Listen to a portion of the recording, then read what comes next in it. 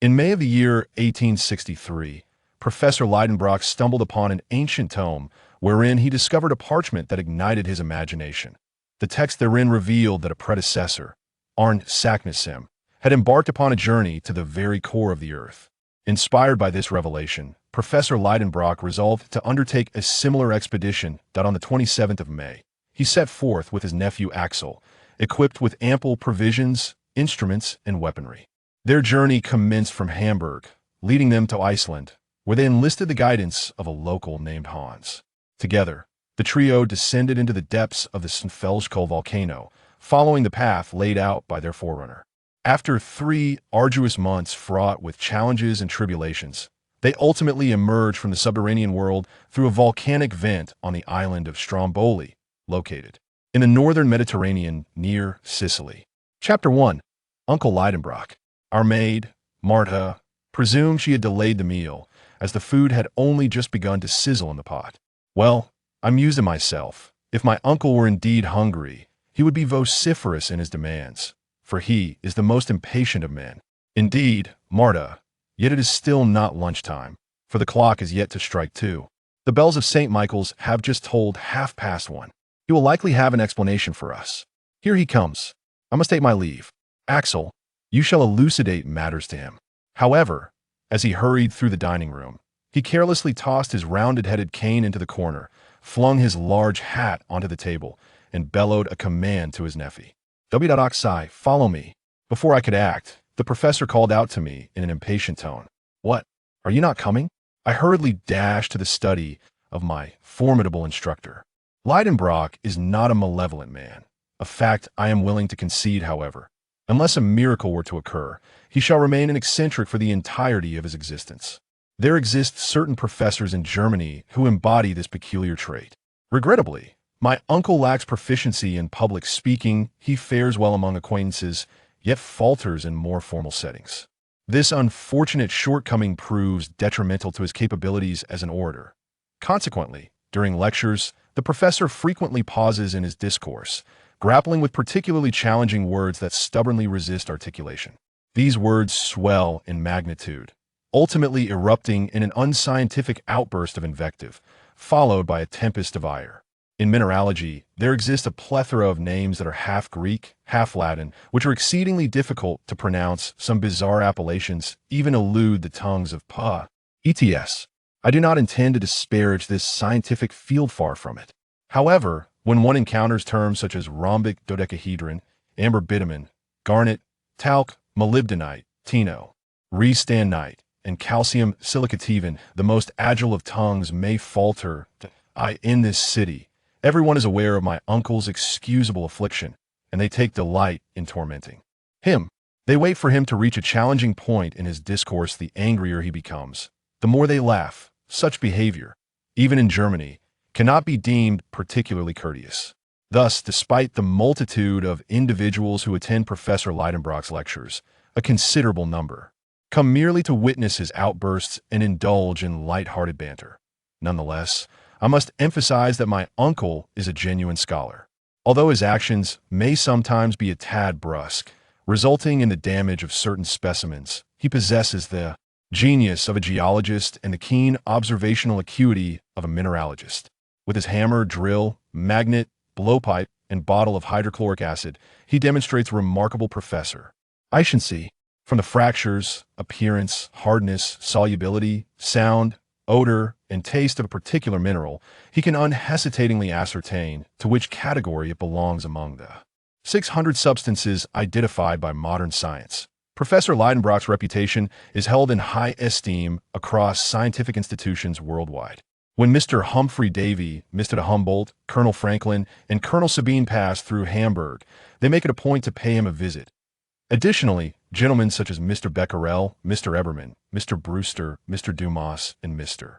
Milner Edwards take pleasure in collaborating with him on significant issues pertaining to chemistry. He has made numerous contributions to this field. In 1853, he published a monumental work titled The Theory of Overcrystallography in Leipzig, a grand tome replete with copperplate illustrations, though its exorbitant cost ultimately resulted in a financial loss. Furthermore, my uncle once served as the director of Mr. Struve's Mineral Museum, renowned throughout Europe for its invaluable collection. It was this eminent figure who shouted at me with impatience. You can envision a tall, slender man, remarkably healthy, with an appearance so youthful that a 50-year-old seems me. Rely 40. His large eyes ceaselessly roamed behind his oversized spectacles. His nose was long and pointed, resembling a dagger. Mischievous students often jested that it functioned as a magnet, attracting iron filings. Such claims were mere fabrications, however. It is true that it could certainly attract snuff, and in considerable quantities at that. I must also mention that my uncle's strides spanned an impressive 3 feet, and he walked with clenched fists, indicative of his fierce temperament. Thus, one can comprehend why others were wary of approaching him, that he resided in this modest dwelling on Coney Street, a structure half brick and half timber, characterized by a jagged slope, alongside which a winding canal meandered through the heart of Old Hamburg, an area spared from the Great Fire of 1842. Indeed, this venerable house bore a slight lean, protruding outward, its roof tilted to one side, reminiscent of a St. Yin's cap. Its vertical lines were hardly perfect. Nevertheless, overall, it remained quite sturdy, thanks to a deeply rooted, flourishing old elm that stood before it in spring. The tree pressed its budding blossoms against the window panes. That my uncle, a professor in Germany, is quite well off. The house and everything within it belongs entirely to him. Among the household members are his goddaughter, a 17-year-old girl from the region of Weirland named Grauben, as well as the maid, Marta, and myself. As an orphan and his nephew, I have become his assistant in scientific experiments. I must confess my profound passion for geology. There flows the blood of a mineralogist within my veins, and I never tire of playing with my precious stones. In general, living in this modest house on Coney Street can be quite delightful, despite the irritable temperament of its owner. Though his demeanor may be somewhat brusque, he holds a deep affection for me. However, this man is perpetually impatient, always in a state of restless urgency. In April, after planting some sweet-scented jasmine and morning glories in a basin, he would go out each morning to tug at the leaves, eager for the flowers to bloom more rapidly. With such an eccentric individual, one must simply obey his commands. Thus, I hurried to his study. Chapter 2. The Mysterious Parchment. This study resembles a veritable museum. Every mineral specimen is meticulously labeled, categorized into 3 main classifications: combustible, metallic, and rocky. How familiar I am with these geological curiosities. I often eschewed playing with children my age in favor of admiring and caressing the graphite, coal, anthracite, lignite, and peat. There were also those earthy asphalts, rosin, and organic salts, each untouched by the slightest speck of dust, and the metallic ores, ranging from iron to gold.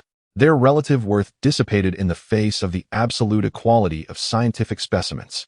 A substantial pile of rocks lay there, heavy enough to construct a dwelling like ours, with enough surplus to erect another fine house, which would suit me splendidly. Yet, upon entering this study, my heart was not captivated by these treasures.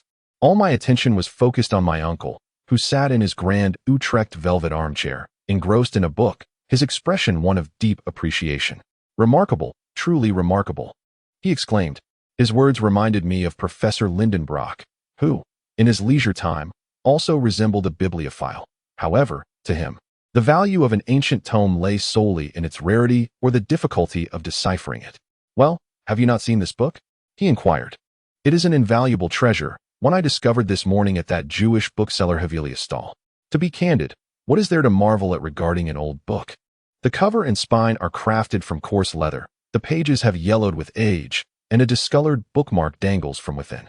At that moment, the professor's astonished and delighted exclamations had yet to cease. These 3 individuals were all connoisseurs of bookbinding. As my uncle muttered to himself, he incessantly closed and reopened the ancient tome. I felt compelled to inquire about the content of this book, despite my complete lack of interest. "What is the name of this remarkable book?" I feigned curiosity as I posed the question, though my expression may have been somewhat exaggerated. "This book?" My uncle replied with enthusiasm. "It is the Saga of the Kings by Erkur Orlksson, a renowned Icelandic author of the 12th century, chronicling the lineage of the Norwegian kings who ruled over Iceland." "Really?" I feigned interest. "Naturally, it has been translated into German, hasn't it? Then it must resemble German," I remarked cheerfully. Indeed, my uncle shrugged. Though there is one distinction.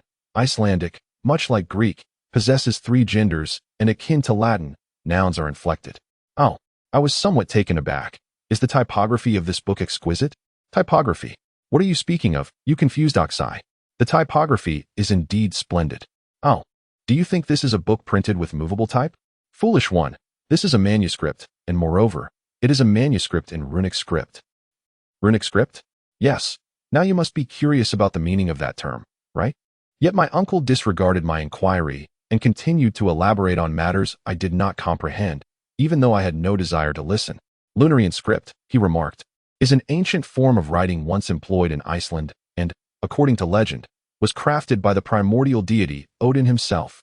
Come, take a look and appreciate. You ignorant child, this is a font birthed from the divine mind. My uncle promptly bent down to retrieve this artifact, his hurried actions easily comprehensible. An ancient document, concealed within a tome for an indeterminate number of years, appeared to him as an invaluable treasure. What is this? He exclaimed, as he carefully unfolded a small piece of parchment on the table.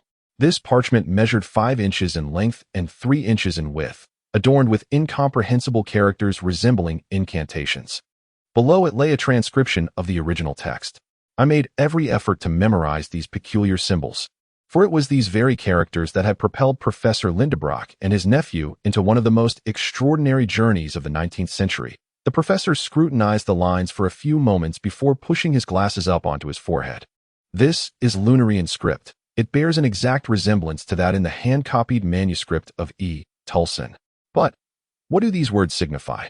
I surmised that Lunarian script was a deliberate conundrum crafted by scholars to perplex others, and thus I felt a sense of satisfaction when I observed my uncle's inability to comprehend it. However, I noticed his fingers began to tremble, and quite violently at that. This must surely be an ancient Icelandic script, he muttered through clenched teeth. Professor Lidenbrock should be able to recognize it, for he is a scholar well-versed in numerous languages. He may not be fluent in the 2,000 languages and 4,000 idioms of the earth, but he is at least familiar with a significant portion of them. Faced with this challenge, his impatience naturally began to surface, and I braced myself for an impending uproar. At that moment, the small clock on the mantel chimed 2 o'clock. Simultaneously, the maid, Martha, opened the door to the room and announced that lunch was ready. What lunch? To hell with it, my uncle exclaimed. To hell with both the cook and the meal. Martha hurried away. I swiftly followed her and unconsciously took my usual seat in the dining hall. After waiting for a while, the professor did not arrive, marking, to my knowledge, the first instance of his absence from lunch. How delectable the meal was. A fragrant coriander soup, accompanied by yellow vegetables and 5-spice seasoning, tender veal with sour plum sauce, beets with sugar-marinated shrimp, and a fine Moselle wine to drink. Yet, for the sake of a mere old piece of paper, he could not partake in these delights. As his devoted nephew, I felt it my duty to eat for both myself and him, a responsibility I undertook earnestly. I had never witnessed such a spectacle. The maid, Martha, remarked that Professor Lidenbrock would not join the table for the meal. This was truly hard to believe. It indicated that a significant event was about to unfold. The elderly servant shook her head in disbelief. In my view, it signified nothing more than that my uncle would create a scene when he discovered his lunch had been entirely consumed. Just as I savored the last shrimp, the professor's loud outburst interrupted my enjoyment of the beets. I sprang from the dining hall to the study. Chapter 3. The uncle was also bewildered. This is evidently Lunarian, the professor remarked with a furrowed brow. However, there lies a secret within, and I am determined to uncover it, unless... He made a vigorous gesture, solidifying his resolve. Sitting there, he continued, pointing at the table with his fist, and began to write. I was instantly prepared. Now, I shall enunciate each letter corresponding to these Icelandic characters. You must listen and transcribe them. We shall see what results we obtain. But, I implore you, in the name of Saint Michael, be exceedingly cautious not to err. The dictation commenced. I exerted all my strength. Each letter was articulated one by one, resulting in the following incomprehensible text. MMRNLLS rule seek gening is semef untief niederka kt, sam atre test sayadern empni nuect rilsa advar. NSCRCI abs kadermi util franta dt, IAC osibo kdiy. Note, the original text's first line, third word was seekfd. Although I failed to comprehend it, subsequent references refer to it as J. Thus I shall amend it to J. The in the first word represents a single letter. When the task was completed, my uncle immediately seized the paper I had written on, scrutinizing it intently for an extended period. What does it convey? He muttered to himself mechanically. This is what we refer to as a cipher, he remarked. Its meaning is concealed within a series of deliberately jumbled letters. If we arrange them correctly, they may form comprehensible words. Perhaps there exists an explanation or an underlying significance that could lead us to a monumental discovery. To my mind, it bore no meaning whatsoever. Yet I prudently concealed my thoughts. The professor then resumed his examination of the book and the parchment, juxtaposing the two. These documents were penned by different hands, he stated. This cipher originated after the era of the book, and I have uncovered irrefutable evidence. The first letter of this cipher is double M, which cannot be found in the Tullius manuscript, as this new letter was not incorporated into the Icelandic script until the 14th century. Thus, there is at least a 200-year gap between this manuscript and the document. I must concede that this appears quite plausible. Hence, my uncle continued, it is likely that a certain collector of this book inscribed these enigmatic words. But who on earth was this collector? Would he not have inscribed his name somewhere within this manuscript? My uncle pushed his glasses up onto his forehead and took up a powerful microscope, meticulously examining the first few pages of the book. On the reverse side of the second page, specifically the one adorned with the subtitle, he discovered some blemishes that appeared to be ink stains. However, upon closer inspection, remnants of partially erased letters were still discernible. My uncle deemed this worthy of investigation. He diligently scrutinized the ink mark, and with the aid of his grand microscope, he ultimately recognized the symbols, which were also in the runic script.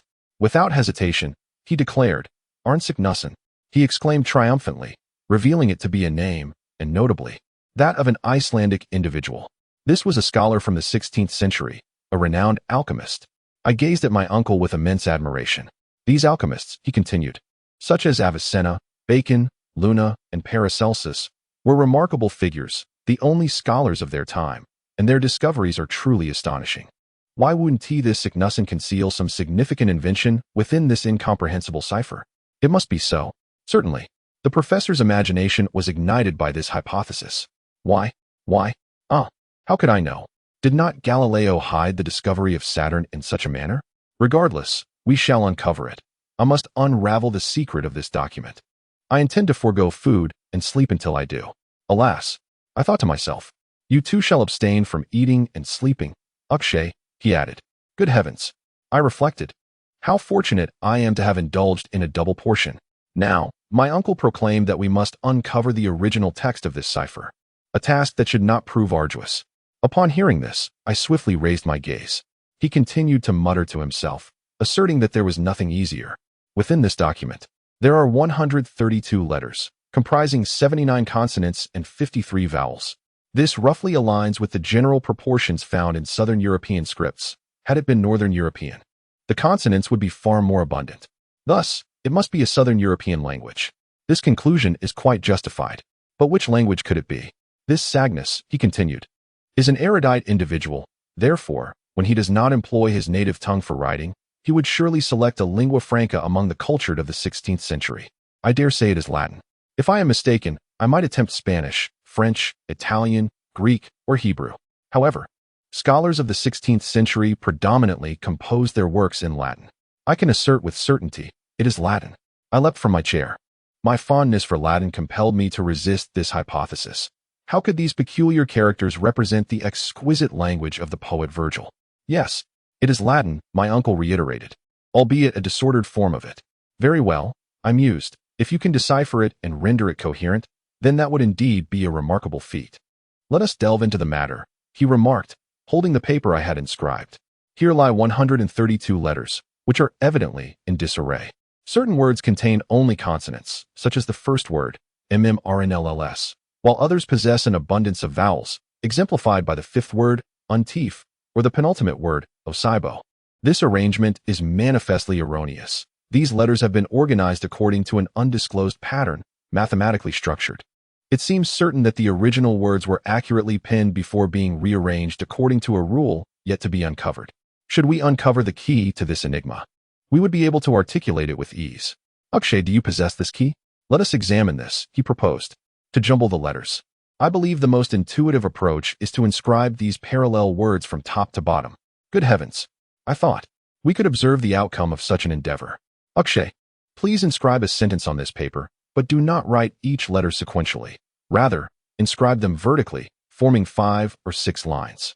Once I comprehended the task at hand, I promptly wrote JMNEBEETGETBMIRNAIATA.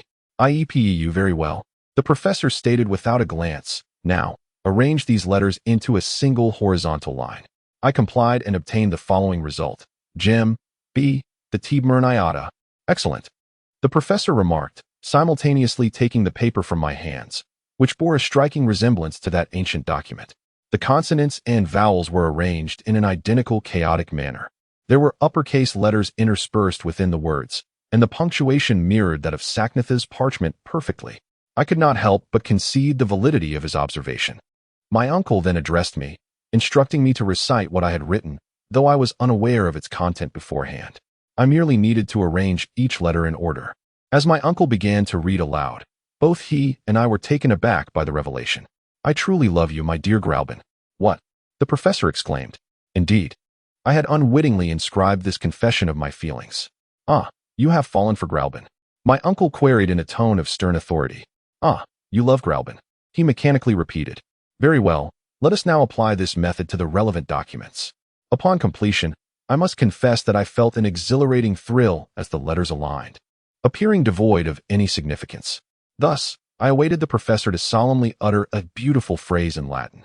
Yet, to my astonishment, a heavy fist struck the table, causing a tremor that splattered ink and dislodged my pen. This is absurd, my uncle exclaimed. It bears no meaning. He then dashed through the study like a bullet, cascading down the staircase like an avalanche, racing along Coney Street with unrestrained urgency. Chapter 4. I found the key. Has he left? Marta cried out as she heard the resounding bang of the front door, which reverberated throughout the entire house. Indeed, he has departed. I replied. Ah, what about his lunch? Inquired the elderly servant. He shan't have lunch. And his dinner? He shall not have dinner either. What is happening? Marta grasped her hands tightly in inquiry. He will not eat any more. Marta, he has ceased to dine, and the entire household has followed suit. Uncle Lidenbrock insists that we must endure hunger unless he can unravel an utterly unsolvable ancient riddle. Good heavens! If this is the case, we are doomed to starve. Given my uncle's obstinate nature, it appears that this is our inevitable fate. Thus, it is perhaps wiser to remain here. Coincidentally, a local mineralogist from Busan has gifted us a collection of quartz crystals that require classification. I set to work, meticulously studying them, labeling each specimen, and placing these hollow stones adorned with shimmering fragments of crystal into glass boxes. However, this task fails to ignite my interest. The peculiar ancient document continues to tug at my curiosity. My mind feels clouded, and an unsettling premonition looms over me. What could this signify? I intend to dissect these letters into individual words. Yet, it proves impossible. I attempt to combine them in pairs, 3s, 5s, and 6s, but they remain utterly incomprehensible. The 14th, 15th, and 16th letters together form the English word ice, while the 84th, 85th, and 86th letters spell sir. Ultimately, nestled within the document, between the second and third lines, I discern the Latin words rota, wheel, mutabile, changeable, ira, anger, nec, not, and atra, cruel. Damn it, I think. It seems these final words affirm my uncle's hypothesis regarding this script might indeed hold merit. Simultaneously, on the fourth line, I perceived a word, yuko, which signifies the sacred forest. Furthermore, the third line reveals the term tabled, which appears to resemble Hebrew script. The final line comprises the words mer, sea, ark, bow, and emri, mother, all of which are distinctly French. This conundrum is truly maddening. How can these disparate words coalesce into a coherent sentence? What significance do the words ice, sir, fury, cruelty, sacred forest, mutable, mother, bow, and sea possess when juxtaposed? The only feasible connection lies in combining the first and last words, as it would not be surprising to encounter the phrase ice sea in an Icelandic document. However, deciphering the meaning of the other words within this cipher presents an entirely different challenge. I find myself grappling with an insurmountable difficulty. My mind is ablaze. My eyes are aflame. These 132 letters seem to dance before me, as if the surrounding air is filled with shimmering silver orbs, igniting my blood. I am ensnared in a state of reverie. I struggle to breathe. I yearn for air. Mechanically, I grasp the paper to fan myself, the obverse and reverse of the sheet swirling before my gaze. In this frantic motion, as the reverse side comes into view, I am astonished to discern some entirely recognizable words, a few Latin terms, among them craterem, the chasm of rock, and terrestre, earthly. Suddenly, a glimmer of enlightenment pierces through. These indications bestow upon me the authentic answers. I have unraveled the pattern of the cipher. To comprehend this document, one must read it backward. This approach allows for a seamless understanding. The professor's astute hypothesis has borne fruit. He has arranged the letters impeccably, and the reasoning is sound. He merely requires an additional element to decipher this Latin phrase, a supplement I have fortuitously acquired. Can you imagine my exhilaration? My vision blurred, rendering me unable to continue reading. I spread the paper across the table, and with a mere glance, I could unravel this enigma. Ultimately, I managed to compose myself. I commanded myself to pace the room twice to quell my anxiety, then settled back into that grand chair. Now read, I exclaimed, inhaling deeply. I leaned over the table. My fingers traced each letter without hindrance or hesitation, and I recited the entire sentence aloud. The intensity of my emotions is beyond description. No, he must not know, I resolutely declared. Since I could prevent this tyrant from discovering the truth, I would do so. If he were to turn the paper over, he would inadvertently uncover this secret. I must destroy it. Chapter 5. Uncle reads the parchment thus. He sat in his chair, pen in hand, commencing to inscribe formulas reminiscent of algebraic problems. I keenly observed his trembling hands. I scrutinized every movement he made. Would he stumble upon some astonishing conclusion? I was quaking, though there was no justification for it, as I had already uncovered the singular, definitive answer. Any alternative solution was evidently a futile endeavor. In the protracted span of 3 hours, my uncle toiled in silence, uttering not a single word nor lifting his gaze. He struck through his work 1,000 times, abandoning it only to recommence anew.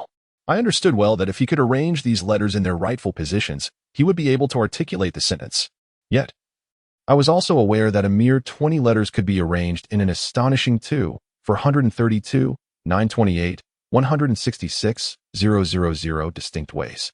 This particular sentence comprised 132 letters, and the permutations of these letters could only be expressed using 133 digits. A number so immense it defies comprehension. The enormity of the problem at hand offered me a peculiar solace. Time sped by, and night had fallen. The clamor of the streets began to wane. Yet, my uncle remained hunched over his desk, oblivious to everything around him, even to Marta as she entered through the door.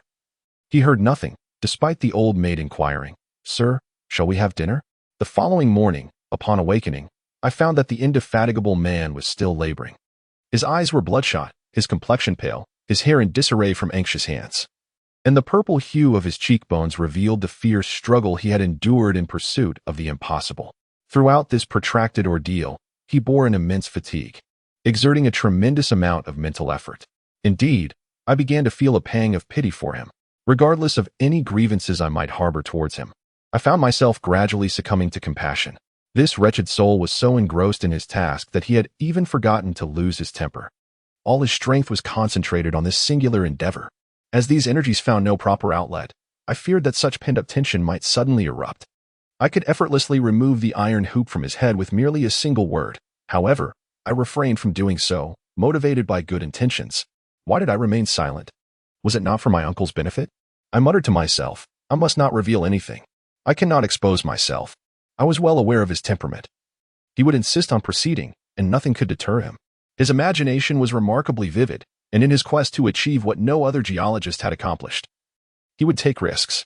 I must conceal the truth. I must safeguard the secret. Should he discover it, it would lead to his demise. If he were to guess, let him guess. I would not wish to regret leading him down a path to destruction. Thus, I resolved to remain a passive observer. Yet, I had not anticipated an event that would soon unfold. As noon approached, my hunger became increasingly unbearable. Marta had thoughtlessly consumed all the leftovers from the previous night, leaving nothing in the house. Nevertheless, I persisted, striving to be a paragon of heroism. By 2 in the afternoon, the situation had escalated to an intolerable absurdity. I widened my eyes in disbelief. I began to question whether I had overestimated the significance of the document. My uncle would surely dismiss it as a ludicrous notion. Even if he chose to take risks, it could still be averted. Moreover, if he were to unlock the riddle's key on his own, would I not have starved in vain? The arguments I had deemed unworthy of consideration the night prior had now transformed into compelling reasons. I concluded that it was entirely unreasonable to wait any longer, and thus, I resolved to inform him. I was contemplating a subtle approach to convey my thoughts to him when the professor stood up, donned his hat, and prepared to leave. I could not allow him to exit, leaving us confined within the house. "Uncle," I called out. It seemed he had not noticed. "Uncle Lidenbrock," I shouted once more. Louder this time. "Oh?" He appeared to awaken suddenly. "Ah, the key? What key? The key to the door?" "No," I exclaimed, "the key to the documents." The professor peered over his glasses at me. He evidently perceived something peculiar in my expression, as he grasped my shoulder firmly yet remained silent, inquiring with his gaze. His question was articulated with striking clarity. I nodded. He shook his head, a look of pity crossing his face, as though he deemed me a fool. I nodded more emphatically. His eyes sparkled. His grip on me tightened. "Yes, the secret. I happen to." "What did you say?" he cried with indescribable emotion. "Look," I said, handing him the paper I had written on. "You read it. But it makes no sense," he replied, crumpling the paper in his hands. "If you read it from the beginning, it conveys nothing. However, if you start from the end." Before I could finish my sentence, the professor let out a shout, or perhaps one could call it a roar. It was an unexpected reaction, and his demeanor transformed. "Clever Saknussemm," he exclaimed. "So you wrote your words on the reverse side first." His gaze was hazy, his voice intermittent, as he held the paper and read the entire document from bottom to top. The document can be succinctly expressed as, in Snaefellsjökull's cratrum delibat umbra scartaris, Juli intra calendas descend, audis viator, eterister centrum attinges. Cod feci, arn Saknussemm. Note, the last word of the first line in the original text is dalibat. I have altered it to delibat based on the preceding illustration. I seek guidance from those knowledgeable in this matter. This archaic Latin can be translated as, descend into the chasm of Snaefellsjökull, before the calends of July. The shadow of Scartaris will fall upon this abyss. Brave explorer, you may reach the center of the earth from here. I have been there. Arn Saknussemm. Chapter 6. Debate. Upon hearing these words, I trembled all over. Yet, I maintained an outward calm. I understood that mere scientific debate could sway Professor Lidenbrock's conviction. Indeed, I could present formidable scientific arguments to demonstrate the impossibility of such a journey to the center of the earth. What a preposterous notion. Nevertheless, I withheld my counterarguments for the moment, opting instead to proceed to the dining room. I was reluctant to echo my uncle's curse uttered in frustration over the absence of readily available sustenance. However, the situation subsequently resolved itself. Marta gained her freedom and hurried to the market. She organized everything splendidly, and within an hour, our hunger was alleviated. During the meal, my uncle was in high spirits. He shared some innocuous jokes that retained the essence of his scholarly demeanor. After dining, he gestured for me to accompany him to his study, and I complied. He seated himself at one end of the writing desk, while I took my place at the opposite end. "Axel," he said gently, "you are a remarkably clever child." Just when I was racking my brain, feeling hopeless and contemplating abandoning this endeavor, you came to my aid in a most significant way. Otherwise, I shudder to think how much effort I would have squandered. I shall never forget, my dear child. You shall share with me the glory that we are about to attain. Excellent, I thought. He now appeared amiable, and it was indeed an opportune moment to discuss what he referred to as glory. Most importantly, my uncle reiterated, I must insist on absolute confidentiality, you understand? I have numerous competitors who are eager to undertake such a journey. However, they must await the success of our expedition before they are informed. Do you truly believe, I inquired, that there are many who would dare to take such risks? Of course, he exclaimed. Who would hesitate at the prospect of such honor? If this document were to become public, a multitude of geologists would immediately seek to trace the path of Arne Saknussemm. I am not entirely convinced of that, uncle, for I harbor doubts regarding the authenticity of this document. What? It was discovered from that very book. I too believe that those words were penned by Saknussemm. However, this does not necessarily imply that he truly undertook this journey. Might it not be a mere fabrication? I hesitated to speak. Yet I possess differing views regarding this document, and I kindly request the opportunity to share them. Go ahead, my child, it is of no consequence. You may express your thoughts fully. From this moment forth, I shall no longer regard you merely as my nephew, but as my equal. Speak freely. Very well. First, I wish to understand the significance of Yako, SNF, and Skadonlis. I have never encountered any of these terms before. Of course, dear nephew. Recently, I fortuitously acquired a world map produced in Leipzig from a friend, Peterman, which may assist us. Please retrieve the third map from the Z section on the fourth shelf of the second room in the library. Following these instructions, I promptly located the required map. My uncle unfolded it and remarked, "This is one of the finest maps of Iceland from the Anderson collection. I believe it may resolve your queries." I leaned over the map, and my uncle continued, "Observe these volcanoes.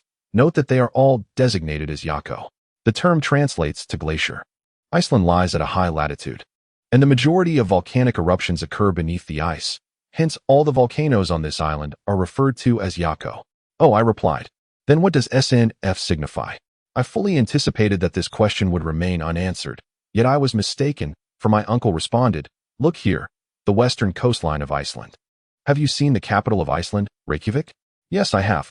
Now, as we gaze upwards along the countless fjords along the coastline, eroded by the relentless embrace of the sea, pay attention to the area just below latitude 65 degrees. Do you perceive anything? There appears to be a slender peninsula, resembling a delicate bone, its tip shaped like a colossal kneecap. This metaphor is quite apt, my child. Do you observe anything upon this kneecap? Indeed, a mountain seems to extend into the sea. Correct. This is Snaefellsjökull. Snaefellsjökull? Precisely. This mountain rises to approximately 5,000 feet and is one of the most renowned peaks on this island. If its crater could lead to the center of the earth, it would undoubtedly become the most famous mountain globally. But that is impossible, I exclaimed, weary and shrugging my shoulders. Why is it impossible? May I inquire? The professor inquired with solemnity. Because the crater must be filled with molten lava. What if it is a dormant volcano? Currently, there are only 300 active volcanoes. Many are indeed dormant. Snaefellsjökull is classified as a dormant volcano, having erupted just once in the year 1219. Since then, it has remained completely extinguished. This definitive assertion left me speechless. I had no choice but to shift the topic to other inquiries within the document. What does SK Danley's mean? I asked. And how does the month of July fit into this? After a few minutes of contemplation, my uncle instilled in me a fleeting glimmer of hope. Before he replied, "What you perceive as a question serves as an epiphany for me. This substantiates that Signussen astutely imparted a solemn lesson to us. Sneffels possesses several pitfalls, and to elucidate the one leading to the Earth's core, this astute Icelandic individual leveraged observational data, notably, around the end of June. The shadow of the peak Skardalis precisely fell upon that pitfall, undoubtedly at noon. Could anything be more precise or beneficial? Thus, upon reaching the summit of Sneffels, we shall not hesitate regarding which path to take." My uncle evidently had answers for everything. I realized it would be futile to confound him with the words inscribed on this ancient parchment. Consequently, I refrained from further inquiries in that regard. However, I still needed to persuade him, so I shifted to some scientific questions, which I deemed more significant than our previous discussion. "Very well," I conceded. "I must acquiesce to your assertion. The statement penned by Signussen is unequivocal, devoid of any ambiguity. I could even concede that this document appears entirely authentic and reliable." The scholar indeed ascended Sneffels. He beheld the shadow of Skardalis cast upon the crater at the end of June. He genuinely heard tales of the pitfall leading to the Earth's core from the folklore of that era. As for the possibility of survival after descending, that is inconceivable. Absolutely inconceivable. But why is it inconceivable? My uncle, with a hint of mockery in his tone, inquired. For according to all scientific theories, such a phenomenon is deemed impossible. Oh, can scientific theories indeed substantiate this? What a wretched and hackneyed theory, how detestable. I sensed his derision, yet I pressed on.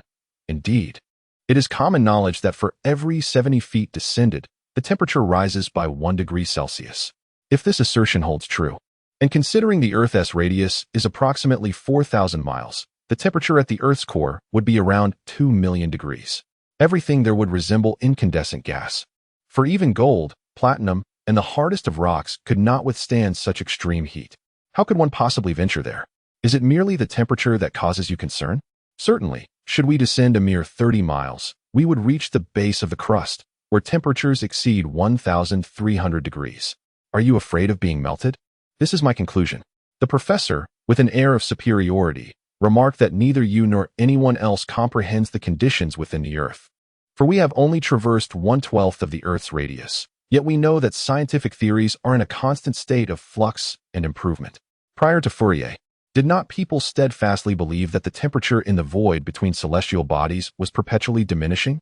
Yet today, we are aware that the coldest regions of the universe do not drop below -40 or 50 degrees. Why then, should the internal temperature of the Earth not exhibit a similar phenomenon? It may very well reach a certain depth at which it ceases to rise, and thus never attain the melting point of the most refractory minerals.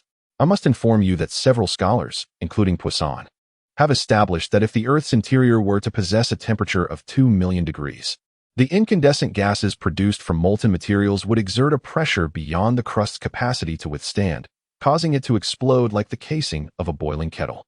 This is merely Poisson's perspective, dear uncle.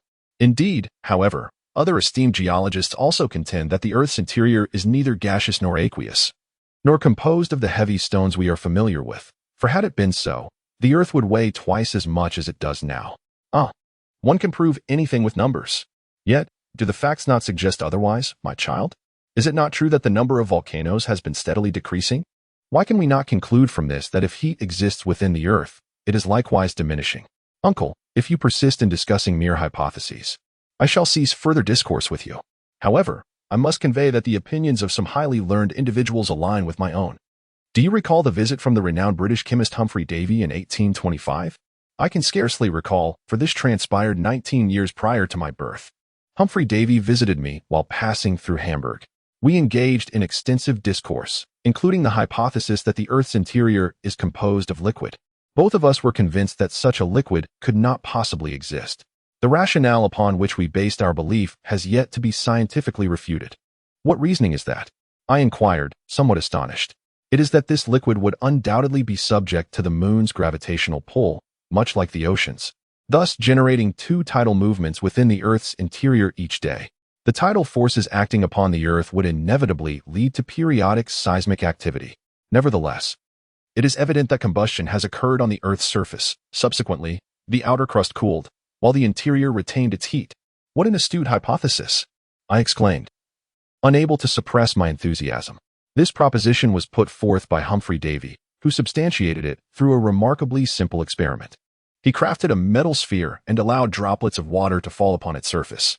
This specific area immediately expanded, forming a miniature mountain. Volcanic eruptions ensued, and the sphere became exceedingly hot, too hot to touch. I found myself swayed by the professor's arguments, as his unwavering vigor and fervor propelled his assertions further. You see, Axel, my uncle continued, geologists possess a myriad of differing hypotheses regarding the state of the Earth's core. The notion of geothermal heat remains largely unproven. In my view, it does not exist. It cannot possibly exist. This we shall ascertain in due course, much like Arne Saknussemm unraveled this conundrum. Why not? There could indeed be electrical phenomena, which would produce light, illuminating our path, and even as we approach the Earth's core, atmospheric pressure might enable it to emit a glow. Indeed, yes. I assert that this is feasible. Of course it is. My uncle triumphantly concluded, but silence must be maintained. No word should be uttered about it, lest anyone else reach the Earth's core before us. Chapter 7. Preparation thus concluded this unforgettable conversation, leaving me in a state of exhilaration. As if I had emerged from a troubling dream, I departed from my uncle's study, and due to the stifling air on the streets of Hamburg, I turned towards the banks of the Elbe River. Did I truly believe all that I had just heard? Had I been persuaded by Professor Lidenbrock? Was his determination to journey to the Earth's core genuine? Were those words I had just listened to the ramblings of a madman, or the profound deductions of a great genius? Which of those statements could be deemed reliable? Which were erroneous? I found myself ensnared in a multitude of conflicting hypotheses, unable to reach a definitive conclusion. Yet, I recalled that I had indeed been convinced. Although my enthusiasm was now waning, I longed to embark without delay, to preclude any further contemplation. Yes, I should have mustered the courage to pack my belongings at that very moment. However, an hour later, I found myself no longer exhilarated. It was as though I had risen from the depths of the earth to the surface. How utterly absurd! I exclaimed, this is devoid of meaning. What a laughable scheme! No, I must have been ensnared in a dreadful dream.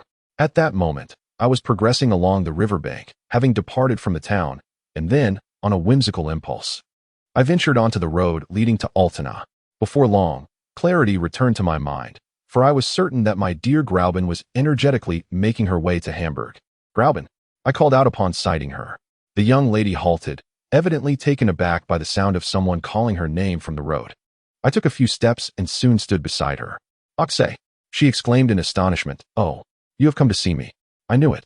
However, she could clearly sense the peculiar unease and urgency etched upon my face. What is the matter? She inquired, grasping my hand. I uttered but a few words, enough to convey the entirety of the situation to her. She remained silent for several moments, regardless of whether her heart raced as mine did. The hand I held did not tremble. We walked nearly 100 paces together before she spoke. Axel, dearest Grauben, this must be a grand adventure. Upon hearing those words, I could not help but be taken aback. Indeed, Axel, do not squander the title of a scientist's nephew. It is commendable for one to distinguish oneself through significant endeavors. What, Grauben, do you not dissuade me from embarking on this expedition? No, dear Axel. If a girl does not bring you trouble, I am willing to accompany you and your uncle. Are you speaking the truth? Indeed, it is the truth. Oh, how incomprehensible the heart of a girl is. If they are not the most timid of souls, then they are the most courageous. This girl is urging me to partake in this reckless expedition, and she herself is unafraid to take a risk. Despite her encouragement, she genuinely loves me. I am in a state of confusion, and I must admit I feel quite ashamed. Very well, Grauben, I replied. We shall see if you say the same tomorrow. Tomorrow. Dear Axel, my words will be precisely as they are today.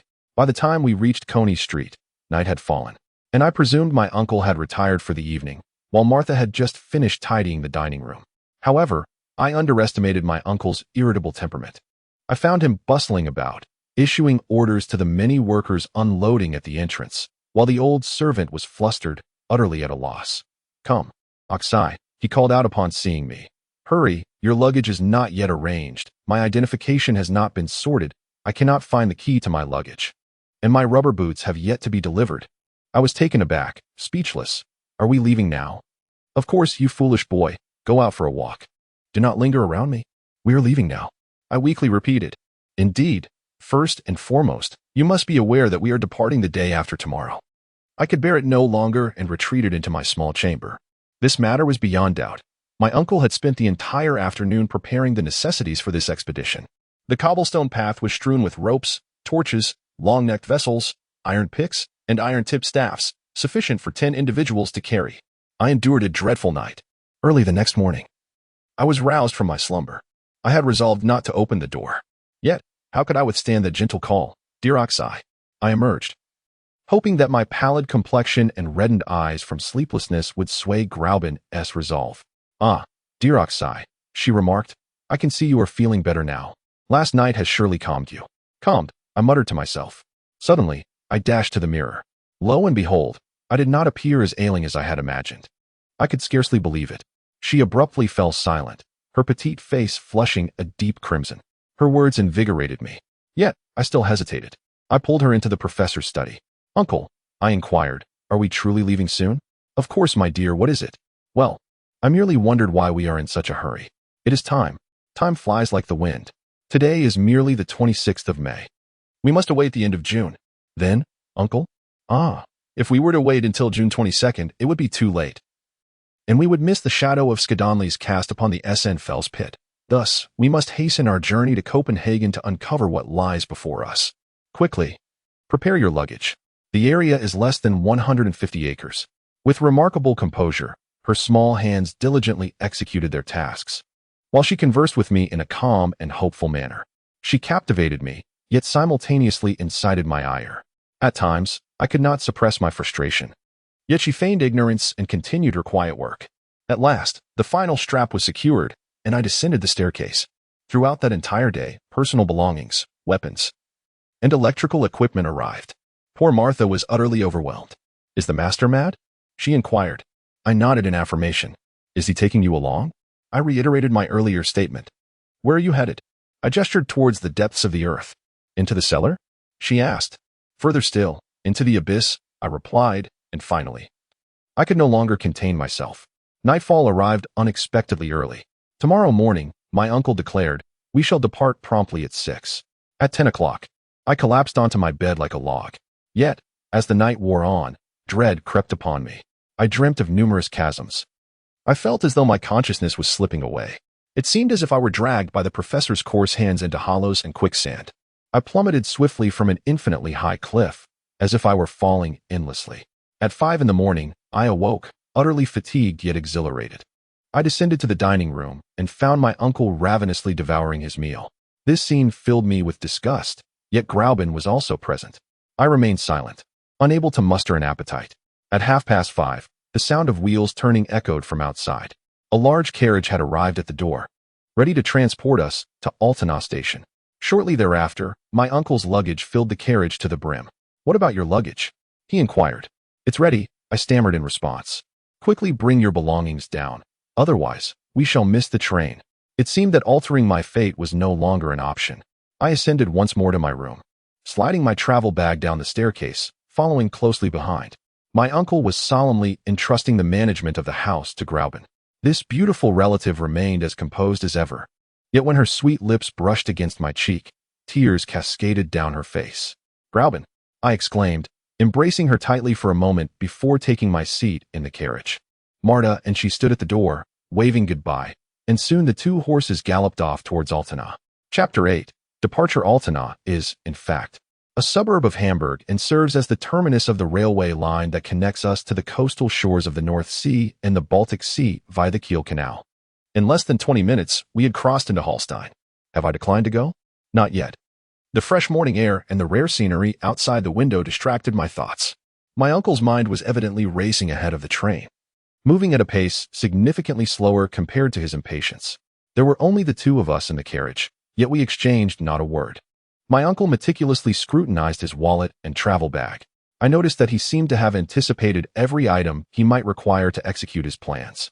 Among other things, there was a carefully folded piece of paper adorned with the Danish coat of arms, bearing the signature of Mr. Christensen, a friend of the professor and the Danish consul in Hamburg. This document would grant us an audience with the ruler of Iceland in Copenhagen. I also spotted the infamous document he had cautiously concealed in the innermost layer of his wallet. I silently cursed this document, and then turned my gaze back to the monotonous yet fertile plains outside, a landscape that, while tedious, was advantageous for the straight train routes, bringing genuine satisfaction to the railway company. However, I had not enough time to allow these monotonous vistas to tire my eyes, for within 3 hours of departure, the train halted at the terminus of the Kiel Bay. Our luggage had been checked through to Copenhagen, so we were spared further inconvenience. My uncle continued to anxiously watch the luggage being transported. All our belongings were soon stowed in the ship's hold. Thanks to my uncle's swift actions, we found ourselves with a whole day of leisure before our steamer, the Erlenora, would set sail in the evening. We have endured a maddening 9 hours, during which this impatient traveler vociferously condemned the management of the railways and steamships, cursing the government responsible for these shortcomings. When he engaged in conversation with the captain of the Elnora, urging him to set sail at once, he sought my support. However, the captain maintained that his affairs were none of others' concern. In Kiel, as in other places, we meandered through a day of confusion. We wandered about the harbor of this quaint little city, traversing the forest that rendered the town reminiscent of a nest hidden among tender branches. We admired the villas, each boasting its own small bathing room, trudging forward with heavy steps and grumbling, until we finally reached 10 o'clock in the evening. Smoke now billowed from the chimney of the Elnora, and the sounds from the boiler resonated through the deck. We stood at the railing, claiming 2 berths in the sole cabin aboard. At 10:15, the ropes on the ship were cast off, and the steamer swiftly cut through the dark waters of the strait. By 7 o'clock the next morning, we found ourselves at a small town called Kors on the western side of Zealand. There, we boarded another train, reaching Copenhagen within 3 hours. My uncle, having not slept a wink, in his impatience, seemed as though he would push the train forward with his feet. Finally, he beheld a vast expanse of water, the Baltic Sea. He exclaimed. To our left stood a large building, and a traveling companion remarked that it was an asylum. Well, I thought, it seems we are destined to spend our old age in that establishment. Despite the vastness of this hospital, it cannot contain the wild ideas of Professor Lidenbrock. At 10 o'clock in the morning, we finally disembarked in Copenhagen and, with our luggage in tow, made our way to the Phoenix Hotel in Blegdamsvik. My uncle hurriedly finished his business and took me out. The hotel porter was proficient in both German and English. However, the polyglot professor posed his inquiries in fluent Danish, ultimately discovering the location of the Northern Antiquities Museum. Mr. Thompson, the curator of the museum, is a learned man and a friend of the consul stationed in Hamburg. My uncle possessed a warm letter of introduction for him, and generally, scholars tend to treat each other with a certain reserve. This instance, however, was entirely different. Mr. Thompson was exceedingly cordial and warmly welcomed both Professor Lidenbrock and his nephew. There was no need for us to maintain any secrecy or to claim that we were merely curious travelers interested in the wonders of Iceland. Mr. Thompson dutifully followed our request and escorted us to the docks in search of a merchant vessel bound for Iceland. I clung to a flicker of hope that no ships would be available, but to my dismay, a Danish schooner, the Volcano, was scheduled to depart for Reykjavik on June 2nd.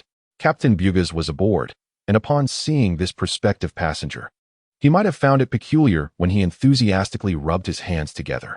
Nevertheless, he took advantage of our urgency, insisting that we pay double the fare. However, this did not deter my uncle in the slightest. On Tuesday morning at 7 o'clock, as we boarded the ship, the captain remarked, while collecting this considerable sum, that everything was proceeding remarkably well. Indeed, splendidly well. My uncle repeatedly remarked on the extraordinary fortune of discovering such a vessel awaiting departure. First, we shall partake in lunch, and afterward, we will explore the town. We made our way to Kongens Nytorv, an open space adorned with two imposing yet obsolete cannons, where we stumbled upon a French restaurant. Each of us spent 2 shillings on a meal that was neither extravagant nor overly frugal. In my youthful exuberance, I took a leisurely stroll around this quaint town. My uncle urged me to accompany him, yet he showed no interest in the unremarkable palace. Nor did he gaze upon the splendid 17th-century bridge spanning the canal opposite the museum. He neglected to pay homage to the Grand Thorvaldsen Museum, which housed several of the sculptor Thorvaldsen's works, yet its exterior was marred by distasteful artwork. He also refrained from visiting the meticulously curated park to admire the Luxembourg castle crafted from thick paper or the Renaissance-style Exchange Bank, distinguished by a clock tower formed by the tails of 4 copper dragons, with the windmill on the city wall resembling a sailboat filled with the sea breeze. All of these enchanting sights failed to capture his attention. How delightful it would have been to explore this place with Grauben. Alas, she is too far away. Can I still hope to see her again? Despite my uncle's indifference to these charming vistas, he was captivated by the steeple of a church located on Amager Island, in the southwestern corner of Copenhagen. I received the command to proceed in that direction. We boarded a small motorboat navigating the canal, and soon we arrived at the shipyard's dock. The criminals, clad in gray and yellow striped garments, were being monitored as they labored in the streets. After traversing several narrow lanes, we arrived at the Fa Ade of Laysjokk, which, apart from its winding staircase adorned with a pointed spire, captivating only my uncle, offered little of interest. We should ascend, I remarked, but it may induce vertigo. Such trifles, he retorted. Come, do not squander time. Reluctantly, I complied. The custodian stationed in the middle of the road handed us the key, and thus we commenced our ascent. My uncle, brimming with vigor, took the lead. I followed him with trepidation, acutely aware of my susceptibility to dizziness. However, as we climbed the staircase within, all proceeded smoothly. After ascending 150 steps, a refreshing breeze greeted us. We had reached the platform beneath the spire. Now, we were to tackle the external staircase, which offered only slender iron railings for safety. The steps grew narrower with height, seemingly extending into the boundless sky. I fear I cannot continue, I exclaimed. Shall I label you a coward? Upward, the unsparing professor commanded. I had no choice but to cling closely to the railing. The wind disoriented me, and I felt the pinnacle sway in the air. My legs faltered, and I found myself crawling upward on my knees, eventually resorting to a full crawl. The vastness of the open sky was indeed terrifying. I closed my eyes, enduring the ordeal. At last, my uncle grasped my collar, and I reached the summit's orb. Look down, he urged. You ought to learn to observe the depths below. I was compelled to open my eyes. Below me, the houses lay sprawled amidst the dense smoke from the chimneys, as if they had collapsed. Above my head floated wisps of white clouds. Due to an optical illusion, these clouds appeared to be stationary while the spires, globes, and I were propelled forward at an astonishing speed. On one side stretched verdant fields, while on the other glimmered the sea under the sunlight. The Baltic Strait extended all the way to Elsinore, where a few white sails resembled the wings of seagulls, and in the misty eastern horizon, Sweden's harbor could just be discerned. My uncle urged me to stand upright and gaze around. For the first time, I attempted to manage my dizziness, but could only endure it for an hour. Ultimately, when I was allowed to descend, my feet planted on the solid pavement of the street, I could scarcely straighten my back to walk. "We shall return tomorrow," the professor remarked. Indeed, I repeated this disorienting exercise for 5 consecutive days, and to my own astonishment, I achieved significant progress in this art of elevated perspective. Chapter 9. In Iceland, the day of our departure had arrived. The previous day, the amiable Mr. Thompson had brought us enthusiastic letters of introduction to Count Tranberg, the ruler of Iceland, Mr. Pictusson, the archbishop's assistant, and Mr. Finnsson, the mayor of Reykjavik.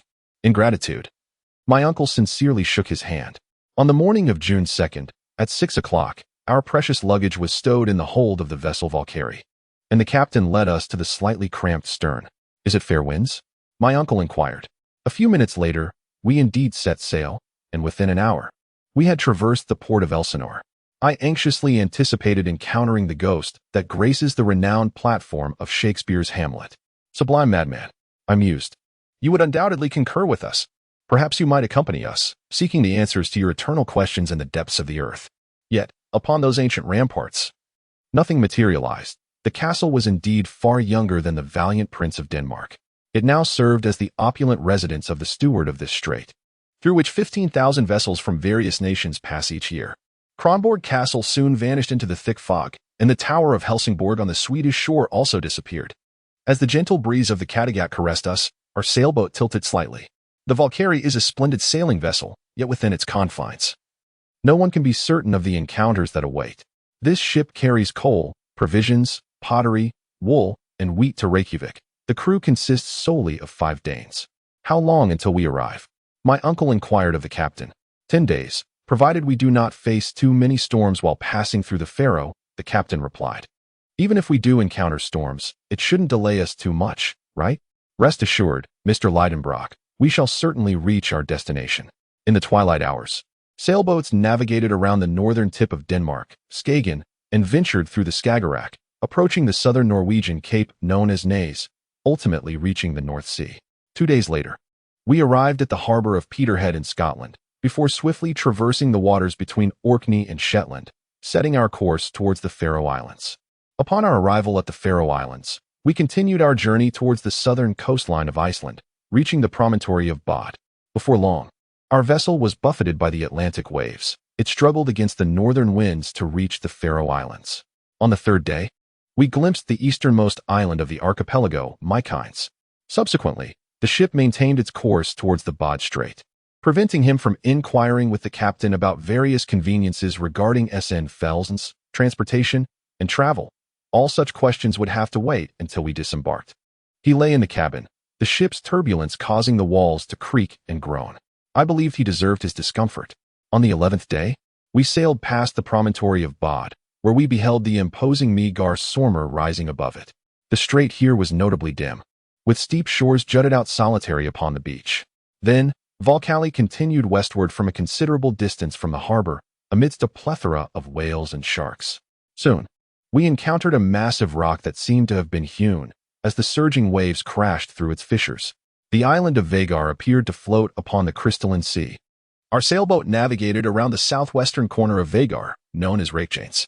The waves were tumultuous, rendering it impossible for my uncle to ascend to the deck and admire the jagged coastline, sculpted by the southwestern winds. After 48 hours, a tempest compelled us to lower all sails. Once the storm subsided, we spotted the buoy in the perilous Skagen. The treacherous cliffs of Skagen stretched ominously into the sea. An Icelandic pilot boarded our vessel, and 3 hours later, the Valkyrie anchored at Faxa Bay, just beyond Reykjavik. The professor finally emerged from the cabin, his complexion slightly pallid and weary, yet brimming with excitement, his eyes gleaming with satisfaction. The townsfolk gathered at the dock, expressing great interest in a sailing ship that promised to bring something for each of them. My uncle hastily departed from this floating prison, but before he left, he pointed northward to a twin-peaked mountain, its summit blanketed in snow. Snaefell, he exclaimed. At that moment, he gestured for me to remain utterly silent, and then he boarded a small boat that we had brought to the shores of Iceland. The ruler, Mr. Trond, promptly appeared. My uncle presented him with a letter of introduction from Copenhagen, and they engaged in a brief conversation in Danish, a dialogue from which I had ample reason to abstain. Consequently, the ruler fully acquiesced to Professor Lidenbrock's requests. The mayor, Mr. Finson, warmly welcomed my uncle. The mayor, like the ruler, was clad in military attire, and his demeanor was equally gentle. The archbishop's assistant, Mr. Pictuson, was traveling across the Icelandic plains, and we were unable to meet him at that moment. However, we encountered a most amiable and remarkably helpful Mr. Fredriksson, who teaches natural sciences at the Reykjavik school. He is proficient only in Icelandic and Latin, and we communicated splendidly in Latin, becoming the sole individual with whom I could converse during my sojourn in Iceland. This kind gentleman accommodated us in 2 of the 3 rooms in his home. We promptly moved our luggage in, which, due to its volume, elicited some surprise from the local residents. My uncle remarked, "Now the most arduous task has been accomplished." "The most arduous task?" I replied. "But how do we ascend?" "Oh, never mind that. Come now, let us not squander time. I am off to the library. There may be manuscripts of S. Munders to uncover, and if I do find some, I must examine them thoroughly." "Ah, I am not particularly interested in that. On this land, the fascinating wonders lie not beneath the earth, but above it." I stepped outside, wandering aimlessly. Reykjavik consists of only 2 streets, so I need not fret about becoming lost and incurring unnecessary trouble by asking for directions. This elongated township rests between 2 small hills, situated at a relatively low elevation with damp terrain. One side of the town is cloaked in volcanic debris, gently extending into the sea. At the opposite end lies the expansive Faxafulli Bay, with the colossal Snaefellsjökull glacier to the north. Currently, only the Valkyrie is anchored in the bay, while typically British and French fishing patrol vessels are stationed there. However, they are now patrolling the eastern coastline. Reykjavik boasts only 2 primary streets, the longer of which runs parallel to the coast, flanked by residences of merchants and shopkeepers, characterized by houses constructed with stacked redwood pillars. The other street, more westerly, leads to a modest lake, bordered by the homes of bishops and non-merchant families. I strode purposefully along this desolate and tranquil road, occasionally glimpsing patches of yellowed grass resembling an old carpet or a small orchard. The garden yielded only a meager assortment of vegetables, including potatoes and lettuce, sufficient for simple meals, while a few slender lilacs also thrived there. Adjacent to the shopless street lies a cemetery enclosed by earthen walls, its expanse quite considerable.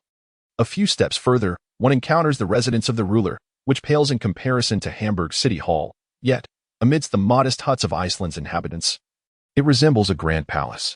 Standing between the small lake and the town is a chapel, designed in the style of a church, constructed from limestone quarried during volcanic eruptions. Its roof, adorned with red tiles, is prone to being scattered by fierce westerly winds, potentially causing great loss to the congregation.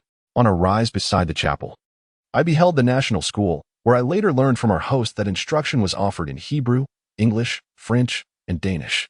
Regrettably, I am utterly unfamiliar with even a single letter of these languages, and in comparison to the 40 students of this modest institution, I consider myself the most inept among them.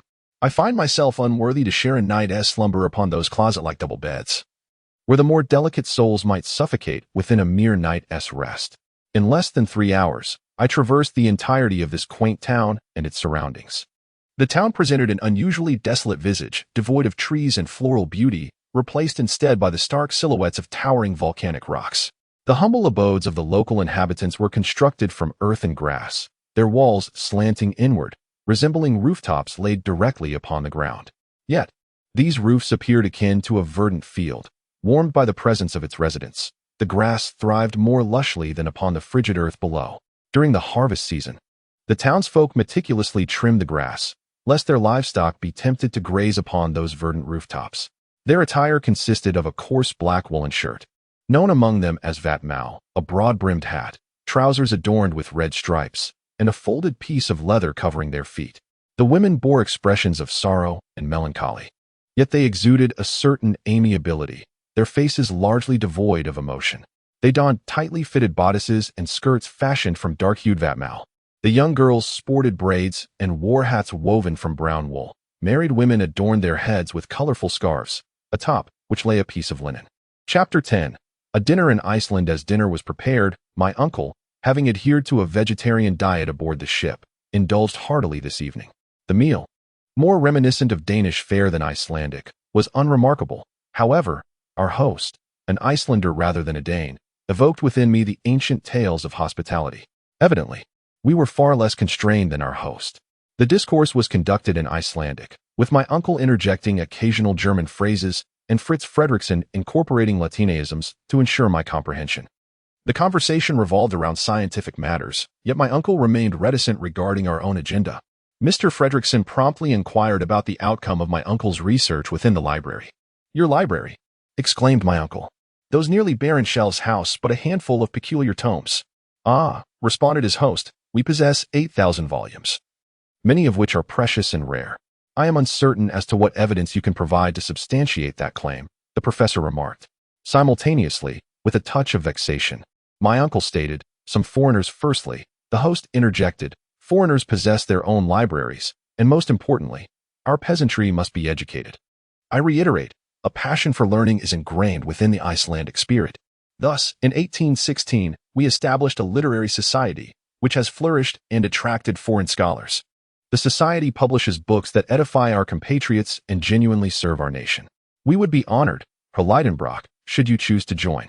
Having already been inducted into at least 100 scientific societies, my uncle readily accepted, much to the delight of Mr. Fredrickson. Then he said, "Inform me of the books you seek, and I shall endeavor to assist you in their retrieval. Are you referring to that illustrious figure from the 16th century? A remarkable naturalist, alchemist, and traveler? Indeed, one of the proud luminaries of Icelandic literature and science? A renowned individual, as you aptly noted. Can his courage be equated with his genius?" "Yes, I sense your familiarity with him." The uncle then inquired, "Do you possess any of his works?" At that moment, his eyes gleamed with excitement. "No, I do not. None from Iceland. Neither from Iceland nor elsewhere." "Why is that?" "Because Arnsignason was executed as a heretic. All his writings were incinerated by the executioner in Copenhagen." "How splendid!" the uncle exclaimed, startling the Icelandic professor. "Could you repeat that?" the professor queried. "Yes, this elucidates everything. I now comprehend why Signason was ostracized and compelled to conceal his discoveries, having to shroud his secrets within ciphers." "What secrets?" Mr. Fredrickson inquired with keen interest. "A secret. The uncle hesitated. "Do you possess any specific documents?" our host asked. "No. I was merely positing a hypothesis." "I see, Mr. Fredrickson remarked. He was too courteous to press further, and I hope, he added, that you might investigate some of the mineral deposits on our island. "Certainly," replied my uncle. "But I have arrived a trifle late. Scholars have already graced this place with their presence, have they not?" "Indeed, Mr. Lidenbrock, esteemed gentlemen such as Olaf and Buffler, who were dispatched on royal command, have come to conduct their inquiries. There were also Mr. Troyle, as well as Messrs. Gaimard and Robert, who arrived on the French naval vessel, the Recherche, which was sent in 1835 by Admiral Duberly to locate a lost expedition. This expedition, led by Blossville and Lerlox, has remained shrouded in mystery, with no news forthcoming. Recently, a group of scholars aboard the Queen Odense have contributed significantly to the historical geography of Iceland. However, I assure you, there remains ample scope for further exploration." "Do you truly believe so?" my uncle inquired nonchalantly, endeavoring to quell the sparkle in his eyes. "Indeed, there are many lesser-known mountains, icebergs, and volcanoes worthy of investigation. Just look at that prominent peak over there. That is Snaefellsjökull." "Ah, Snaefellsjökull," my uncle remarked. "Indeed, it is one of the most peculiar volcanoes, rarely visited at its summit." "Is it an extinct volcano?" "Oh yes. It has lain dormant for 5 centuries. Then, my uncle said, crossing his legs, striving to contain his excitement, "I believe I must venture to Snaefellsjökull to conduct geological research." "Snaefellsjökull," Mr. Fredrickson said repeatedly with kindness. "Indeed," he continued, "your words have compelled me to ascend this mountain and even to investigate this trap." "I regret to inform you," Mr. Fredrickson replied, "that my position does not permit me to accompany you. Were it possible, I would be both delighted and profited by the experience." "Oh, no, Mr. Fredrickson," the uncle exclaimed, "of course your duties are paramount, although your profound knowledge would greatly benefit us. I wholeheartedly agree with your undertaking of this volcano, Mr. Lidenbrock," he added. "This expedition will undoubtedly yield numerous discoveries and fresh insights. However, might I inquire how you intend to reach the Snaefellsjökull Peninsula?" "We shall traverse the bay and ferry across. It is the most direct route. Perhaps Yet that path is impassable. Why is that? Because we have no steamboat available. How unfortunate. We must proceed along the coastline instead. This route is longer, yet far more intriguing. Very well, I shall seek a guide. I happen to have someone I can recommend to you. Is he a reliable and clever individual? Indeed. He is a resident of the peninsula, an exceptionally skilled hunter. You will surely be satisfied. His command of Danish is quite proficient. Then when might I meet him? Tomorrow, if that suits you. Why not today? As he would not arrive until tomorrow, the German expressed his heartfelt gratitude to the Icelandic professor after dinner. The German had already acquired knowledge of many significant matters, including the history of Signussen and the enigmatic nature of the documents. Although his host could not accompany us, we would be able to find a guide the following day. Chapter 11. Our guide, Hannes Bjrk. That evening, I took a brief stroll along the seaside before retiring early to the broad and sturdy planks, where I quickly succumbed to slumber. Upon awakening, I overheard my uncle engaging in animated conversation in the adjacent room. I promptly rose and joined their discourse. He was conversing in Danish with a tall, robust man who exuded an impression of exceptional physical strength. His simple yet intelligent eyes were set within a large visage, appearing a muted shade of blue. His long hair, which would be deemed red in England, flowed over his solid shoulders. This Icelandic man exhibited a gentle and composed demeanor, seldom resorting to gestures in place of words. His temperament seemed profoundly serene, yet not indolent. It was apparent to anyone that he harbored no demands. He simply engaged in work suited to him, embodying a philosophy that shielded him from the astonishments or anxieties of the world around him. As this individual listened intently to my uncle's fervent discourse, I took note of these distinguishing traits. His arms were crossed, remaining utterly still while others gestured rudely. Should his opinion diverge, his head would subtly turn from left to right. If in agreement, it would incline slightly forward, his long hair undisturbed by the motion. He was exceedingly economical in his actions, bordering on the miserly. Certainly, I would never have imagined him to be a hunter. He could never frighten away the birds or beasts, but how could he ever hope to capture them? It was only after Mr. Flitwick explained to me how to procure eiderdown that I began to comprehend the matter more clearly. The eider is a charming little bird that often nests among the rocks of many fjords in early summer.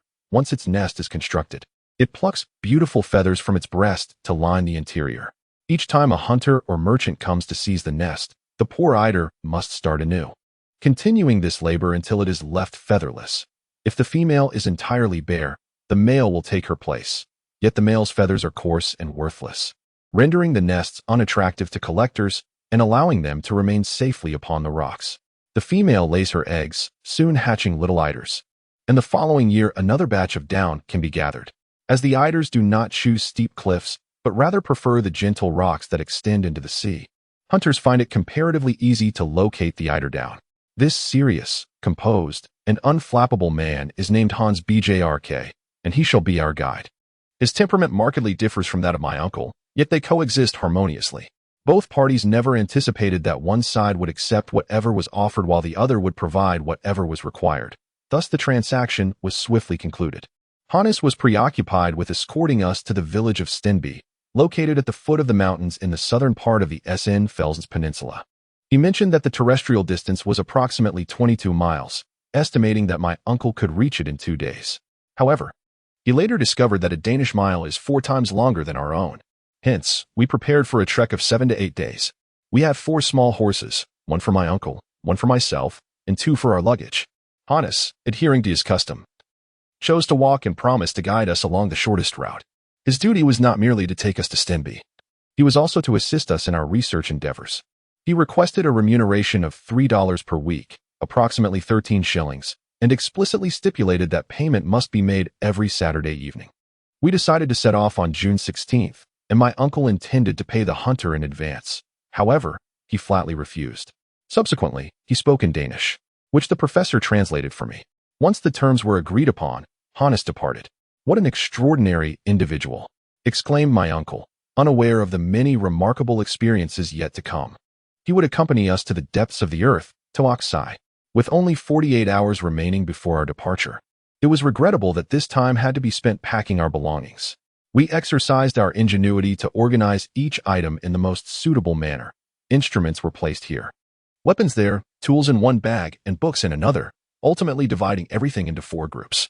The instruments comprised the following. 1. A thermometer capable of measuring temperatures up to 150 degrees Celsius, a level I find both excessively high and curiously low. Should the air temperature reach 150 degrees, our demise would be inevitable. Conversely, this thermometer's limit may prove insufficient for measuring scalding water or molten substances. 2. A pressure gauge designed to measure pressures surpassing that of atmospheric pressure at sea level. As we descend into the depths of the Earth, atmospheric pressure increases. A conventional barometer would be inadequate.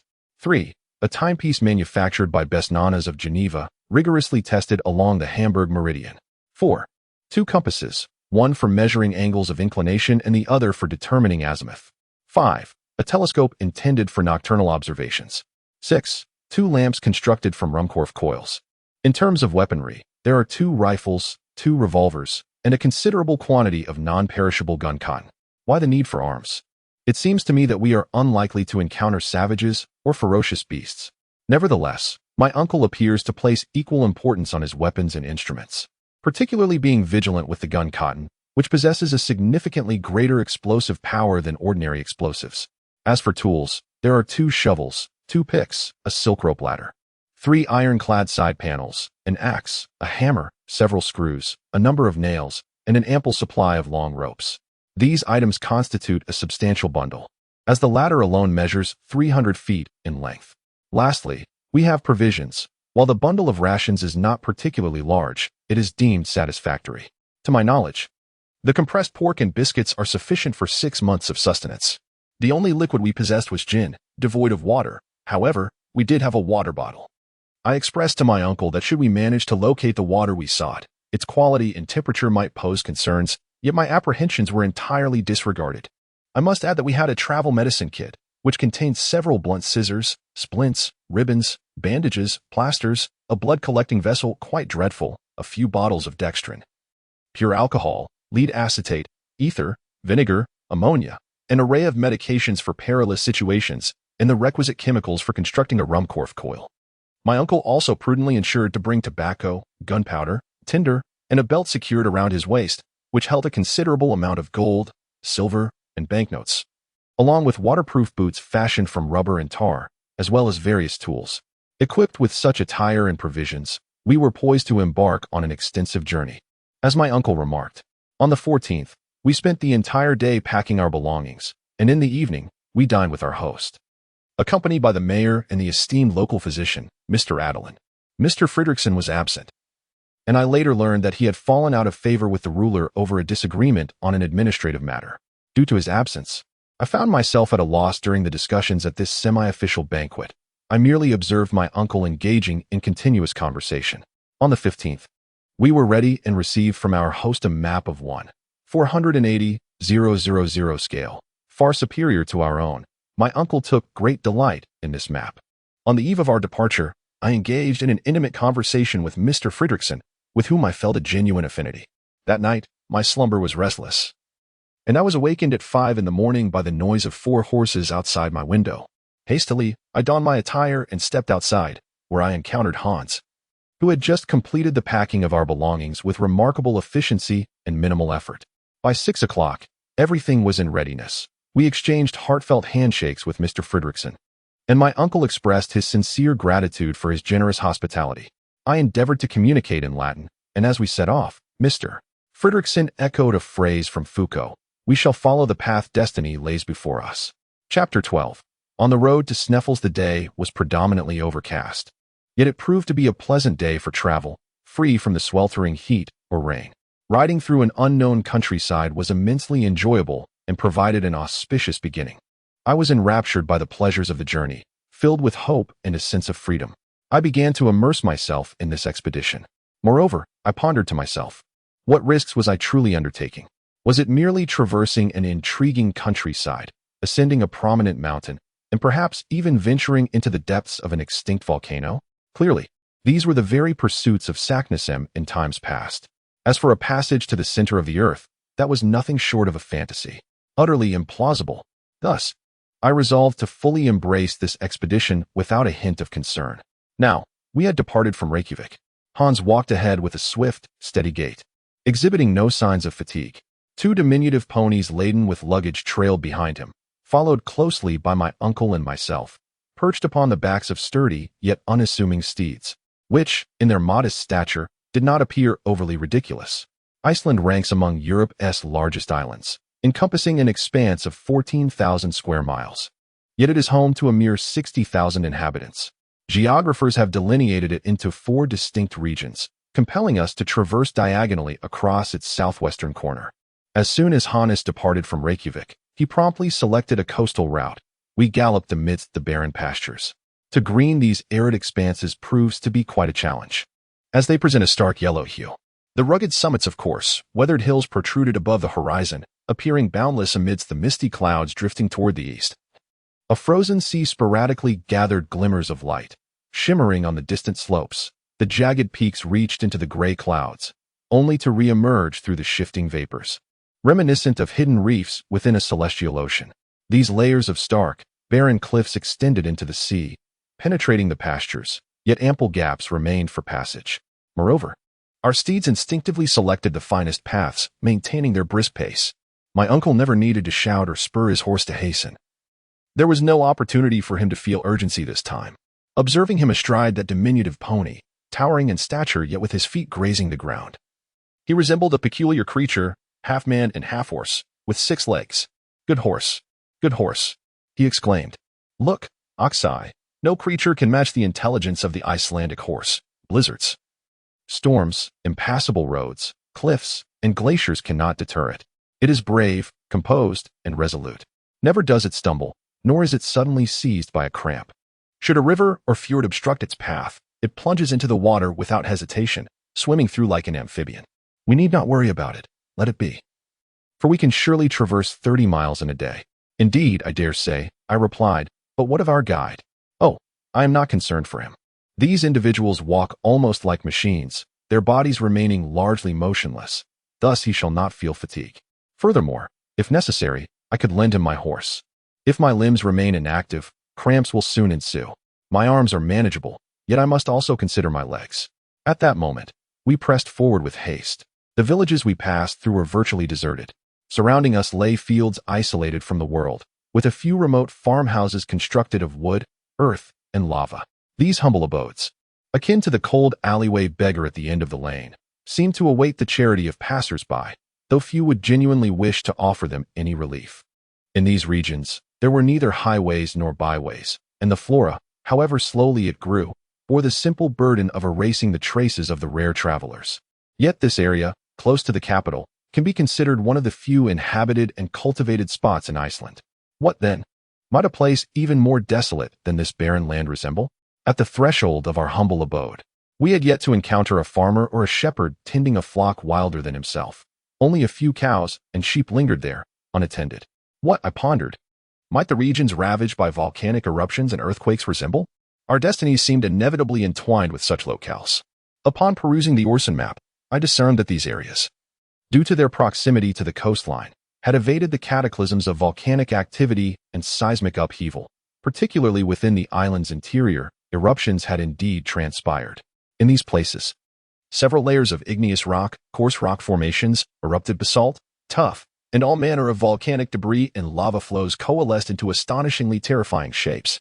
At that moment, I held no conception of the dreadful chaos that awaited us on the Snaefellsjökull Peninsula, a spectacle of natural remnants left by tumultuous transformations. 2 hours after departing from Reykjavik, we arrived at a locale known as Lafsvik, the site of the principal church in the quaint town of Kvíforn. This place boasted but a handful of dwellings, a mere village by German standards. Consulting my map, I located the name of this small hamlet along the Valfjörður coast, situated 18 miles from Reykjavik. I presented the map to my uncle for his perusal. 3 hours later, we continued our journey across the pale grasslands of the ranch, navigating around the Kola Fjord, a more manageable route than crossing directly. Soon, we arrived at a quaint village named Emilborg. If the churches of Iceland were affluent enough to possess bells, the steeple here had never resonated with their chimes. Much like the congregation that worshipped within, they thrived without timepieces, living quite contentedly. We fed the horses here and later reached the oak pass of Bleitai. By 4 in the afternoon, we arrived at the southern edge of Val Canyon, a mere half-mile in width. Roads, the guide remarked. Referring to the island in the Aegean Sea, the Colossus alluded to the statue of the god Apollo. You wretched beast! cried the rider, now reduced to a mere pedestrian. The ferryman, tapping his shoulder, spoke in Danish. "What? A boat?" I exclaimed, spotting one in the distance. "You should have mentioned it sooner." "Very well, let us depart." "Tidvatten," the guide stated. "What does that mean?" I inquired. He referred to the tide, translated by my uncle. "I suppose we must wait for the tide?" my uncle questioned. He lightly tapped his foot while the 4 horses made their way toward the boat. I understood the necessity of waiting for the tide to reach a certain state, specifically for it to swell to its zenith. At that moment, neither the tide was rising nor receding, rendering our vessel unable to transport us to the canyon's end or out to sea. The auspicious hour did not arrive until 6 o'clock in the evening. My uncle, the guide, 2 boatmen, and 4 horses all boarded a rather peculiar flat ferry, having grown accustomed to the steam ferries on the Elbe River. I found our current boatman's paddles rather cumbersome. This crossing lasted over an hour, but we ultimately arrived safely on the other side. Half an hour later, we reached the Oak Gap in Gadden. Chapter 13, Approaching the Mountains. Although it should have been evening, I was not surprised by the prolonged daylight at this latitude of 65 degrees. In Iceland during June and July, the sun never truly sets. However, the temperature had dropped. I felt a chill, and hunger gnawed at me. The local cottages welcomed us with open doors, graciously offering hospitality. It was a farmer's abode, yet, from the perspective of courtesy, it resembled a palace. Upon our arrival, the host shook our hands and, without any formalities, indicated for us to follow him. It was impossible to walk alongside him. A long, narrow, dark corridor led to a house constructed with rough, square beams, guiding us to each of the 4 rooms, kitchens, a weaving room, bedrooms, and the finest guest chamber. The house had not been designed with my uncle's stature in mind, and regrettably, his head collided with the ceiling beams 3 or 4 times. We were ushered into the guest room, a spacious area with a floor made of compacted earth and windows replaced with stretched, semi-transparent sheepskin instead of glass. The bed was fashioned from a pile of dry straw atop 2 red-painted wooden frames bearing Icelandic proverbs. I do not anticipate extreme comfort. The room is suffused with the pungent aromas of dried fish, salted meat, and sour milk, which my nose finds utterly intolerable. As we set aside our travel gear, we hear the host's call, inviting us to the kitchen, the only space in this abode equipped with a stove during the harshest of weather. My uncle decided to graciously accept this warm invitation, and I followed suit. The kitchen is a rudimentary structure, with a stone placed in the center and a chimney hole in the roof. This space also serves as the dining area. Upon our entrance, the host welcomed us with a hearty "Sailvertu," meaning "May joy be upon you," and approached to kiss our cheeks, as if he had never seen us before. His wife echoed this greeting, partaking in the same affectionate ritual. Thereafter, they both placed their right hands over their hearts and bowed slightly. I must quickly add that this woman is the mother of 19 children, all of whom, of various ages, are crammed within the smoky confines of the room. Every minute, I catch sight of some cherubic little faces emerging through the haze, adorned with expressions of concern, reminiscent of a band of unwashed angels. My uncle and I took a fondness to these little ones, and soon, 2 or 3 had climbed onto our shoulders, while many clung to our knees, the rest nestling between them. The articulate children, with an array of imaginative tones, incessantly chimed, "May joy be upon you," while the younger ones shouted it gleefully. "May joy be upon you," Hans exclaimed as he entered. He calmly and mechanically kissed the master, the mistress, and their 19 children in succession, each kiss no more fervent than the last. Once this ritual was completed, we all settled down, 24 of us in total, truly packed together. The most honored individual had 2 children perched upon his lap. As soon as the tea arrived, our little group fell into a profound silence, a natural quietude even for the Icelanders and the youth, which enveloped us once more. The host distributed a somewhat palatable soup made from lichen, followed by a generous portion of dried fish soaked in sour butter that had been preserved for over 20 years, deemed more desirable than fresh butter by Icelandic standards. Additionally, there were biscuits and curds paired with juniper berries. For beverages, we had what they called brand, a mixture of milk and water. I could not ascertain the merits of this peculiar meal. All I knew was that I was famished, devouring every last spoonful of the thick buckwheat soup. At 5 o'clock the following morning, we bid farewell to the Icelandic farmer. My uncle exerted considerable effort to ensure he received an appropriate fee, while Hannes urged us to set off promptly. Departing from Gadden, a mere 100 meters away, the terrain began to shift. It transformed into a marshland. making our passage increasingly arduous. The mountains to our right stretched into infinity, resembling a long chain of natural fortifications as we advanced along the outer cliffs. Streams frequently crossed our path, necessitating us to wade through without wetting our belongings. At this juncture, the surroundings grew increasingly desolate. However, one could often glimpse a shadowy figure seemingly attempting to flee. When the winding path unexpectedly led us near one of these terrifying specters, I suddenly beheld a bald, corpulent head, its skin glistening. From the tattered rags of his pitiful attire, repulsive sores were visible, eliciting a wave of nausea within me. This unfortunate soul did not approach nor extend his misshapen hand. Rather, he fled, albeit not with great haste, seemingly wishing that Hans would not utter the words. "May you find joy." "Leprosy," he explained. "It is a leper," my uncle reiterated. Merely uttering those few words was enough to evoke revulsion. The dreadful and agonizing leprosy is prevalent in Iceland. It is not contagious, merely hereditary, which has led to a local prohibition against marrying these unfortunate individuals. We were fortunate to encounter a favorable tide, allowing us to traverse a series of small and a larger fjord. Subsequently, we found ourselves compelled to spend the night in a desolate house, a fitting abode for all manner of demons as depicted in Norse mythology. Naturally, the frost giant had made this his dwelling, thus casting a veil of frost powder in the evening. The following day unfolded without any extraordinary encounters, presenting the same marshland and the same somber scenery. Yet, that evening, we had completed half the journey to Snaefellsjökull, and we rested at Klosterberg. On June 19th, the lava beneath our feet stretched nearly a mile. The undulations on its surface resembled chains, sometimes extending outward, at other times curling inward. Vast waterfalls cascaded between the valleys, a testament to the former activity of these dormant volcanoes. The rising steam enveloping us revealed the subterranean heat flow. We had no time to investigate these phenomena. We were compelled to press onward. Marshy lands, intersected by small lakes, soon reappeared beneath our ponies' hooves. Our course was due west as we navigated around Faxar Bay, with the white twin peaks of Snaefell emerging from the clouds, still over 20 miles away. The horses trod well, undeterred by the obstacles on the ground. I began to feel fatigued, yet my uncle remained as vigorous as on the first day.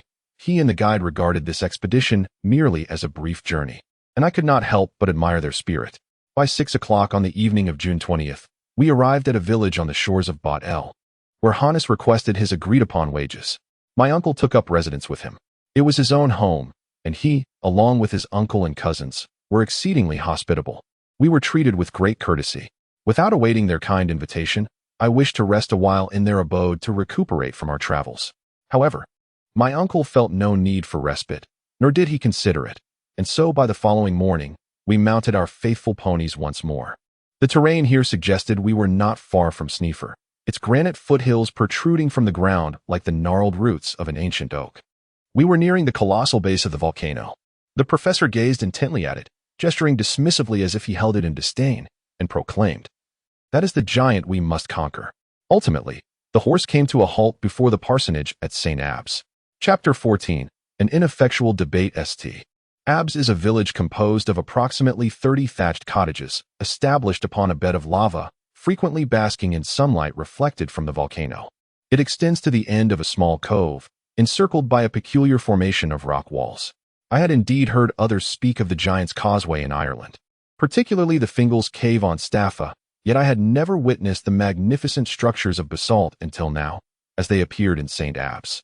Fingal's Cave, located on the Scottish island of Staffa, features an archway that stretches a staggering 227 feet, supported by columns of basalt towering between 20 to 40 feet high. The shores of the cove and the entire coastline of the peninsula are adorned with rows of vertical formations reaching heights of 30 feet. These straight and symmetrical columns bear horizontal beams, casting shadows that extend onto the surface of the sea. Beneath this natural canopy, one can envision elegant archways. As the waves of the open sea roll beneath them, crashing in a frothy tumult, chunks of basalt, battered by the tumult of the ocean, remain scattered along the shore. Resembling the ruins of an ancient temple, these remnants appear eternally youthful, untouched by the passage of time. The parson's dwelling is a modest cottage, lacking the aesthetic charm and comfort of the neighboring homes. At the entrance, we observed an individual wielding a hammer, clad in a leather apron, engaged in the task of shoeing a horse. Wishing you joy, guide, said Hannes, turning to my uncle. Pastor, my uncle echoed Axel. This amiable gentleman appears to indeed be the pastor. At that moment, the guide relayed our circumstances to the pastor. The pastor paused his work and emitted a call that was undoubtedly familiar to both the horse and the horse trader. Immediately, a woman, reminiscent of a shrew, emerged from a small dwelling. If one were to claim her height was less than 6 feet, it would be certain she was not much shorter.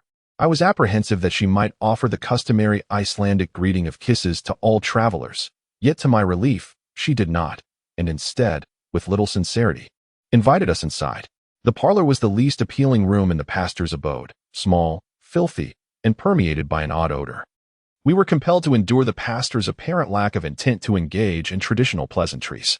Before nightfall, I discerned that we were interacting with a blacksmith, a fisherman, a hunter, and a carpenter, rather than a servant of God. However, perhaps on Sundays, he presents a different demeanor. I hesitate to cast aspersions on these unfortunate pastors, for their plight is indeed lamentable. They receive scant remuneration from the Danish government and must remit 1/4 of the church's income, which totals a mere 60 marks. Consequently, they are compelled to pursue additional work to sustain themselves.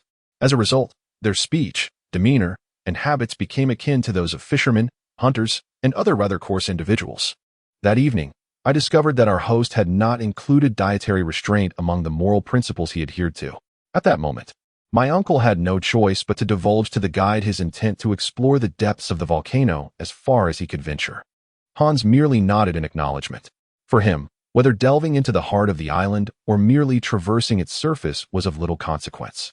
As for me, I was already feeling distressed from the events of the journey, and now I was once more tormented by overwhelming emotions. Yet what could I do? Had I been able to resist Professor Lidenbrock, I would have done so in Hamburg, and I certainly would not attempt it at the foot of Mount Snaefellsjökull. I pondered various thoughts, one of which stirred me greatly. It was a most terrifying notion, potent enough to rattle the nerves of those less fragile than myself. Let us ascend Snaefellsjökull, I proposed. Very well. We must also descend through the volcano's vent. Quite so. Others have done so and managed to survive. However, it is not entirely so simple. If we were to find a narrow path leading to the Earth's core, and if the unfortunate Saknussemm spoke the truth, we would meet our demise within the subterranean tunnels of the volcano. How could we be certain that Snaefellsjökull lay dormant? Who could guarantee that an eruption would not occur? If that giant had been slumbering since 1229, does it imply he shall never awaken? What if he were to awaken? Clearly, this is a matter requiring contemplation, and I truly did reflect upon it. As soon as I close my eyes, I am engulfed in dreams of explosions. I cannot afford to consider matters from a singular perspective. Could it be that he might actually begin to heed my reasoning and abandon his reckless plans? If that were the case, would it not be splendid? He remained silent for several minutes, and I dared not interrupt him. Finally, he resumed, I have contemplated this matter. Upon our arrival at standby, I immediately took note of the grave issue you raised earlier. We must not act rashly. We must not, I emphasized. Snaefellsjökull has lain dormant for 600 years, yet it could awaken at any moment. Explosions always manifest through overt signs. I have consulted the local inhabitants and examined the terrain, and I assure you, Axel, it shall not erupt. Upon hearing this, I was rendered speechless. Do you not believe my words? My uncle inquired, and then commanded, come with me. I followed him mechanically. He led me down a path that wound inward, flanked by colossal rocks composed of igneous materials such as pumice, basalt, granite, and other volcanic substances. I observed plumes of gas venting into the air. The Icelanders refer to these as raker, columns of white steam rising from the geothermal currents, indicating the volcanic activity of this region. It seemed to validate my fears, causing me to startle, at which point my uncle remarked, do you see these fumes, Axel? Excellent. They confirm that we need not worry about a volcanic eruption. How can you say that? I exclaimed loudly. Remember, Professor, that just before an eruption, these vapors will become increasingly active and then vanish entirely, as the gas trapped within will escape once the pressure is lost, rather than utilizing the fissures. At that moment, if these steam emissions remain stable, their energy does not escalate, and you observe that the wind and rain have not been replaced by a stagnant, oppressive atmosphere, you can confidently conclude that an explosion will not occur. However, let us not dwell on this. We should adhere to the conclusions drawn by science. The following day, June 23rd, Hannes and his companions, laden with provisions, tools, and instruments, were fully prepared for our expedition. 2 ironclad rods, 2 rifles, and ammunition were set aside for my uncle and myself. The meticulous Hannes also provided us with a leather pouch, along with our water bottle, sufficient for a week's hydration. It was 9 in the morning. The pastor and his exceedingly tall, boisterous wife awaited us at the doorstep, undoubtedly to bid farewell to their guests. Yet this farewell took the form of an extensive bill that left nothing unaccounted for. My uncle paid without negotiation. A man destined for the depths of the earth is not overly concerned with a few coins. Once the bill was settled, Hannes indicated his intention to depart, and within moments, we had left Stamby. Chapter 15. The Summit of SN Fells. SN Fells rises to an elevation of 5,000 feet. Its twin peaks forming the pinnacle of a rugged group of rocks beyond the island's perimeter. From our point of departure, we beheld the 2 peaks silhouetted against the gray sky, shrouded in a blanket of snow that concealed the true visage of the giants. We advanced in a single file, our guide leading the way along a narrow path where 2 could not walk side by side. Thus, conversation was nearly impossible. On the opposite side of the basalt cliffs of the Stansby Canyon lay a layer of fibrous peat soil, remnants of vegetation from a former marshland. The quantity of this untapped fuel is sufficient to heat the entire population of Iceland for a century. This estimate arises from the peat fields in certain canyons, which are consistently 70 feet deep and reveal layers of carbonized remains separated by large blocks of pumice or tuff. Perhaps owing to my relation to Professor Lidenbrock, I found myself, despite my heavy thoughts, intrigued by the novel mineralogical wonders unfolding before me. As I observed, I recalled the geographical history of Iceland. This peculiar island appears to have emerged from the depths of the sea not long ago, perhaps surfacing gradually and imperceptibly. If this is the case, it must be the result of volcanic eruptions from beneath the earth. Thus, the theories of Humphrey Davy, the documents of Saknussemm, and my uncle's views dissipated into mere vapor. In light of this hypothesis, I meticulously examined the characteristics of the land, soon discerning some of the principal phenomena that occurred during the island's formation. This land bore no sedimentary layers. It was entirely composed of tuff, signifying a vast assemblage of stones and rocky formations. Initially, it was a green stone, gradually emerging to the surface under the influence of centripetal forces. At that time, the internal magma had not yet erupted. However, a wide fissure began to form, stretching from the southwestern to the northwestern part of the island, gradually sinking deeper, allowing the magma to seep forth. Consequently, there was no violent explosion. Yet the aftermath was astonishing. The magma slowly overflowed, spreading outwards, with some areas remaining flat while others rose prominently. During this period, the formations of Bodhisattva stone, granite, and mica were established. The overflow of volcanic magma significantly thickened the island's strata, enhancing its resilience. However, once the extruded magma cooled, the fissure became sealed, preventing further overflow, which led to an increase in internal pressure. Eventually, the pressure breached the crust, resulting in multiple vents emerging, thus forming volcanic craters. From that point onward, the phenomenon of magma overflow was replaced by volcanic eruptions. The initial expulsion from the newly formed craters consisted of molten rock, which is the very flat terrain we traverse today, adorned with wondrous specimens of stone. The rocks here are deep gray and hexagonal. In the distance, numerous flat-topped, rounded rocks, once fiery vents, can be seen. After the expulsion of molten rock, ash and slag emerged from the craters, leaving behind scattered streaks around the periphery, resembling clusters of thick hair. This encapsulates the formation process of Iceland, a phenomenon entirely ignited by the internal fires of the earth. The notion that beneath the earth's layers lies a molten mass of searing liquid is entirely a fallacy. The idea of reaching the earth's core is even more absurd. Thus, as I ascended the slopes of SN Fell, my conviction regarding the outcome of our expedition only grew stronger. The path became increasingly arduous. We began to climb, dislodging small stones that clattered and rolled downward, requiring us to exercise utmost caution to evade them. After 3 exhausting hours of trekking, we finally reached the foot of the mountain. There, Hannes suggested we take a brief respite, and we hastily consumed our meal. My uncle, eager to save time, hastened his eating. However, dining is also a form of rest, so he ultimately had to wait an hour until Hannes felt ready to continue our journey. The 3 Icelanders, much like Hannes, remained silent, consuming their food with measured moderation. We commenced our ascent of the SN Fell slope. Standing amidst the mountain can easily lead to illusions, making its snow-capped peak appear deceptively close. Yet, Traversing near the summit would demand considerable time and energy. Those small stones, neither clinging to the soil nor to the wild grasses, perpetually tumbled beneath our feet, cascading down at a speed reminiscent of an avalanche. In certain areas, the angle formed by the mountain slope and the horizon was at least 36 degrees, rendering it nearly impossible to scale. Thus, we had no choice but to navigate the steep, rocky ledges with great difficulty. In these sections, we assisted one another with our poles. I must mention that my uncle consistently endeavored to stay close to me, never allowing me to stray beyond his line of sight on several occasions. His arm provided me with substantial support. As for him, he evidently possessed a talent for balance, for he had never stumbled. The three Icelanders, regardless of the burdens they bore, ascended with the vigor inherent in those born to climb. Upon witnessing the height of Snaefellsjökull, I felt it seemed impossible to scale its summit from the edge, unless the slope were less steep than it presently appeared.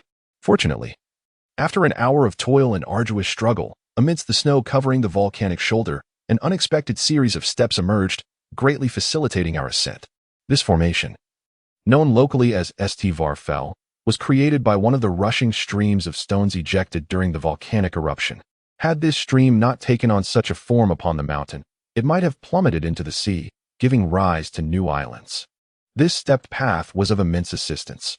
Although the steepness of the slope continued to increase, these steps allowed us to climb with ease. So much so that when I paused for just a minute, I observed my companion shrinking in the distance. By 7 o'clock that evening, we had ascended 2,000 steps on this staircase, ultimately standing atop a circular hill from which one could assert that the conical peak rose. Below us lay the sea. 3,200 feet wide, we had surpassed the snow line, which, at this latitude, is not particularly high, yet the climate is exceedingly humid. The cold here is biting, and a fierce wind howls. I was utterly fatigued.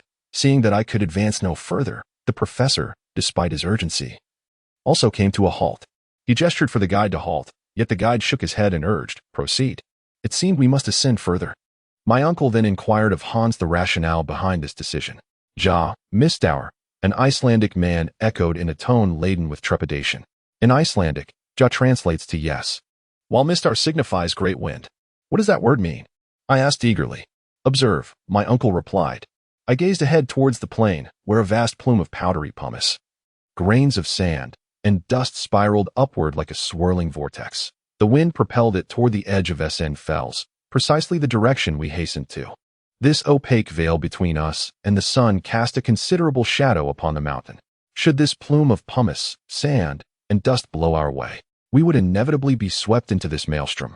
When the wind arose from the glacier, the Icelanders referred to this commonplace phenomenon as Mr. Hastite, the guide shouted. Although I was unfamiliar with Danish, I understood it meant we should swiftly follow Hans. The guide began to ascend along the cone's edge, winding his way upward, which made the ascent somewhat easier. Soon, the dust storm struck the mountain, a tremor shaking the entire landscape. Stones caught in the whirlwind fell like raindrops upon the ground, as if released from an explosion. Fortuitously positioned opposite, we encountered no peril. Had it not been for our guide's vigilance, we would have been left bloodied and battered, our corpses reduced to dust, scattered like the remaining meteorites flung far afield. Hannes opined that it was unwise for us to spend the night on the precipice of the cone. We continued our serpentine ascent, laboring over the remaining 1,500 feet, which took us approximately 5 hours. Excluding the winding paths, we traversed at least 9 miles, leaving me utterly exhausted, famished, and shivering from the cold, the thin air insufficient to fill my lungs. At the darkest hour of 11 o'clock, we finally reached the summit of Snaefellsjökull, with just enough time to behold the midnight sun casting its faint glow upon the slumbering island. Chapter 16. The crevasse. After swiftly consuming our evening meal, we endeavored to settle in. At an elevation exceeding 5,000 feet, the beds were hard, the space cramped, and the surroundings bleak. However, that night, I experienced an unusually deep sleep, more restful than in many previous nights, devoid of dreams. Upon awakening on the third day, we were nearly frozen by the biting wind, yet the sunlight shone brightly. Rising from my granite bed, I hurried to relish the breathtaking scenery before me. I stood atop one of the southernmost peaks of Snaefellsjökull, from where a vast expanse of the island unfolded. From such lofty heights, the horizon appeared deceptively elevated, while the central portion seemed considerably lower. Anyone who gazes upon it would undoubtedly exclaim that the model map of Helvelius lies beneath my feet. I behold profound valleys interconnected, cliffs resembling freshly excavated wells, lakes akin to tranquil ponds, and rivers reminiscent of gentle streams. To my right stretches an endless array of glaciers and a multitude of peaks, some shrouded in a delicate veil of mist. The boundless, undulating mountains, alongside the sporadic, frothy snowflakes, evoke the image of a tempestuous sea. As I turn my gaze westward, the ocean unfolds a magnificent panorama, seemingly merging with the mountainous waves. The delineation where land ceases and the ocean begins is vividly apparent. My uncle directed his attention to the west, gesturing towards the bright steam, the fog, or the faint silhouette of land above the horizon. Greenland, he stated. Greenland? I exclaimed. Indeed, we are merely 105 miles from there. During the thaw, polar bears drift from the pack ice to Iceland. What relevance does that hold for us? I pondered. We are currently atop Snaefellsjökull, where two peaks rise, one to the south and the other to the north. Hans will enlighten us on the name the Icelanders bestow upon the peak we now stand upon. My uncle cast a triumphant glance my way.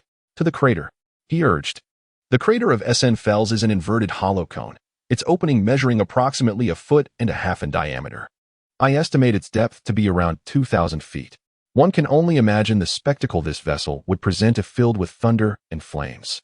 The circumference at the base of this cylinder does not exceed 500 feet, thus the slopes are gentle, allowing for easy descent to the lower regions. I chanced upon the image of a short firearm with a large caliber, a notion that sent shivers down my spine. Approaching the muzzle of the gun, I pondered that if it were loaded, even the slightest touch could lead to our untimely demise, a thought bordering on madness. Within certain sections of the cone lay a perilous layer of ice. Hans traversed these icy regions with utmost caution, always first testing for cracks with his iron rod. In particularly dubious areas, we were compelled to tether ourselves with a long rope, ensuring that should one of us unexpectedly fall, the others could secure him. While this method was prudent, it did not entirely mitigate the risks involved. Descending the slope, which even Hans found unfamiliar, we persevered through the arduous journey without mishap. Losing only a bundle of rope that slipped from one of our grasp, we opted for the most direct route to the abyss's depths. At last, we arrived at noon. I lifted my head to gaze upon the aperture at the cone's apex, a portal framing a significantly diminished, nearly flawless expanse of sky. At a certain point, the peak of Skadalnes pierced the clouds. At the bottom of the chasm, 3 narrow paths emerged. During the eruption of Snaefellsjökull, the central furnace had once spewed forth lava and steam through these very channels. Some sections of these paths measured approximately 100 feet in width, gaping wide beneath our feet. Professor Lidenbrock immediately and swiftly examined their positions in succession. Panting, he dashed from one small path to another, gesticulating wildly and stammering nonsensical words. Hans and his companions sat in rows upon the lava, gazing at him, evidently believing him to be in a state of delirium. Suddenly, my uncle let out a loud cry. I feared he had lost his footing and fallen into one of the 3 openings. Yet, no, he remained standing upright, arms outstretched and legs apart, on a slab of granite in the midst of the chasm, which resembled a colossal pedestal for a statue of the god of the underworld. He appeared bewildered, but soon transformed into a state of uncontrollable joy. Axel, Axel, he shouted, come, come. I hurried to his side. Hans and the 3 Icelanders remained utterly unmoved. Look, the professor said. Then, I spotted several runic characters on a wooden plank to the west. If I were not as elated as he, I was certainly as astonished. Some of the letters had eroded with time, revealing the most unfortunate name, Arnsaknessem. My uncle exclaimed, do you still harbor any doubts? Hans lay peacefully asleep at the foot of a rock in the flow of lava, and I fashioned a temporary resting place amid the lava. My uncle was at the bottom of the pit, as if he were a beast caught in a trap. I had neither the desire nor the strength to rise. Imitating the guide, I succumbed to a helpless slumber, vaguely perceiving some sound, and sensing that the depths of the mountain seemed to tremble. On the following day, a gray, overcast sky hung low over the conical peak. I observed this primarily not due to the enveloping darkness, but rather because of my uncle's loud lamentations. Among the 3 openings below, one belonged to Saknussemm. According to the sagacious Icelanders, the conditions alluded to in the cipher indicated that the shadow of Skadalnes would only reach the edge in the last days of June. Indeed, anyone could utilize this pinnacle as a grand sundial. On a specific day, the shadow of the sundial would reveal the path to the Earth's core. However, Should the sunlight vanish, there would be no shadow to guide us. It was the 25th of June. If the sky remained so dreary for another 6 days, our observations would have to be postponed until the following year. I am reluctant to describe the impotent fury of Professor Lidenbrock. Days passed monotonously, yet no shadow appeared at the bottom of the pit. Hans remained stoically in his usual spot, though one might expect him to wonder why we lingered there. Should he have ever found anything peculiar in the past? My uncle did not utter a word to me. His gaze was perpetually fixed on the sky, lost in its gray, cloud-laden expanse. On the 26th, the sun still eluded us, and instead, hail fell throughout the day. Hans constructed a small shelter from several pieces of lava. It was indeed fascinating to observe the thousands of small, rapid waterfalls cascading from the edges of the cone, their echoes resounding deafeningly against every rock. My uncle could bear it no longer. Such a situation would irritate even the most patient of souls, for it was as if we were on the verge of a monumental achievement, only to have it slip through our fingers. Heaven often intertwines great joy and profound sorrow, and this time it seems that Professor Lidenbrock, amidst his anxious despair, is destined to savor a touch of delight. The following day, the sky remained overcast. Yet on June 28th, a Sunday, merely 3 days before the month's end, the moon began to change, heralding a shift in the weather. An abundance of sunlight poured over every small hill, every rock, every stone, and every rough surface, all basking in the gentle warmth, casting shadows upon the earth. Most significantly, the shadow of Skardali's revealed a distinct ridge, moving slowly alongside the luminous celestial body. The uncle diligently followed the shadow. At noon, when the shadow was at its shortest, it softly illuminated the edges of the central opening. There, the professor exclaimed, "That is the path. The pathway to the center of the earth," he added in Danish. I glanced at Hans. "Proceed," the guide calmly instructed. Chapter 17. The true journey begins. The genuine expedition is about to commence. Until now, we have been in motion without encountering obstacles, but from this moment onward, every step will present challenges. I have previously mentioned that the diameter of this vent is 100 feet, with a circumference of 300 feet. Leaning against a protruding rock, I gazed downward, and a shiver ran through me. The sheer emptiness instilled a profound sense of dread. I felt my center of gravity shift, as if intoxicated, with my head spinning. Nothing is more irresistibly captivating than the allure of this bottomless pit. I was on the verge of leaping in, when a hand seized me. It was Hans's hand. Evidently, my training within the church in Copenhagen has not yet brought me home. Although I cannot gaze into the smoking aperture for an extended duration, I have discerned its nature. The nearly vertical rock walls are adorned with numerous protrusions, which we can utilize as footholds.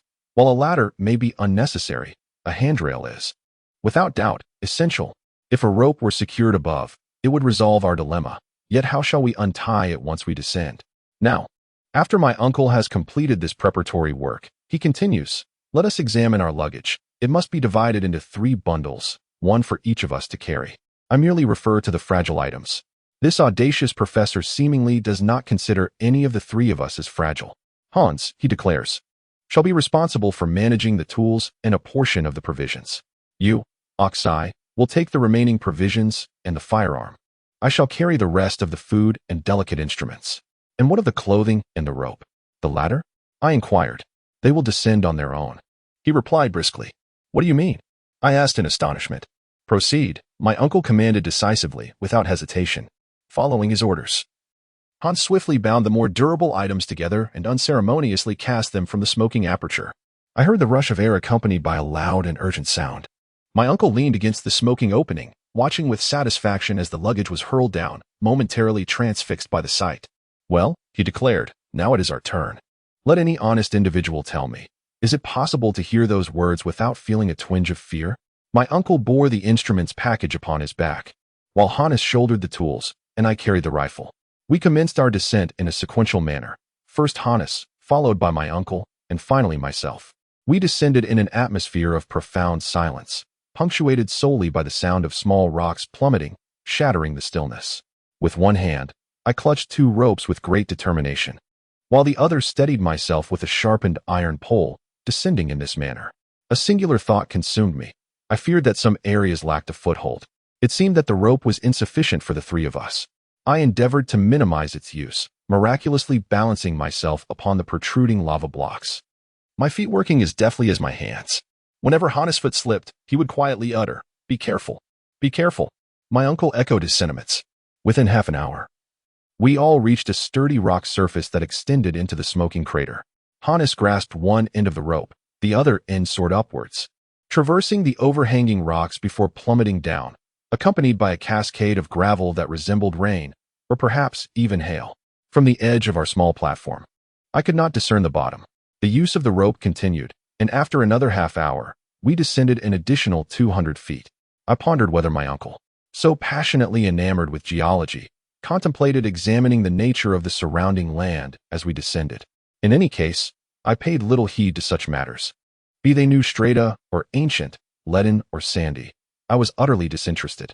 However, the professor was evidently observing and paying attention, for once during a brief respite. He remarked to me, "The further I advance, the more confidence I gain. The geology here aligns perfectly with Darwin's theories.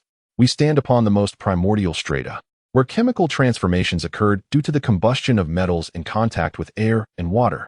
I utterly disagree with the notion of geothermal heat. Doubt it not. We shall see in due course." Nonetheless, I had no desire to engage in further debate with him. My silence, however, was interpreted as assent. We resumed our descent. After nearly 3 hours, the bottom remained elusive. The opening above had diminished considerably, and light was nearly extinguished.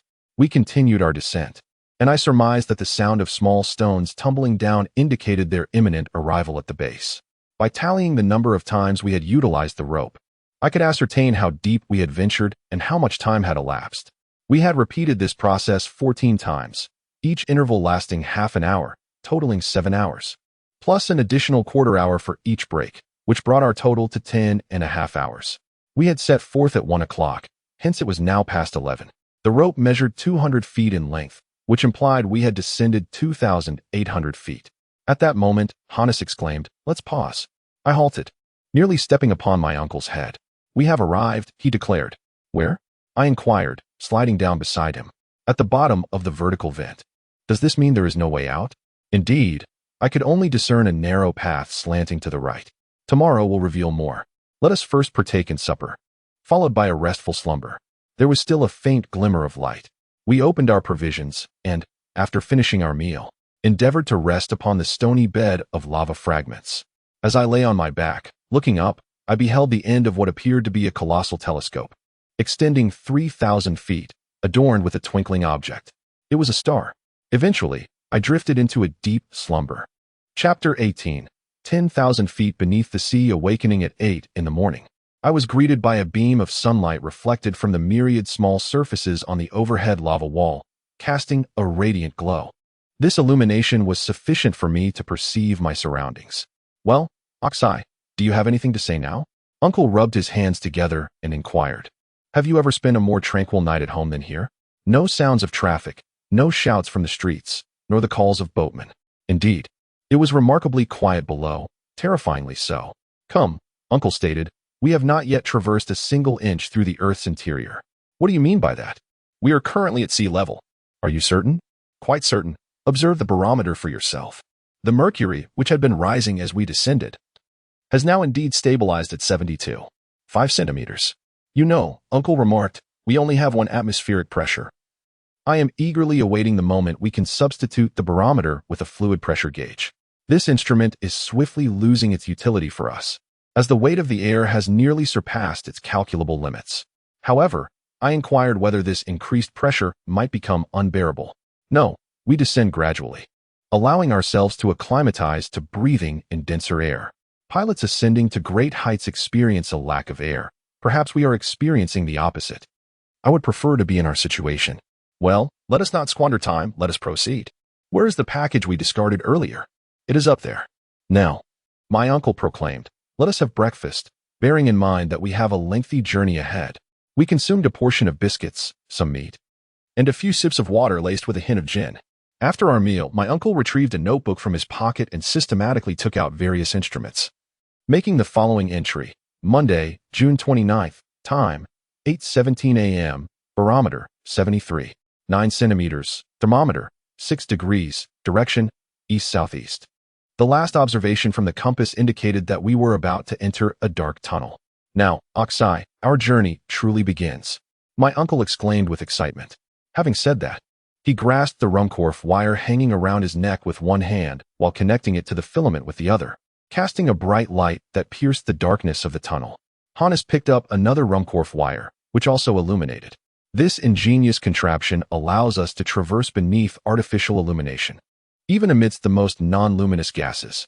Onward, he exclaimed. Each of us grasped our belongings. Hans followed second, pushing the rope and the bundles of clothing ahead, while I was the third, glancing upward through the vast tube at the Icelandic sky I would never see again.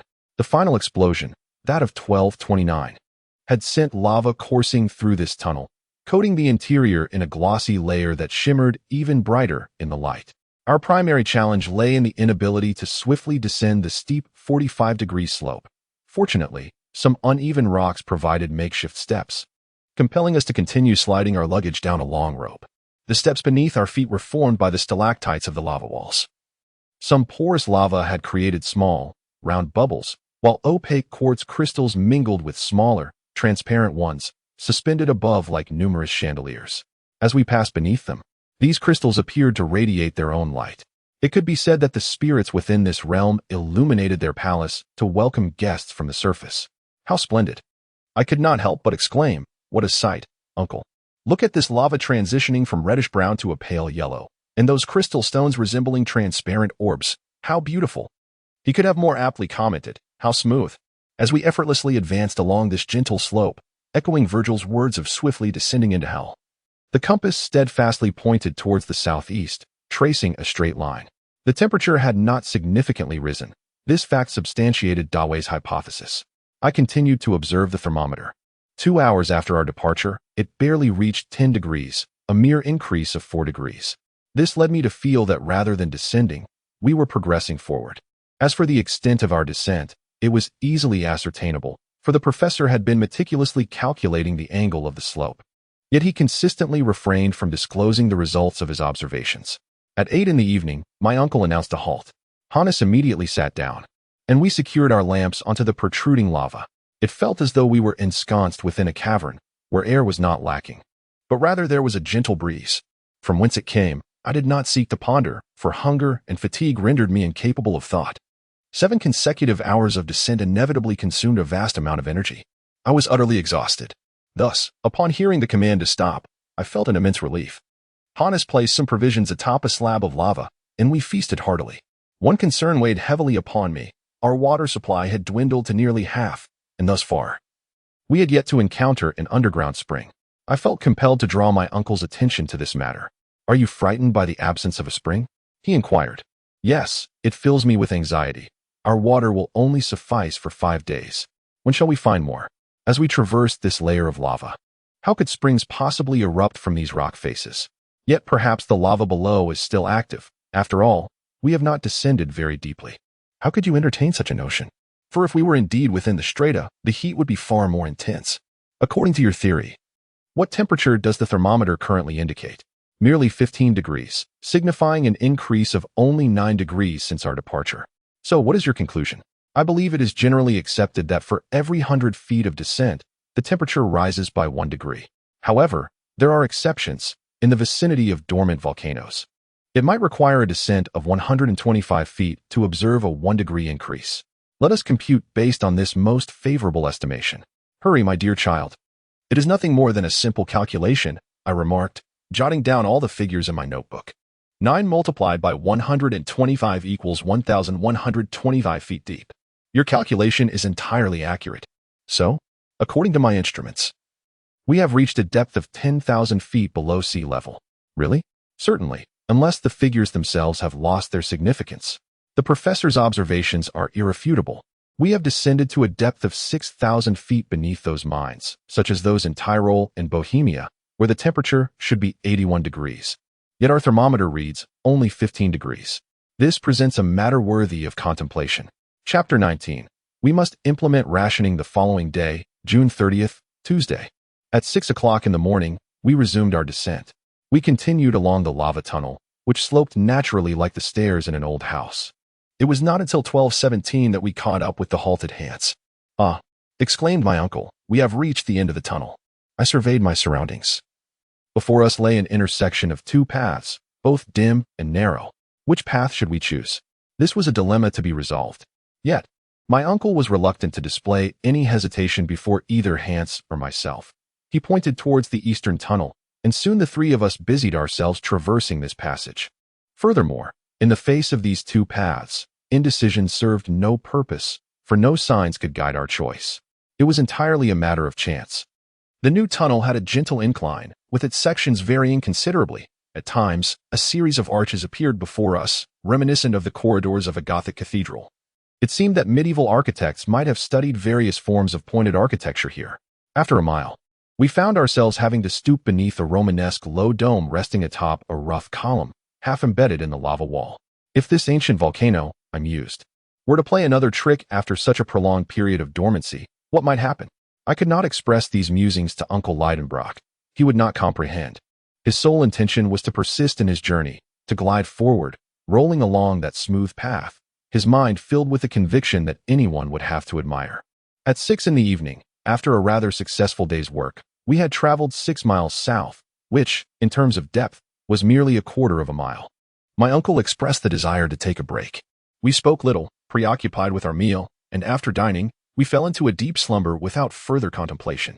Our sleeping arrangements were quite rudimentary, each of us wrapped in a travel blanket, curled up. There was no need to fear the cold or disturbances. Unlike the travelers navigating the African wilderness or the forests of the New World, who must take turns keeping watch at night, here we were enveloped in absolute tranquility, untroubled by beasts or savages. Upon waking in the morning, we felt revitalized and quite comfortable, ready to resume our journey, descending once more into the lava tunnels. However, this time, our path was not downward, but rather moved along the level ground. To my perception, we had only ascended slightly. This became more apparent around 10 in the morning, and eventually, I grew weary, compelled to proceed slowly. "What is it, Axel?" the professor inquired impatiently. "Well, I am tired," I replied. "What? After merely 3 hours on this flat path? The road may have been level, yet it was undeniably exhausting." "What? You feel fatigued simply from moving downward? Please repeat that. Do you mean we should ascend?" "Ascend," my uncle exclaimed, shrugging his shoulders. "Of course. The slope shifted half an hour ago, and if we continue like this, we shall surely find ourselves back on Iceland's surface." I resolutely hoisted my luggage once more, swiftly following Hannes, who had now fallen behind our uncle. My foremost concern was to avoid lagging behind, losing sight of my companion, and succumbing to fear at the thought of wandering within this labyrinth. After noon, the nature of the lava walls shifted. I observed that they no longer brightly reflected our lantern's glow. The layer of lava had vanished, the rocks began to slope gradually, and the bedrock frequently stood upright. At present, we found ourselves in a transitional phase of the Silurian period.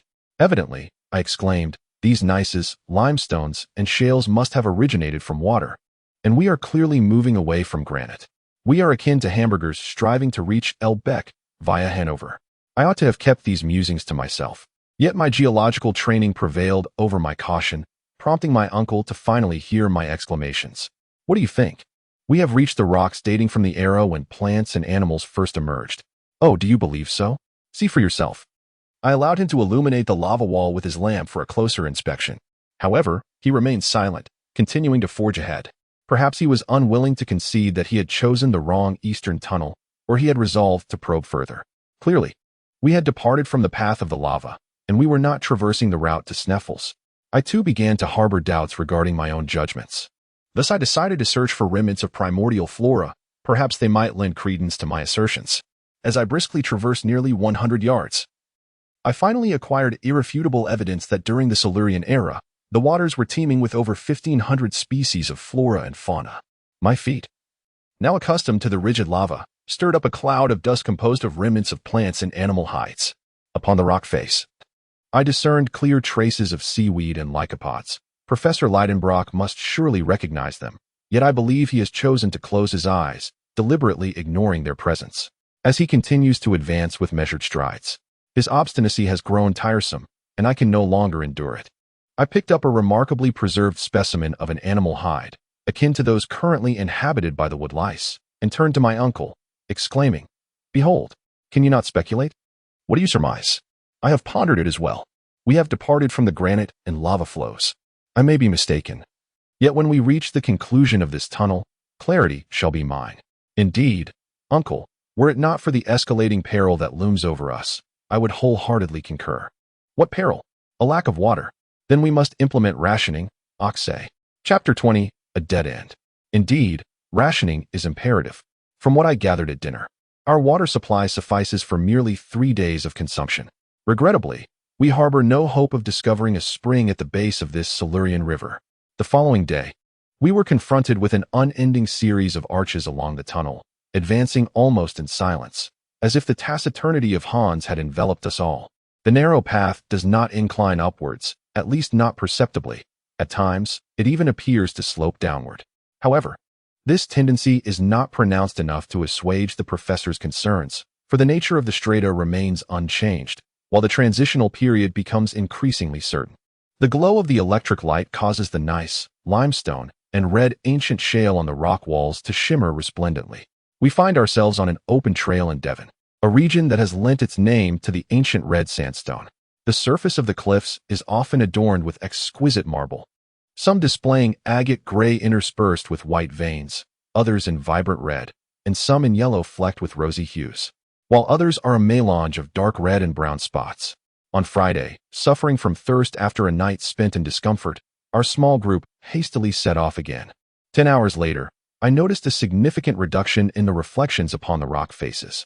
The marble, gneiss, limestone, and sandstone were replaced by a dull, lifeless substance.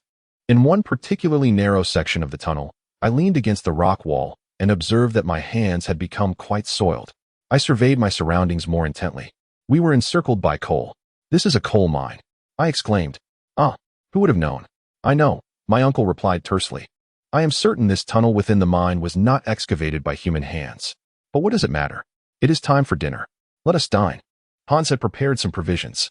I ate very little, sipping the scant amount of water that had been allotted to me. The guide's water bottle contained but half a portion reserved for the 3 of us. After dinner, my 2 companions cocooned themselves in blankets, seeking solace in slumber to rejuvenate their weary bodies. However, sleep eluded me as I counted the hours until dawn. At 6 o'clock on Saturday morning, we set forth once again, and within 20 minutes, we arrived at a vast cavern, clearly not hewn by human hands, for the dome above bore no visible supports. This cavern appeared to be upheld by an enchanting force of balance. The cavern measured 100 feet in width and approximately 150 feet in height. The land here had once fissured due to violent earthquakes, leaving behind this substantial void. We were among the first souls on Earth to set foot in this place. The entire history of this coal seam was inscribed upon the rock walls, easily deciphered by geologists who examined the consecutive inscriptions. The coal beds were separated by layers of sandstone or fine shale, heavily compressed above. We designate this era as the Middle Ages. Prior to this, the Earth was enveloped in intense heat and incessantly assailed by humid air. All parts of the Earth were shrouded in a veil of steam, through which not even sunlight could penetrate. During this epoch, the concept of climate was non-existent, as a warm current, akin to that of the equator and the poles, permeated the surface of the Earth. From whence did this warmth arise? From the depths of the Earth. Contrary to Professor Lidenbrock's theories, the interior of the Earth harbored an abundance of heat, its influence extending to the very outer crust. Plants, deprived of sunlight, neither blossomed nor exuded fragrance. However, their roots drew vitality from the searing depths of the Earth. The trees are sparse, yet an abundance of grass, ferns, lycopods, and sealwood flourishes, all of which are classified as rare plants in the present day. However, in that era, thousands of species thrived. Coal originated from this lush vegetation. During this period, the Earth's crust still possessed elasticity, shaped by the movement of internal liquids, which created numerous fissures and depressions. The submerged plants gradually coalesced into a vast expanse, slowly undergoing sedimentation. The submerged flora first transformed into peat, and then, through the process of fermentation, completely metamorphosed into minerals. Thus, this coal seam was formed, providing resources for consumption across nations, and for many centuries to come, it would remain inexhaustible. Yet, I mused that these particular coal seams would remain untouched. The labor required to reach such remote mines was simply too great. Besides, since many coal deposits already existed on the surface, why venture here? Therefore, these coal seams would remain in this state until the trumpet heralding the end of the world sounded.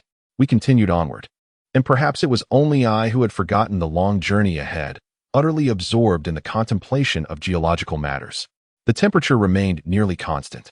Yet my senses detected the presence of hydrocarbons and marsh gas, whose explosions had previously wrought such dreadful disasters in coal mines. Thanks to the ingenious invention of Rumkopf, we were able to illuminate our path here. How fortunate we are. Had we found ourselves unfortunate enough to explore with only torches, a catastrophic explosion would have obliterated us explorers, rendering this expedition futile. We traversed the coal seam until dusk, and due to the obstacles along the way, my uncle grew increasingly anxious. As darkness enveloped us, it became impossible to gauge the length of the passageway. I began to ponder the possibility that this tunnel might have no end. Suddenly, at 6 o'clock in the afternoon, an unexpected wall of rock loomed before us, devoid of any openings above, below, or to either side. We had reached the terminus of a dead end. Well, I remarked, as long as we possess strength, why not? For tomorrow, our water would be entirely depleted. Chapter 21. Thirst. The following day, we set out early. Time was of the essence. It had already been 5 days since our departure. As I had anticipated, our water supply had run dry by the end of our first day. All that remained was a flask of gin, a fiery liquid that scorched the throat, rendering me disinclined even to glance at it. The oppressive heat felt suffocating, and I was utterly drained. More than once, I truly lost consciousness, prompting my uncle and the Icelandic man to halt, attempting to comfort and encourage me. However, I noted that my uncle, too, was genuinely tormented by fatigue and thirst. Finally, on Tuesday, July 7th, we crawled on hands and knees, barely clinging to life, until we reached the juncture of 2 passageways. Like a lifeless entity, I collapsed onto the lava-strewn ground. It was 10 o'clock in the morning. Hannes and my uncle leaned against the rock wall, attempting to nibble on some biscuits, while my swollen lips emitted a constant sound. I had already slipped into unconsciousness.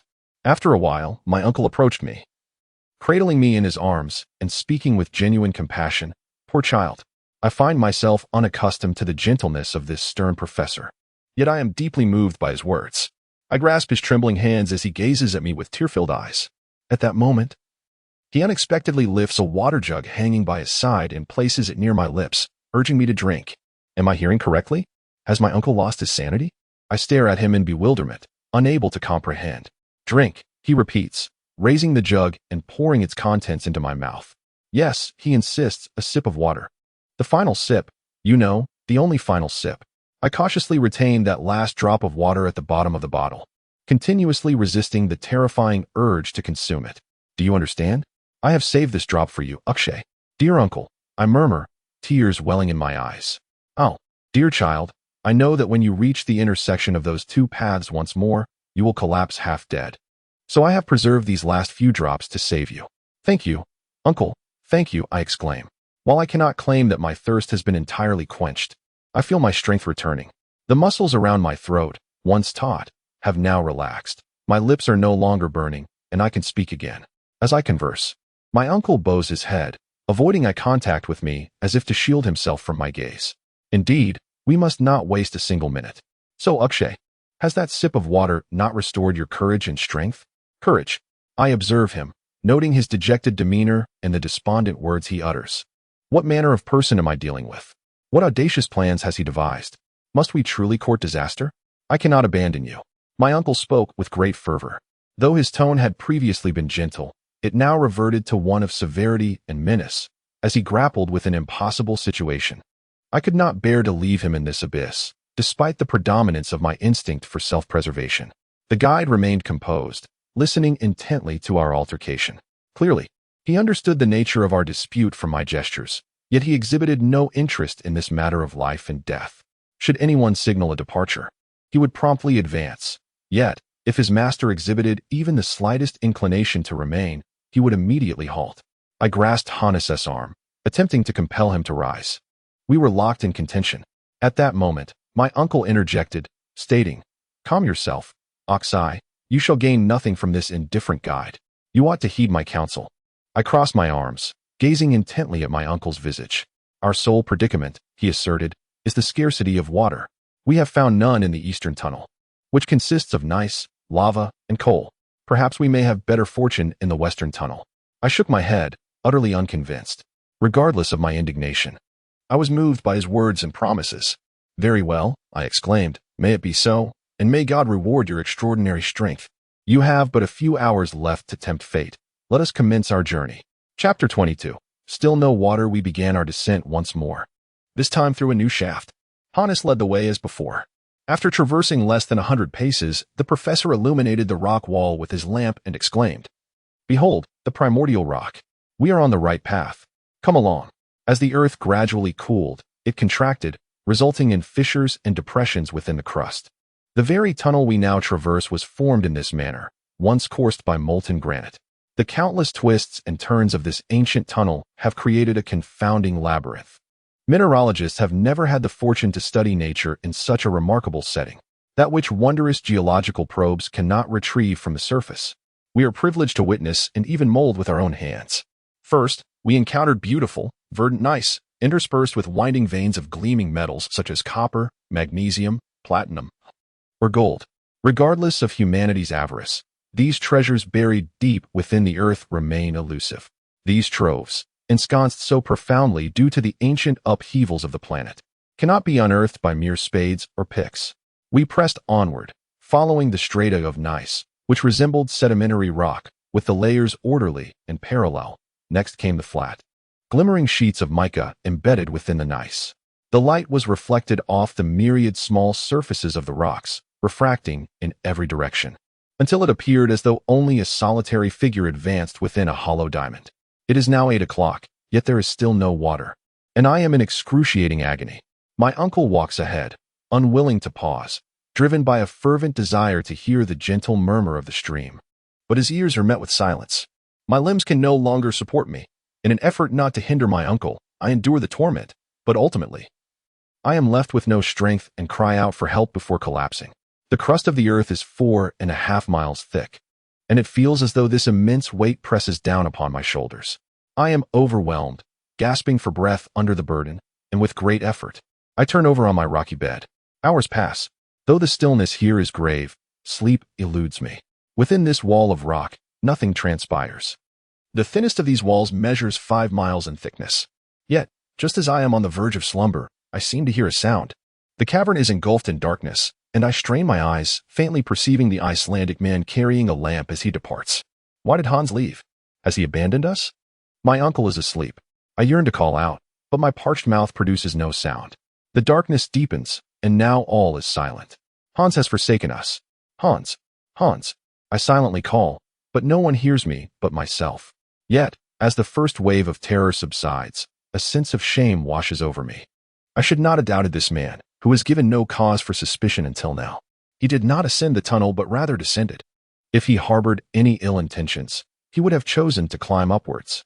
This notion dispelled my apprehensions, and I began to ponder why this calm and compliant Hans had risen from his slumber. Was he on the brink of a revelation? In this tranquil night, had he detected some subtle sound that had escaped my ears? Chapter 23. Hans, indeed. For approximately an hour, I was ensnared in a frenzy of chaotic imaginings regarding the myriad motivations of this taciturn guide. A plethora of the most absurd thoughts invaded my mind, leading me to believe I had perhaps lost my sanity. Finally, a sudden sound of footsteps echoed below. Hans was ascending once more. His flickering light first illuminated the rock wall, then emerged from the corridor's entrance. Hans appeared, approached my uncle, placed a hand upon his shoulder, and gently roused him. My uncle sat up. "What is it?" he inquired. "Water," I exclaimed, gesturing wildly like a madman. "Water," my uncle echoed. "Where?" he asked the Icelander. "Where? Just below." I understood. I gripped the guide's hand tightly, and he regarded me silently. I hastily prepared, soon descending through one of the 3 slopes of the corridor. An hour later, we had traversed 6,000 feet, descending 2,000 feet. At this juncture, we distinctly heard a new sound, reminiscent of distant thunder. I had walked for half an hour, yet had not glimpsed the source of the sound I had been hearing. A wave of pessimism and despair began to wash over me. But at that moment, my uncle clarified the origin of the sound. "Hannes has not erred," my uncle declared. "What you hear is the sound of a torrent." "A torrent?" I exclaimed. "Indeed," he affirmed. "There are underground rivers nearby." We hurried forward, overwhelmed with excitement fueled by hope. Fatigue dissipated. The sound of water invigorated us. The torrent that had once roared above us now thundered and surged behind the left rock face. I continuously reached out to touch the stones, yearning for a hint of moisture, Yet my efforts proved fruitless. After another half-hour and a mile and a half of travel, it was evident that the hunter had ventured no further than this point in search of a water source.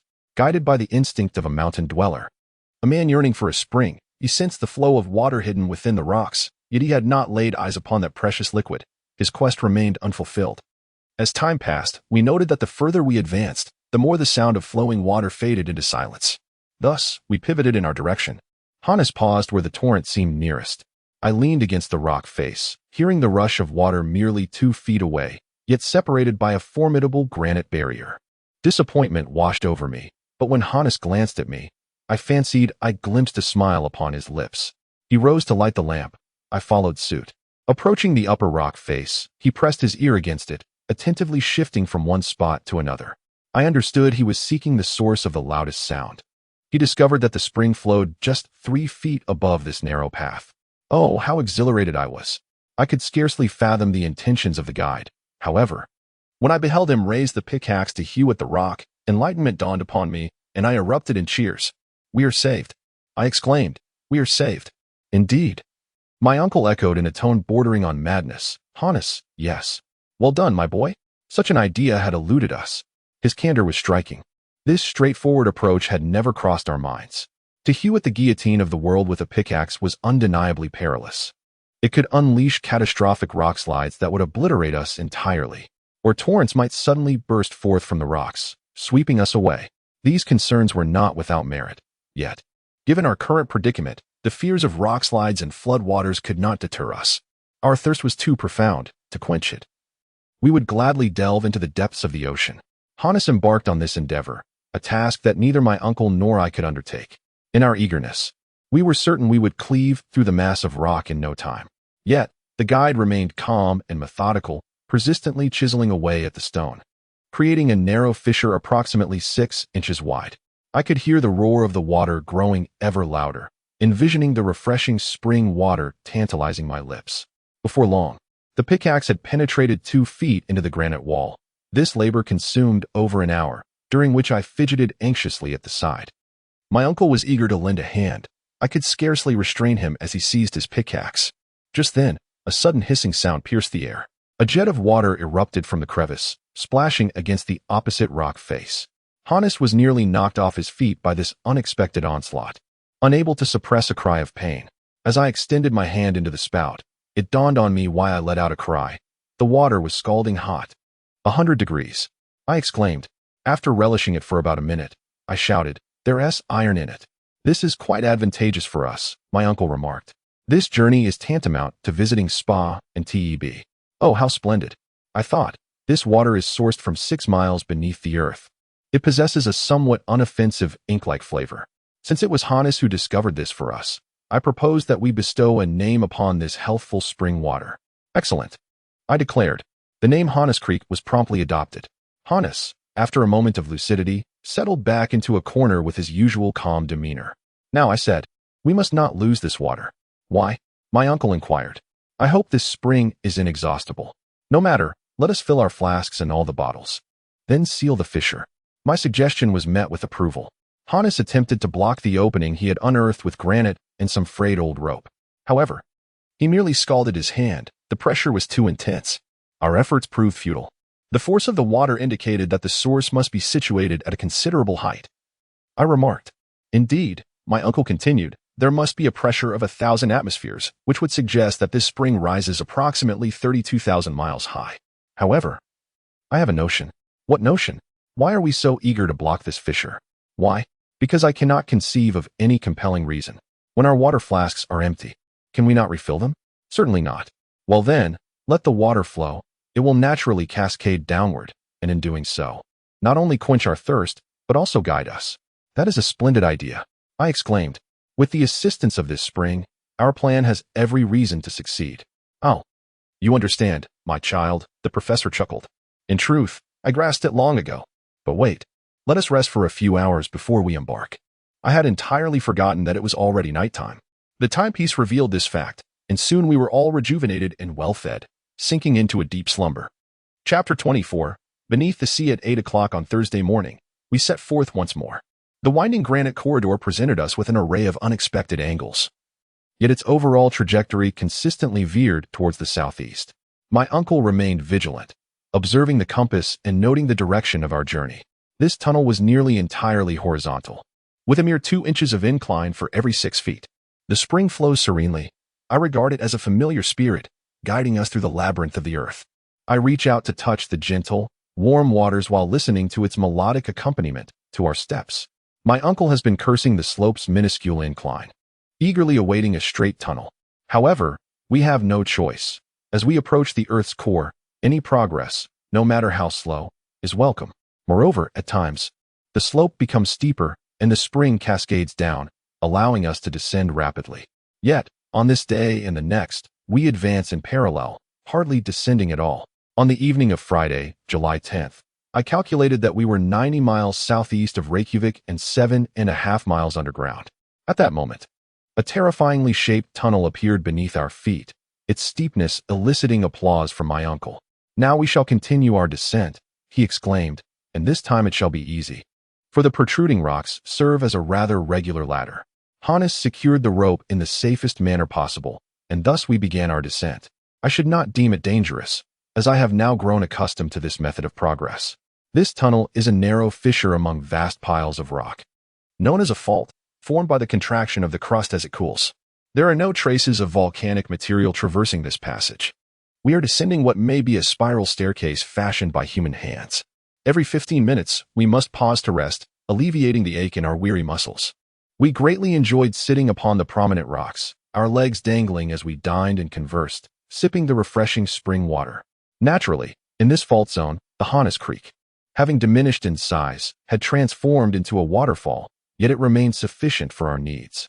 The spring water here was akin to our uncle, easily agitated and irritable, while on the gentle slopes, it resembled our Icelandic guide. On the 6th and 7th of July, we advanced along the spiral of the fault, penetrating 6 miles into the Earth's crust, perhaps 15 miles beneath sea level. However, on the 8th, the inclination of the fault became significantly gentler, slanting southeast at a 45-degree angle. The path was level, devoid of any undulations. It was inevitable, for one cannot expect much variation in the characteristics of the scenery. By Wednesday, the 15th, we found ourselves 21 miles underground and 150 miles beneath the SN Fells. Although somewhat fatigued, our bodies felt well, and our medical supplies remained untouched. Our uncle meticulously checked his watch, fluid barometer, and compass each hour. Later, these figures were published. When he informed me that we had traversed 150 miles in a parallel manner, I exclaimed aloud. "What is it?" he inquired. "Nothing. I merely had a thought." "What thought, my child?" "If your calculations are correct, then we are no longer beneath Iceland." "Do you truly believe so?" "It is quite apparent. I measured with the compass and the map scale." "I am correct," I declared, having traversed the Cape of Peterlawn. Our southeastward journey over the span of several miles has led us beneath the sea. "Beneath the sea," my uncle echoed with delight, rubbing his hands together. "Consider this," I continued. "The ocean lies just above us. That is of no consequence, Axel. Beneath the coalport lies a wealth of coal mines. Regardless of whether we are beneath the icy peaks of Iceland or the waves of the Atlantic, it matters not, for here, too, stand jagged rocks." Nevertheless, my uncle's musings elicited a sense of discomfort within me. Gradually, however, I acclimated to this notion, for although the incline of the tunnel, at times straight and at others winding, frequently altered, it persistently meandered southeastward, ever descending, soon leading us into profound depths. 4 days later, on the evening of Saturday, July 18th, we arrived at a vast cavern. My uncle compensated Hannes with his weekly wage of $3 and decided that the following day would be a day of rest. Chapter 25. A day of rest. Upon awakening on Sunday morning, I found myself devoid of the usual urgency to prepare for immediate departure. Even in such profound depths, the prospect of a day off was immensely gratifying. Moreover, I had grown accustomed to our subterranean existence, scarcely recalling the sun, stars, moon, trees, houses, towns, and the luxuries we once deemed essential in our former lives. Living this ancient and primitive existence, we have ceased to concern ourselves with unnecessary marvels. This cavern has formed a grand hall, its granite floor adorned with a faithful spring. The water flows from its source to this very spot, having reached a temperature harmonious with its surroundings, making it easy to drink.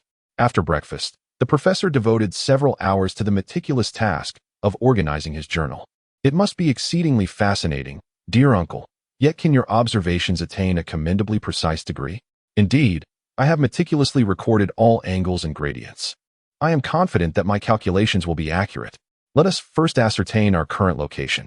Bring forth the compass and discern the direction. Very well. The professor remarked as he noted the direction and swiftly calculated that we had traversed 255 miles from our point of departure. So, are we indeed journeying beneath the Atlantic Ocean? Quite so. Perhaps, at this very moment, a tempest rages in the Atlantic above us, with vessels swaying amidst the tumult. It is highly plausible. Perhaps whales are striking the walls of our prison with their mighty tails. Fear not, Axel, for whales cannot budge this wall. Let us continue our calculations. We are situated southeast, 255 miles from Snaefellsjökull, which indicates that we are currently 48 miles underground. 48 miles, I exclaimed. Indeed, this is the limit of the Earth's crust. I dare say it is possible. According to the rising temperature pattern, it must already be 1,500 degrees Celsius. It certainly is, my child. Therefore, all the granite should have melted. Yet, observe that the granite remains intact. Indeed, reality has contradicted the theory as it often does. I must concede to this. Nevertheless, it genuinely astonishes me. Let us check the thermometer. What does it read? 27.6 degrees. Thus, the scientists miscalculated by 1,472.4 degrees. Hence, the assertion that temperature rises as one descends is erroneous. Therefore, Humphrey Davy was correct, and I am inclined to believe in his accuracy. Do you have anything else to say? Nothing of significance. In truth, I have much to express. I shall never concur with Davy's theory. I still maintain my belief in geothermal heat, despite not having experienced it yet. I do agree with the notion that the vent of this dormant volcano is enveloped by a layer of rock that cannot melt, preventing the heat from reaching the interior. However, I ceased to argue further with him and merely presented a point regarding the current situation. Uncle, I acknowledge that your calculations are precise. But permit me to draw a conclusion. Please proceed, my child. At the latitude of Iceland, the Earth's radius is approximately 4,749 miles, is it not? 4,750 miles. Let us round it to the nearest whole number and consider it 4,800 miles. We have traversed 48 miles out of 4,800, which means we have covered 1%. As you mentioned, it has been precisely 20 days. At this rate, it would require an astonishing 2,000 days, or approximately 5.5 years, to reach the Earth's core. The professor remained silent. Furthermore, if we advance 250 miles while simultaneously descending 40 miles, it will take an extensive amount of time to reach the center of the Earth. Your calculations are quite vexing, Uncle exclaimed, asserting that circumstances would change. Moreover, others have accomplished this feat. If he can succeed, so too can I. I sincerely hope so. But ultimately, will I be permitted?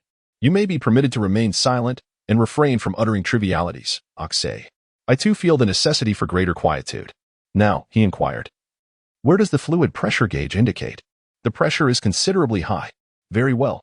You see, we have gradually arrived at this juncture, yet it does not feel particularly uncomfortable. No, it merely causes a slight discomfort in my ears. It shall soon be alleviated. Take a deep breath quickly, so that the pressure in your lungs equalizes with that of the external environment. Yes, of course, I responded, choosing not to provoke him further. Have you noticed how clearly one can hear? Indeed, this allows even the deaf to perceive sound. However, the density must surely increase, correct? Yes. According to a somewhat uncertain principle, it will indeed grow denser. As we descend, the weight of objects diminishes. You see, when an object is on the surface of the Earth, it possesses its maximum weight, and at the Earth's center, it becomes weightless. I am aware of that, however. As pressure increases, will the density of air eventually equal that of water? Indeed, it will reach the density of water at a staggering pressure of 710 atmospheres. But what if the pressure were to decrease further? In such a case, the density would increase even more.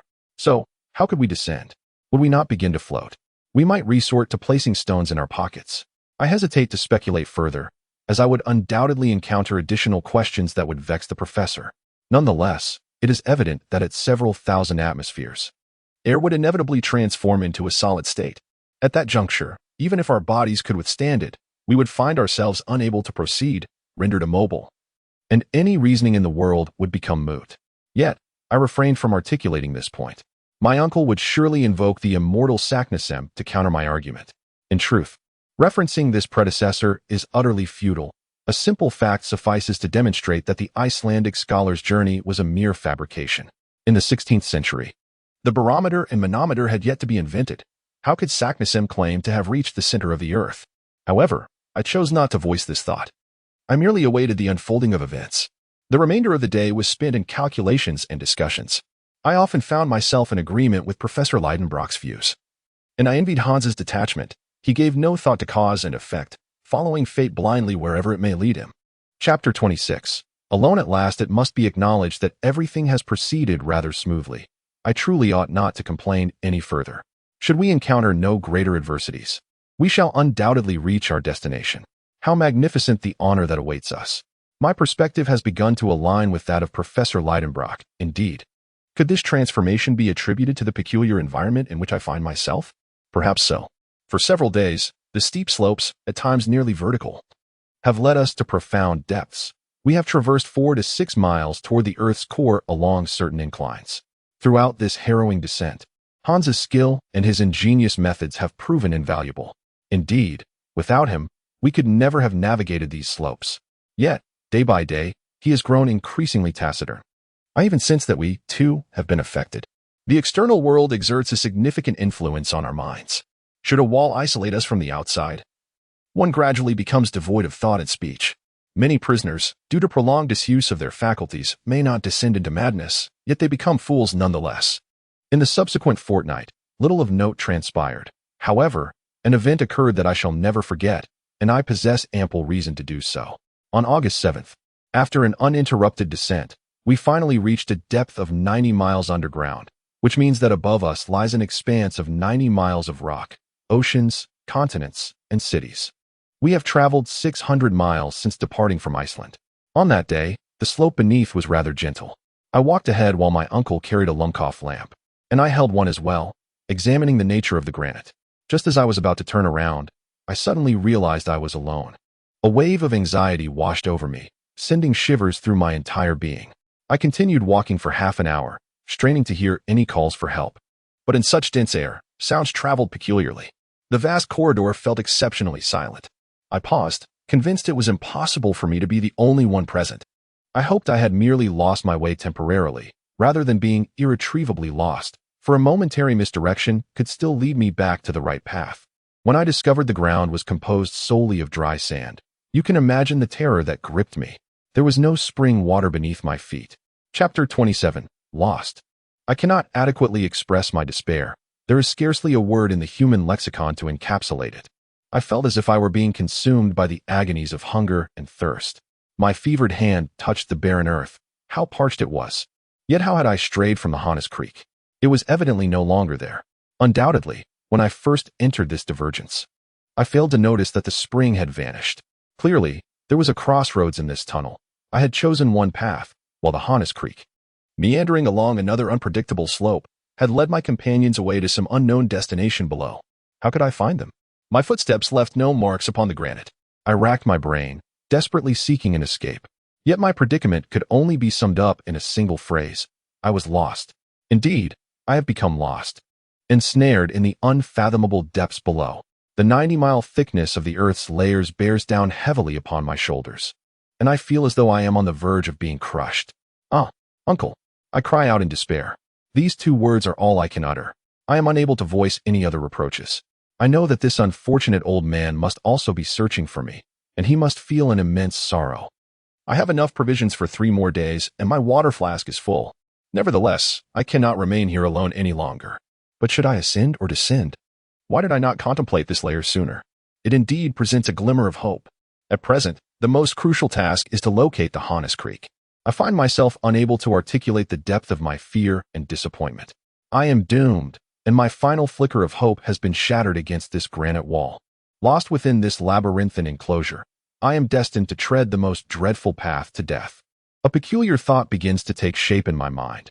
If my fossilized remains were discovered in this subterranean expanse, it would surely ignite fervent scientific debate. I long to speak aloud, yet only a hoarse whisper escapes my parched lips as I stand there, gasping for breath. In this moment of anguish, a new terror assails my spirit. My lamp has been damaged. I possess no tools for repair, and the light is dimming, soon to extinguish completely. I watch helplessly as the current in the filament wanes, causing the illumination to gradually fade. A shadow traverses the rocky walls of the tunnel. I hesitate to lower my gaze, fearing the loss of this dwindling light.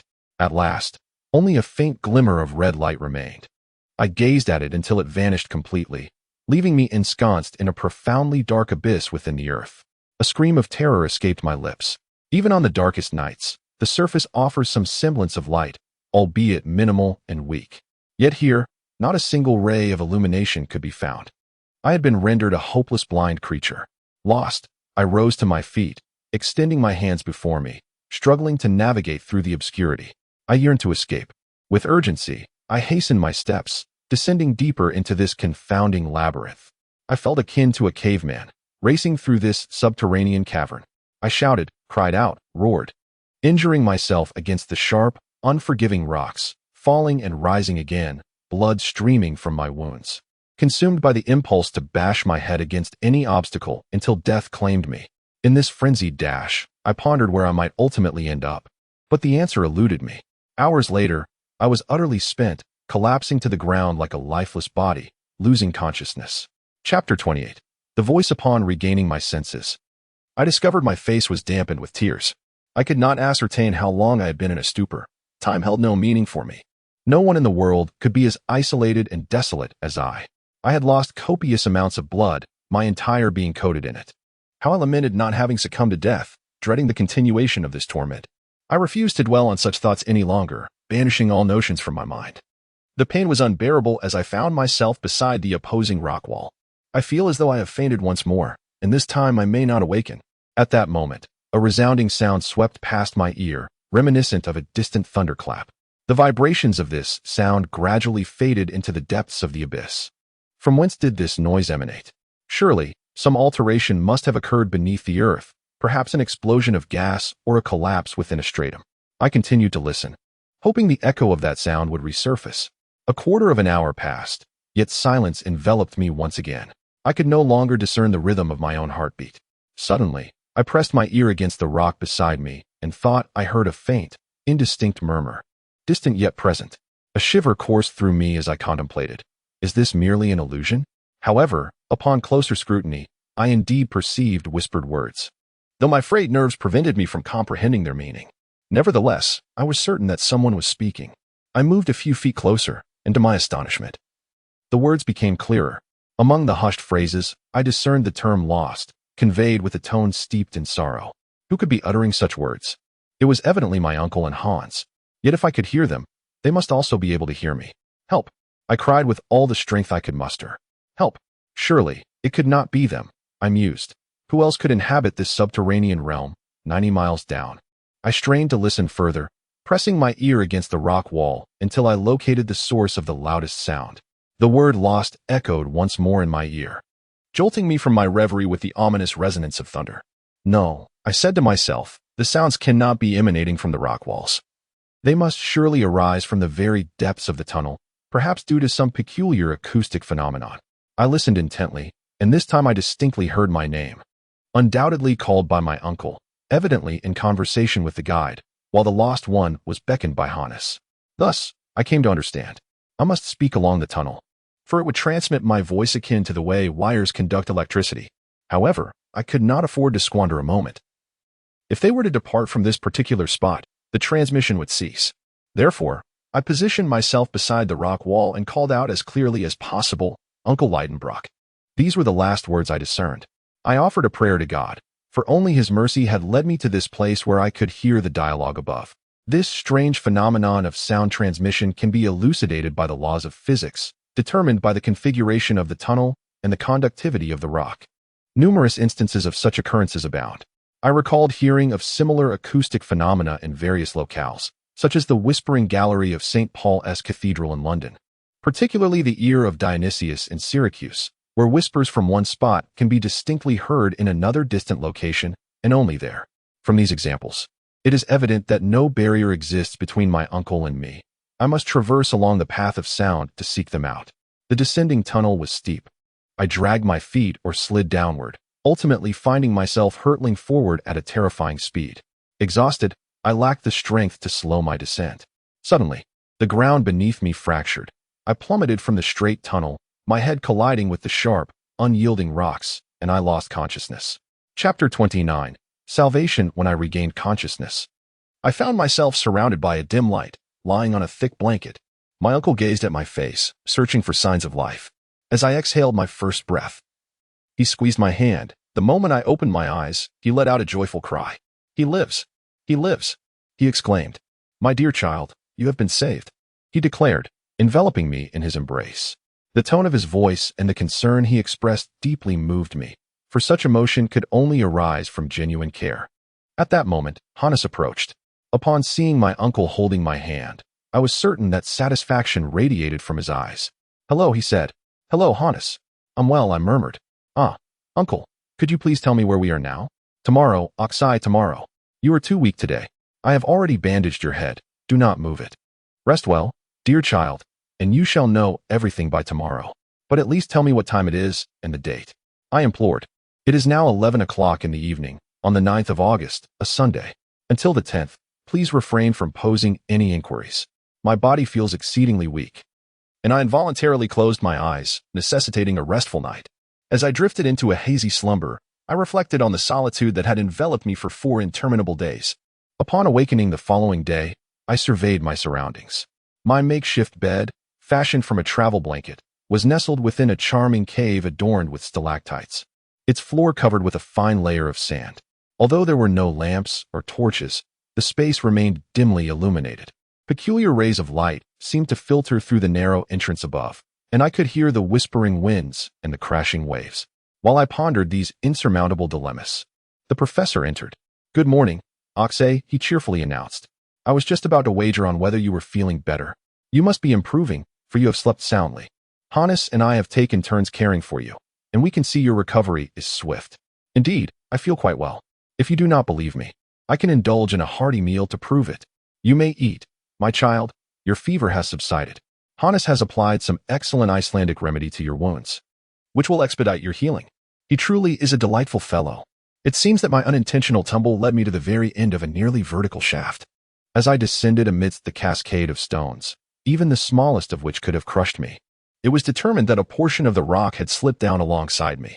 This sudden turn of events sent me, bleeding and fainting, into my uncle's arms.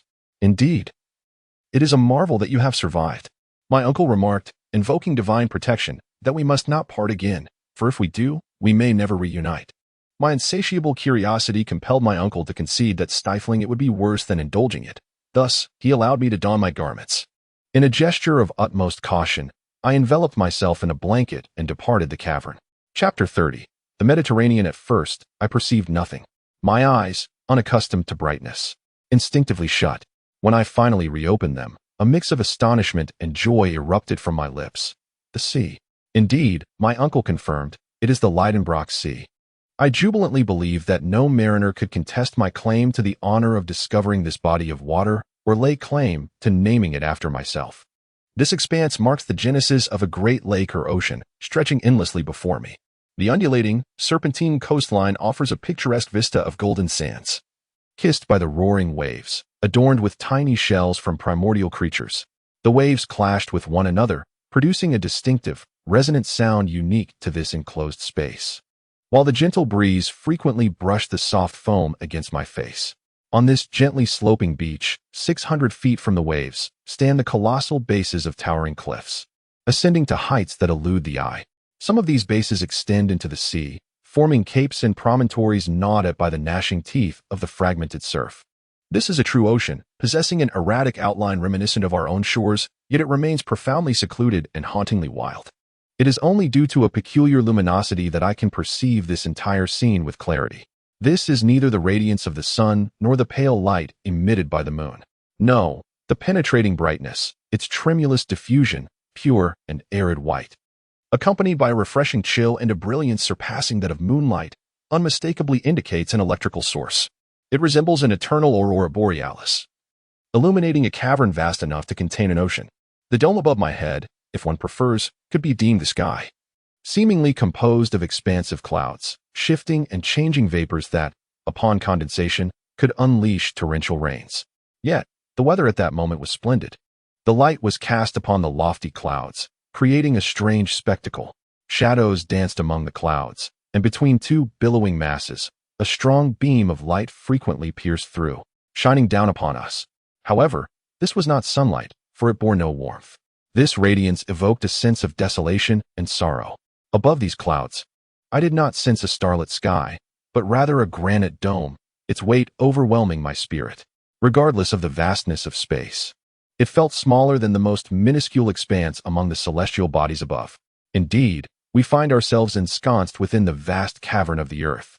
Its breadth remains indeterminate, for it expands infinitely beyond the gaze of the eye, and its length is equally elusive, as our imagination can extend only to the boundless horizon. The height must surely exceed 10 miles or more.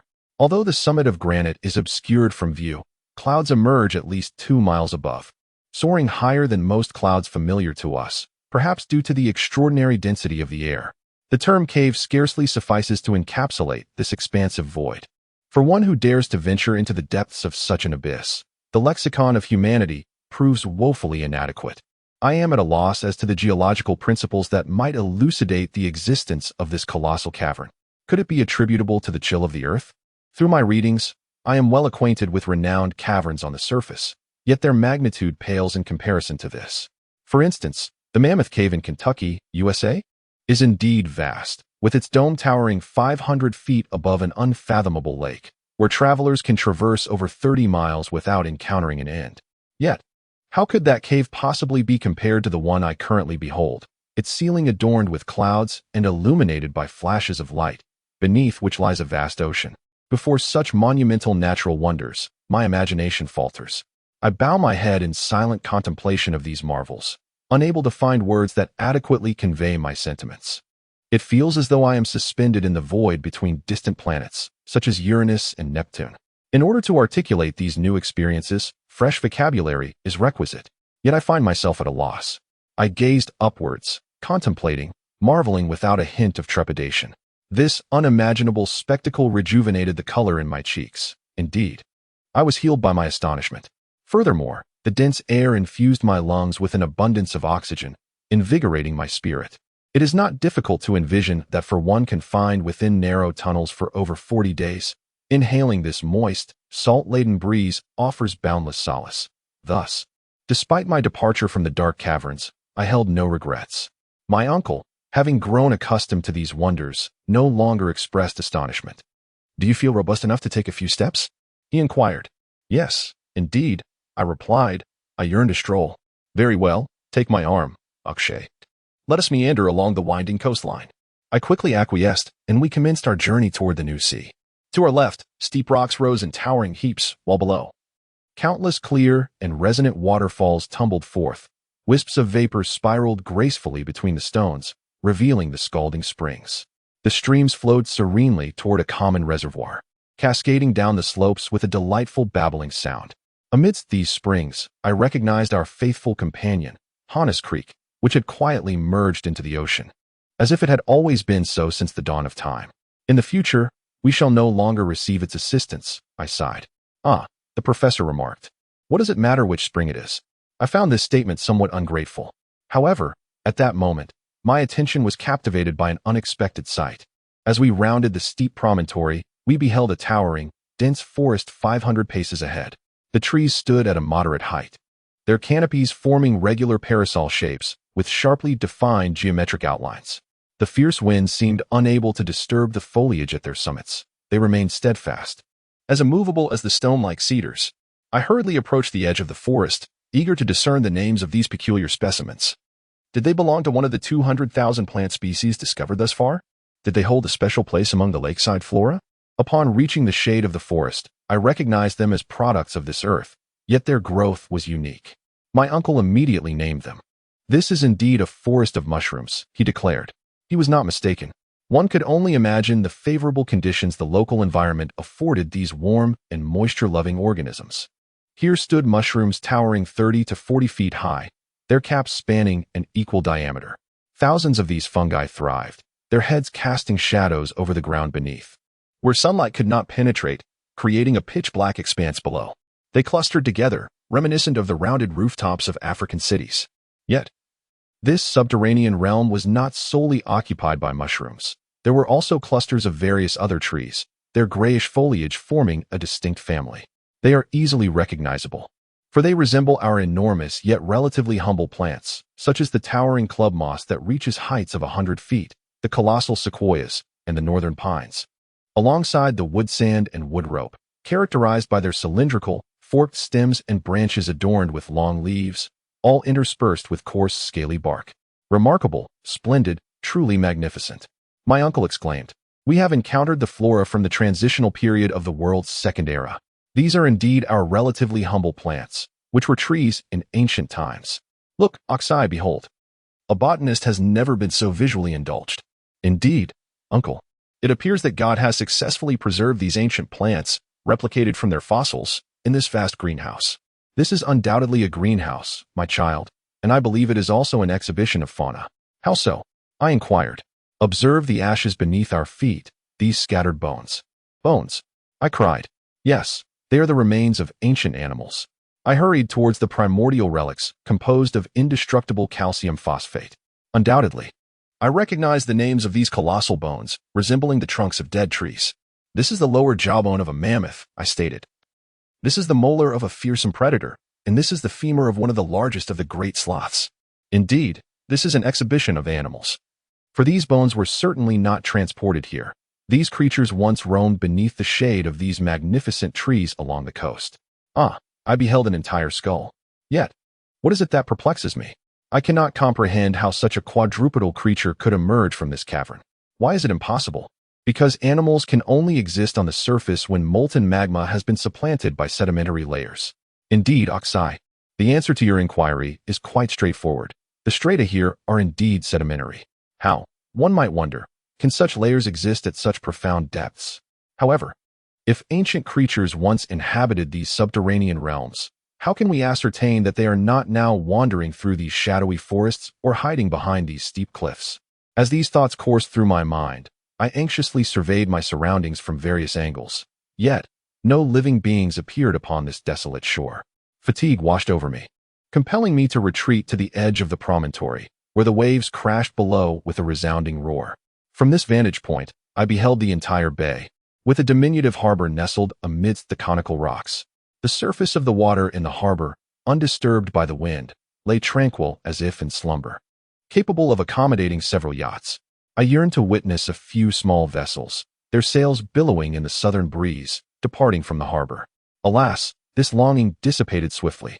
We were indeed the sole living beings in this subterranean world. When the wind ceased, a silence more profound than that of the desert enveloped the arid rocks, suspended over the ocean's surface. At this moment, I yearned to traverse the distant fog, to unveil the curtain shrouding the desolate horizon. What inquiries emerged from my lips? How does the sea conclude? Where does it lead? Can we glimpse the opposite shore? Yet my uncle harbored no doubts. As for me, I was torn between a desire for knowledge and a fear of what I might uncover. Chapter 31. The raft. Upon waking the following day, I found myself fully restored to health. I believed a bath would be beneficial. Thus I immersed myself in the Mediterranean, relishing its embrace for several minutes. It truly deserved such a designation, surpassing even the genuine Mediterranean waters on land. Upon my return, I was eager for breakfast. Hannes prepared our meal. With access to water and fire, he could alter the presentation of our morning repast. He served us several cups of coffee, a delightful brew that had never tasted more exquisite. Now, my uncle remarked, the tide has risen. I cannot miss the chance to observe the ebb and flow. The tide? Indeed. The forces of the moon and sun exert their influence here as well. How could they not? Does not everything yield to the universal law of gravitation? How could these waters be an exception to such a fundamental principle? Thus, regardless of the atmospheric pressure above the sea, one could witness its tides rising, much like the Atlantic. At that moment, we stood by the shoreline, watching the waves gently advance toward the land. The tide is beginning to rise, I announced. Yes, Axel, I surmised. The tide is likely to ascend by approximately 10 feet. How remarkable. There is nothing. It is quite natural. You may express yourself as you wish. Yet to me, it appears truly remarkable. I can scarcely believe my eyes. Who could have imagined that within this crust, there exists an ocean? complete with the ebb and flow of tides, and subject to tempests and torrential rains? How could it not be so? Is there any natural law that could possibly assert that an ocean does not reside within a cavern? Aside from the notion of heat emanating from the Earth's core, I am unaware of any such law. Thus far, is Darwin's theory accurate? Indeed, if that is the case, the interior of the Earth may very well harbor other seas and lands. Certainly, they are uninhabited. I wonder why we have yet to encounter any unknown fish in these waters. We have not seen a single one. We could fashion some lines and hooks to see if we might achieve similar results as on the surface. Let us attempt it, Axel. We must uncover all the secrets of these new realms. But according to your instruments, where are we now, Uncle? In terms of the horizon, we are currently 1,050 miles away from Iceland. Is it truly that far? I am certain the error cannot exceed a mile. As for the compass, are we still progressing southeast? Yes, regarding the inclination, I have observed some peculiar phenomena. What phenomena? The needle of the compass does not tilt downward toward the pole as it does in the northern hemisphere. Rather, it points upward. Does this imply that the magnetic pole lies between the surface and our current subterranean location? Indeed, if we were positioned beneath the polar regions, around latitude 70 degrees, precisely where James Ross discovered the magnetic pole, we would observe the compass needle pointing vertically upward without a doubt. The center of this magnetic attraction is evidently not situated at great depths. Hence, this remains a fact that science has yet to question. Science, in its essence, encompasses numerous inaccuracies. However, these fallacies are not detrimental, as they gradually lead us toward the truth. How deep beneath the surface are we at present? 150 miles. Thus, I consult the map and ascertain that the mountainous regions of Scotland lie directly above us, with many miles of snow-capped Grampian peaks towering overhead. I remain uncertain about how we might traverse this subterranean water source. I do not mean to suggest we plunge headfirst into the water. Nevertheless, the expanse surrounding this internal sea is undoubtedly composed of rock. Indeed, of course, I can certainly find a new route downward on the opposite side. How extensive do you think this sea is? Perhaps 90 or 100 miles. I pondered, realizing that this estimation may be utterly erroneous. Therefore, let us not squander any more time. We shall embark tomorrow. I cannot help but scan the vicinity for any vessels capable of transporting us. I know, I remarked, but what of the ship? We possess no vessel, my child. Yet we shall construct a sturdy and admirable raft. A raft? I exclaimed. Rafts are as challenging to create as ships. I do not doubt your understanding, I wager, Axel. But if you lend an attentive ear, you might discern. Discern what? Indeed, the sound of the axe will reveal that Hannes has already commenced his labor. Constructing a raft? Indeed. What? He has felled trees? That seems unnecessary. Let us observe his progress. After a brief walk of a quarter of an hour, on the opposite side of the cove forming this natural harbor, I beheld Hannes at work. Shortly thereafter, I approached him. I was astounded to find a partially completed raft lying upon the shore, crafted from exceptional timber. Scattered across the beach were numerous beams, curved iron strips, and wooden frames ample enough to construct a series of rafts. Uncle, I called out, what sort of wood is this? Pine, fir, birch, and various northern trees, all of which, due to the erosive touch of seawater, have absorbed minerals. Is that so? This is surturbrander, or fossil wood. Then it must be as hard as lignite and too heavy to float? At times, indeed, some of this wood has transformed into coal, while others, like those we observe, have only partially metamorphosed into fossils. You see, my uncle added, casting a valuable log into the sea.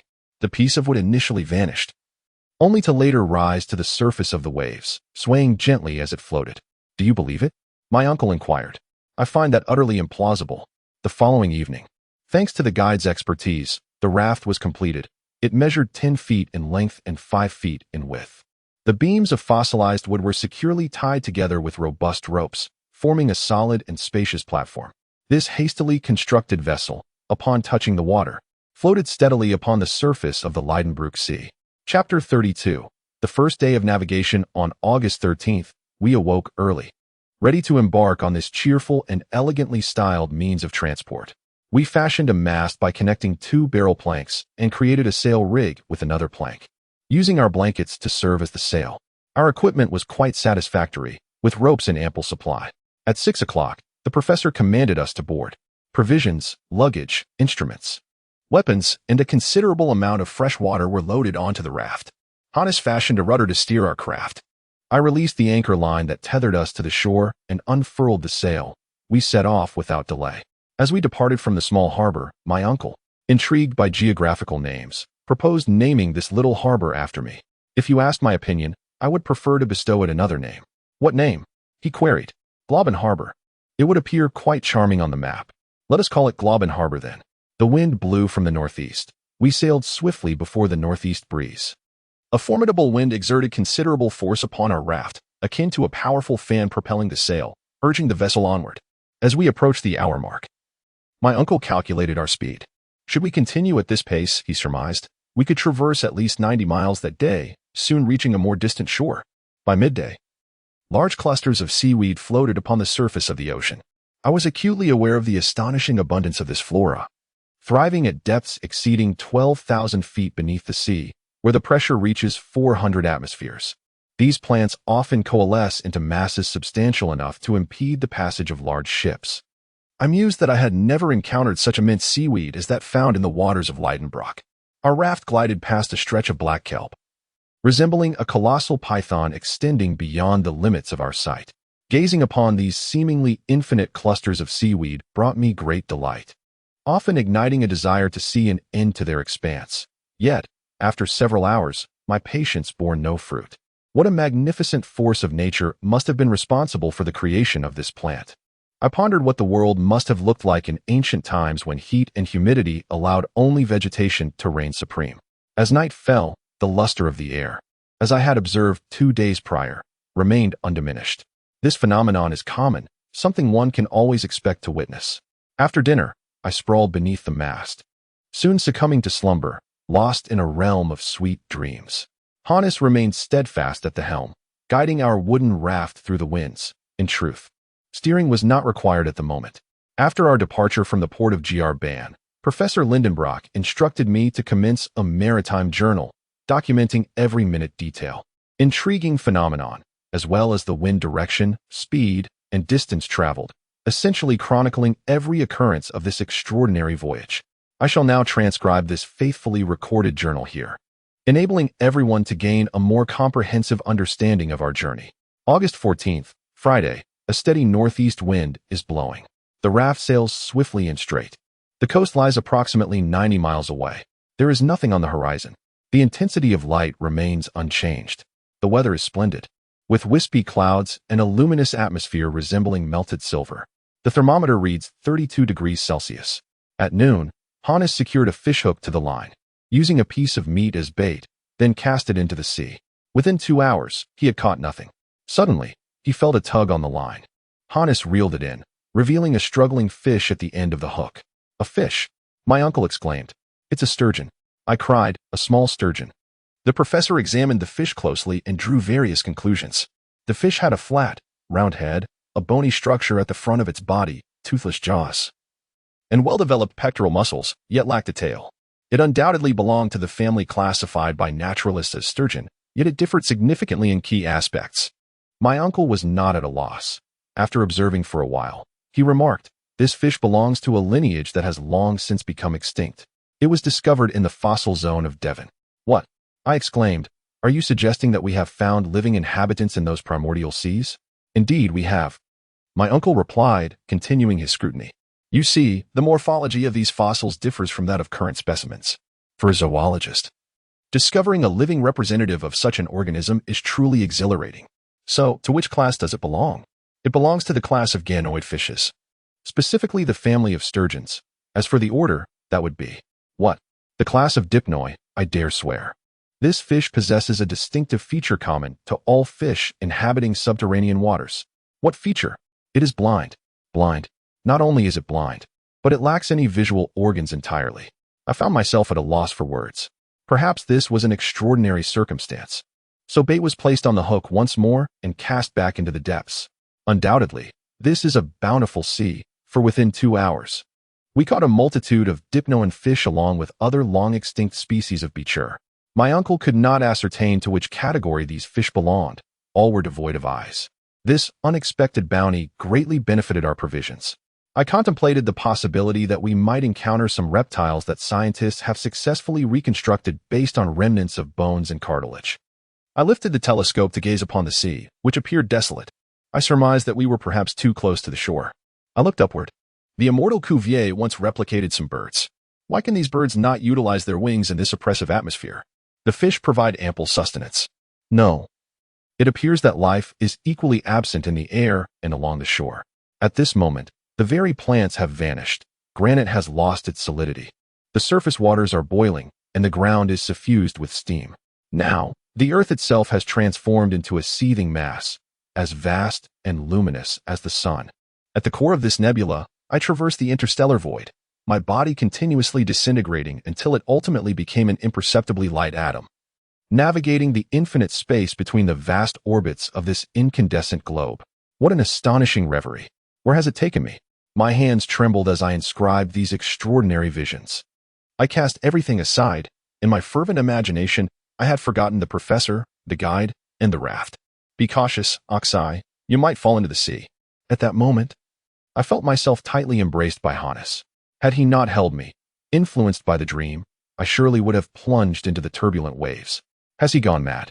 The professor exclaimed. What is the matter? Only then did I awaken. Are you unwell? No, I was merely dreaming, but it has passed. Is everything all right? All is well. The sea is calm. Indeed, the sea is tranquil. We are making swift progress. If my estimations are correct, we shall soon reach the shore. Upon hearing these words, I rose to my feet and gazed ahead. Yet, what met my eyes was still an endless expanse of water, merging seamlessly with the clouds above. Chapter 33. What is this? August 15th, Saturday. The sea remains monotonous, devoid of any change, without a hint of land in sight. The water stretches infinitely.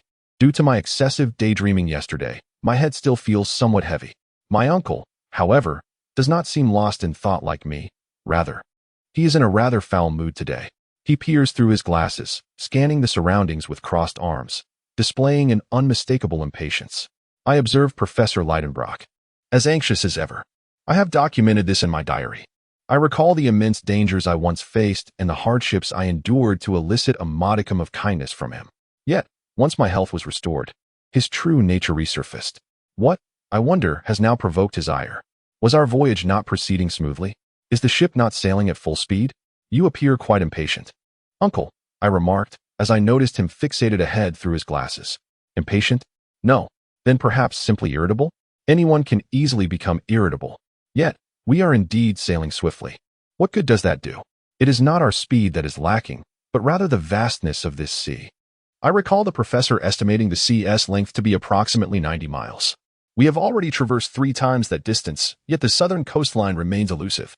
We are not descending at present. The professor reiterated that all of this was a futile endeavor. I had traversed such a great distance not merely to row in this pond with everyone. He referred to our voyage as rowing together, while he likened this vast sea to a mere pond. Yet, I contended that we were following the path indicated by Signution. This is where the dilemma lies. Are we indeed traversing the same route he once took? Did he encounter the sea as well and cross it from this very point? Might the spring we regard as our guide lead us astray? Nevertheless, we cannot lament our arrival here. This spectacle do not speak to me of wonders. I have a purpose that I must fulfill. I acquiesced to the notion, allowing my uncle to nod his lips in frustration. Hannes demanded his wages, and my uncle counted out $3 for him. August 16th, Sunday. Everything remains unchanged. The weather mirrors that of yesterday, albeit with a slight chill in the breeze. Upon awakening, the first thing I did was to assess the light. I had been apprehensive that the sky would darken, yet it remained the same. The silhouette of the vessel was distinctly reflected upon the water's surface. Indeed, this sea appears boundless. Its expanse must rival that of the Mediterranean or the Atlantic. Why not? To measure the water's depth, my uncle secured a heavy pickaxe to a 1,200-foot-long rope and lowered it into the depths. We could not reach the bottom. We struggled to pull up the pickaxe. When it was finally hoisted, Hannes pointed out the marks on the iron, as if it had been pinched by 2 hard objects. I gazed at him. Tander, he said. Teeth. I cautiously examined the iron handle of the pickaxe and exclaimed in astonishment. Indeed, there are distinct bite marks upon this iron. The cheekbones adorned with such teeth must have once exerted tremendous force. Could this be a remnant of a bygone colossal beast? Has my dream from last night come to fruition? These musings have rendered me anxious throughout the day, only to find solace in the tranquility of nightfall. August 17th, Monday. I am endeavoring to recall the characteristics of Jurassic creatures. It seems that during the Jurassic era, the Earth was entirely dominated by reptiles. How immense and powerful their structures must have been. The largest and most formidable lizards, such as the short-nosed crocodile and alligator, have significantly diminished, now mere shadows of their early ancestors. The mere thought of such monsters sends a shiver down my spine. They roamed the Earth hundreds of thousands of years before the advent of humanity, and yet no living lizard of their kind has been witnessed. However, through the fossils unearthed by a British gentleman named Rice, we can glean insights into their colossal physiques. I once beheld a skull of one such lizard, towering at 30 feet, in the Hamburg Museum. Am I destined to encounter this creature face to face once more? Undoubtedly. The bite marks upon the pickaxe reveal that these teeth are conical, akin to those of a crocodile. I cast a fearful glance at the sea, apprehensive that a lizard might leap forth from its depths. My uncle seems to have discerned my thoughts, for after examining the iron pickaxe, he too scrutinized the ocean with great care. His intent to measure the water's depth, I muttered to myself, is rather bothersome. When that sea creature retreated, it must have startled the other denizens of the deep. Should our raft come under attack, I inspected our firearms. They remain in good condition and can be wielded if necessary. My uncle expressed his consent. The tumultuous surface of the water had already indicated the turmoil beneath. Danger loomed ahead, and we must remain vigilant. On Tuesday, August 18th, as twilight descended, I too began to succumb to drowsiness. In this ocean, night was non-existent.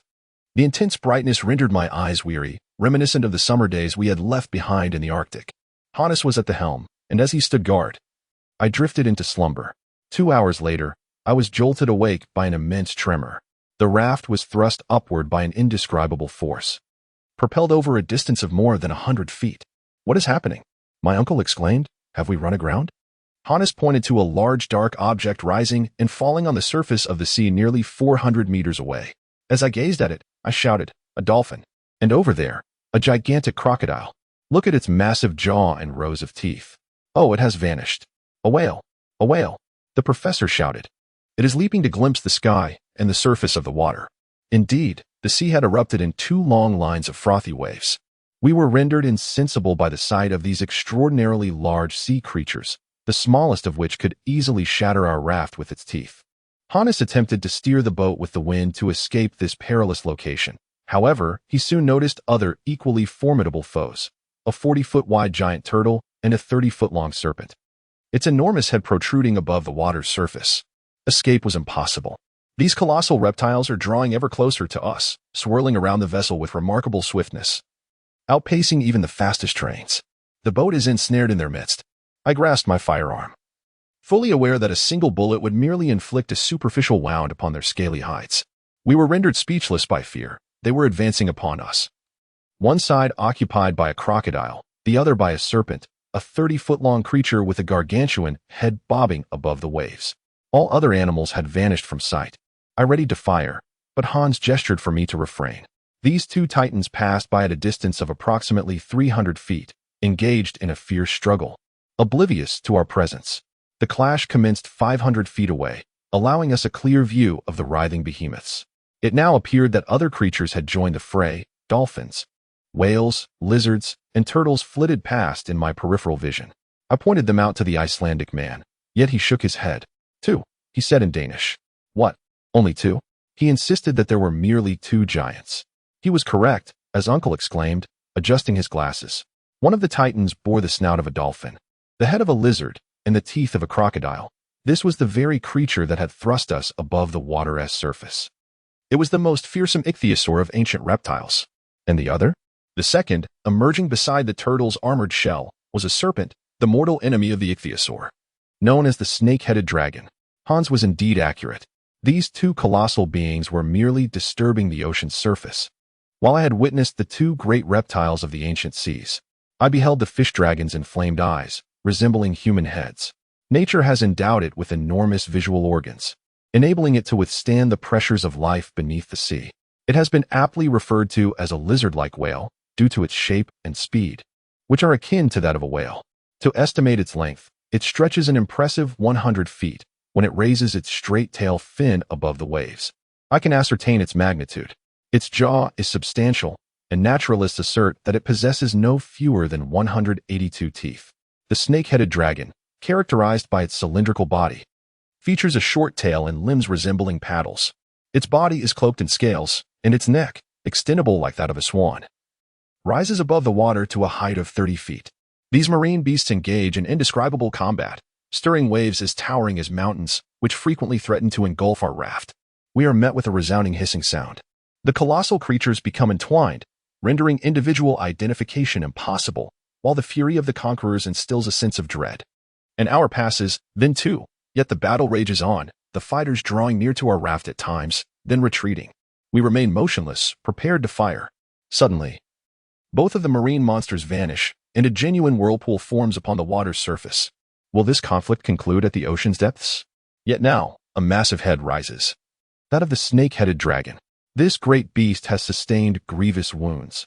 I can no longer see its formidable shell, but its long neck continues to rise and fall, coil and circle, creating waves akin to a colossal raft, twisting like an injured worm. The seawater splashed far away, striking our eyes, rendering them unable to open.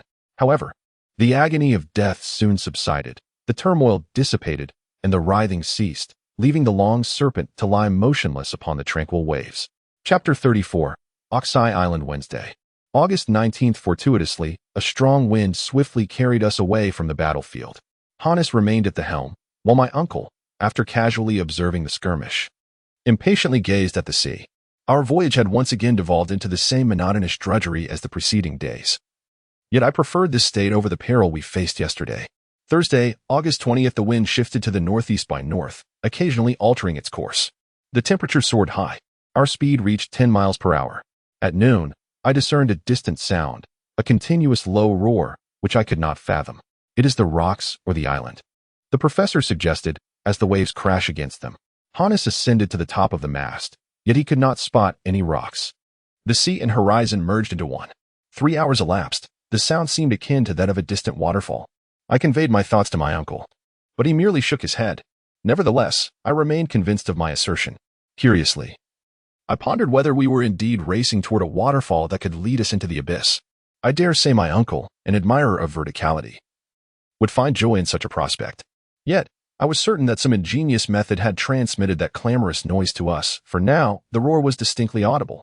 Did it emanate from the sky or the sea? I glanced upwards at the clouds, yearning to penetrate their depths. The sky is tranquil, with the clouds suspended on the dome above appearing utterly motionless. In this intense brightness, they have lost all semblance of form. Clearly, the answer to this conundrum lies elsewhere. At this moment, I gaze at the clear, unclouded horizon, its visage unchanged. Yet, if this sound were emanating from a waterfall, if this sea were cascading into a lower basin, if this rumbling noise were indeed the roar of a plunging waterfall, then there ought to be a current indicating its presence, and its ever-increasing velocity would serve as a warning of the peril that lies ahead. I then cast an empty bottle into the water, but it seems that no current exists. The sound is merely carried by the wind. Around 4 o'clock, Hannes arose and climbed once more to the mast. He surveyed the surrounding horizon, ultimately fixing his gaze upon a singular point. He did not exhibit surprise, yet his eyes were locked onto something. It seemed he had indeed perceived something, uncle. Yes, I believe he had. Hannes descended and pointed towards the south, exclaiming, "Over there, over there?" My uncle echoed. He lifted the telescope and scrutinized for a minute, a duration that felt like a century to me. "Yes, yes," he shouted. "What do you see?" "A massive spout rises from the waves." "Another sea creature?" "Perhaps." "Then let us steer the raft further west, for we have had our fill of these ancient leviathans." I turned to glance at Hannes, yet he steadfastly maintained his grip on the helm. "However, if you can perceive a column of water being thrust upward by that colossal beast from a distance of at least 30 miles, it must indeed be of extraordinary dimensions.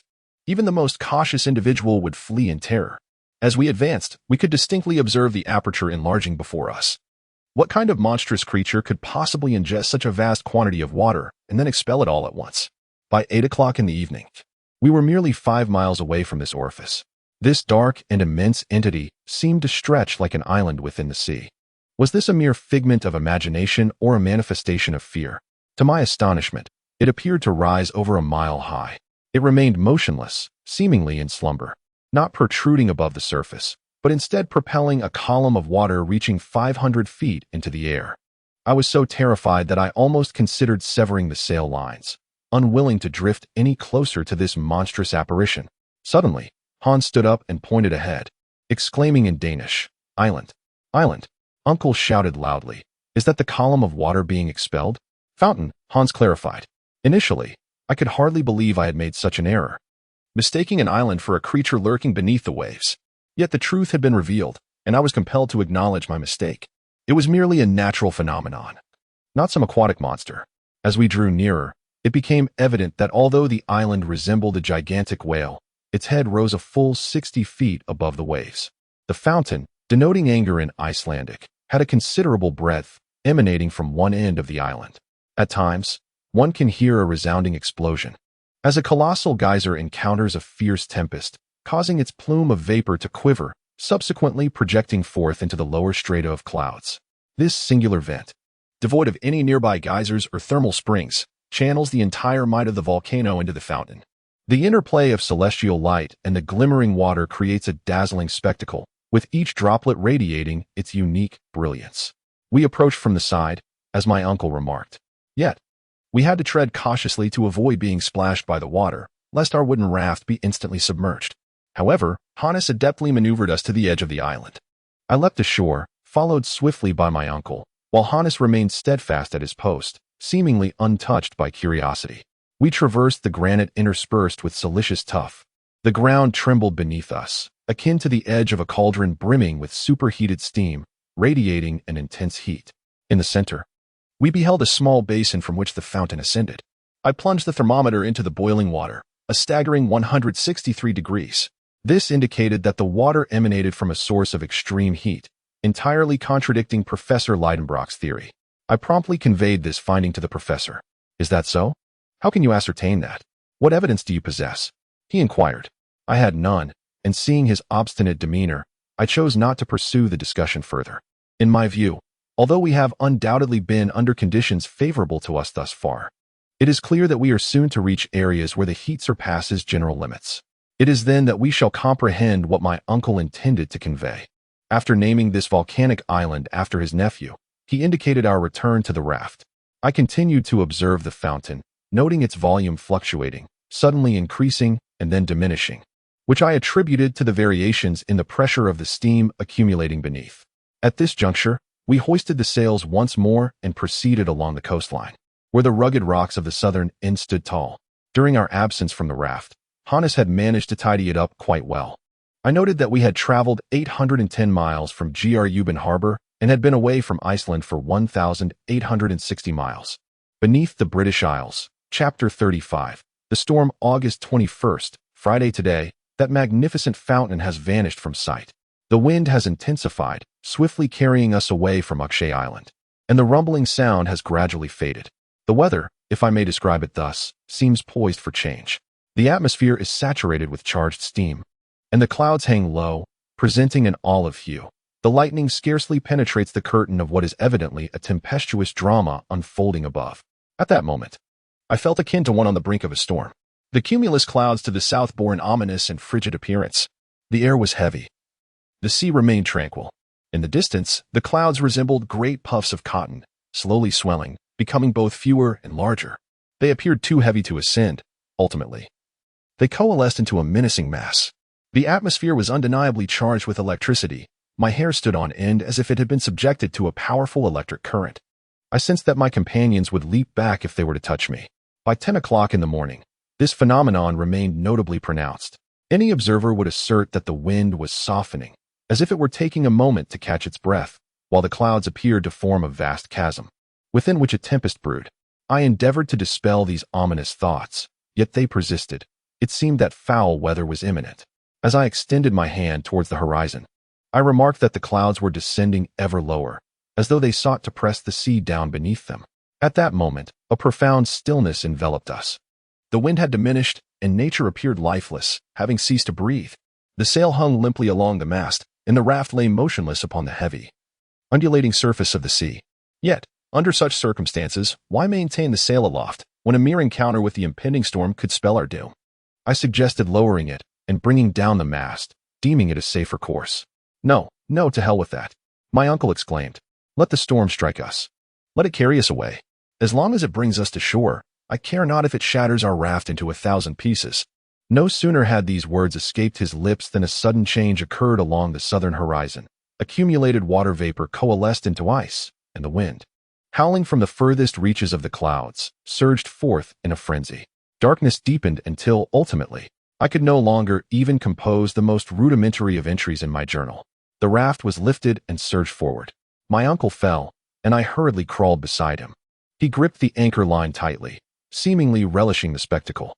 Hannes remained motionless, his peculiar visage reminiscent of ancient faces. The mast stood resolutely, although the sail billowed as if on the verge of bursting. The sail! The sail! I cried, gesturing to bring it down. No, Hannes softly shook his head in dissent. A torrential downpour cascaded like a roaring waterfall, obscuring the horizon we desperately sought to flee towards. Yet, upon reaching the waterfall, the mast was struck by lightning. The thunderous booms mingled with blinding flashes.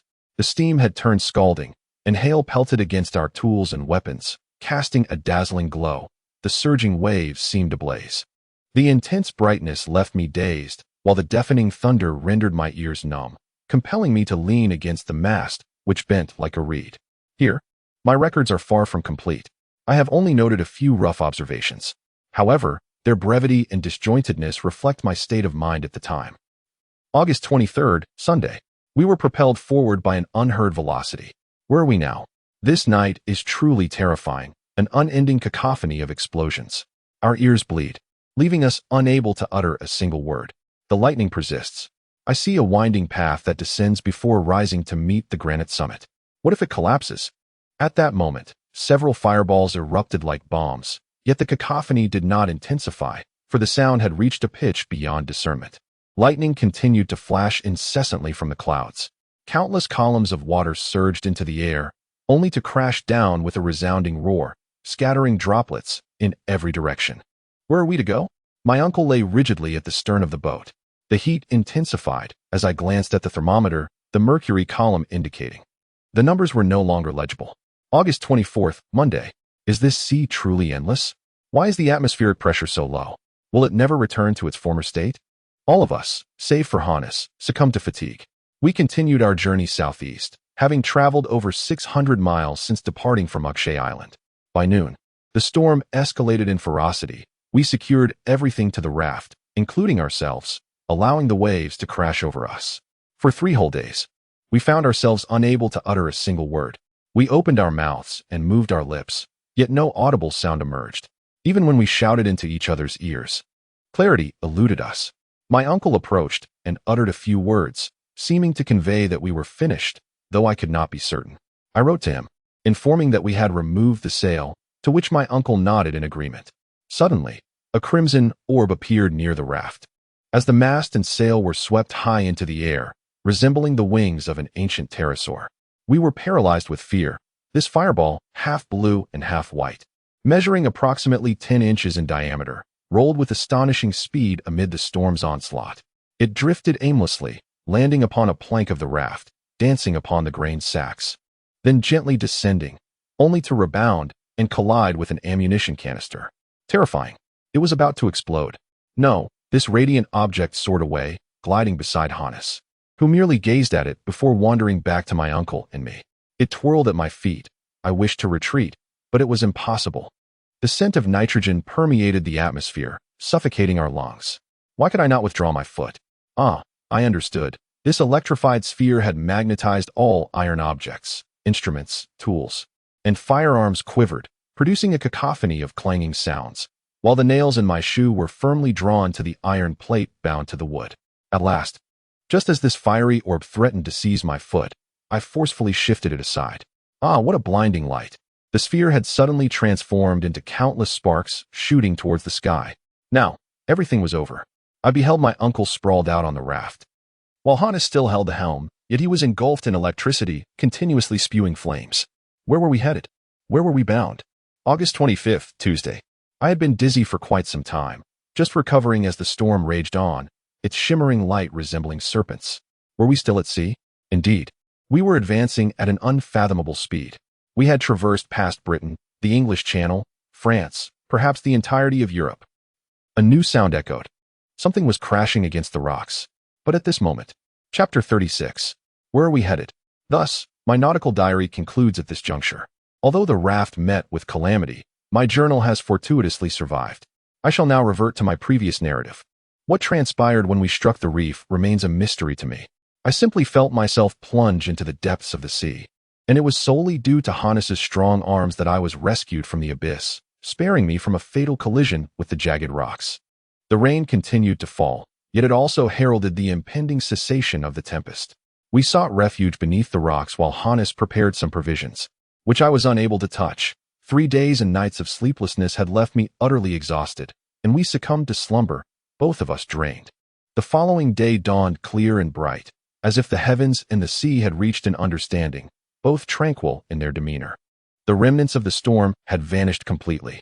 I was roused by my uncle's cheerful voice. "Hello, my child. Did you sleep well?" It felt as though we were at home.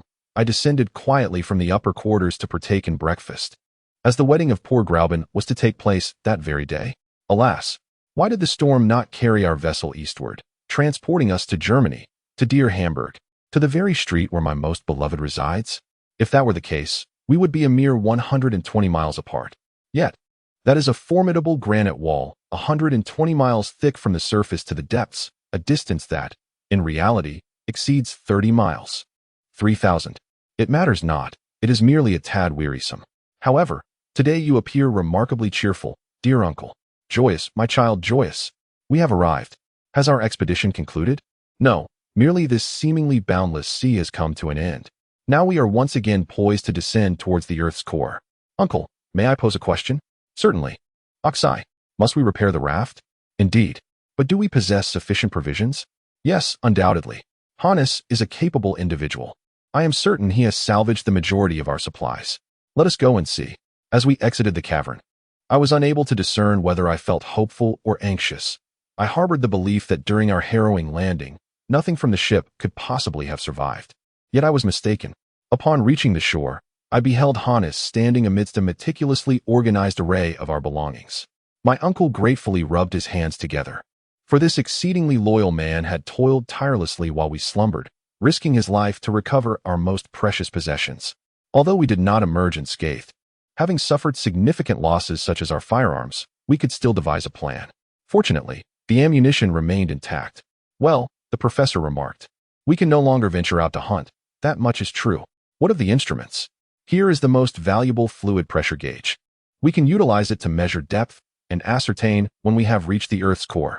Otherwise, we may overshoot our target and emerge in the completely opposite location. His joy, indeed, felt rather fierce to me. But what about the compass? I inquired. It is in perfect condition, right atop this rock, along with the chronometer and the thermometer. Hannes is an extraordinary man. All the instruments are indeed present, with numerous tools laid out on the shore, ladders, ropes, pickaxes, and more.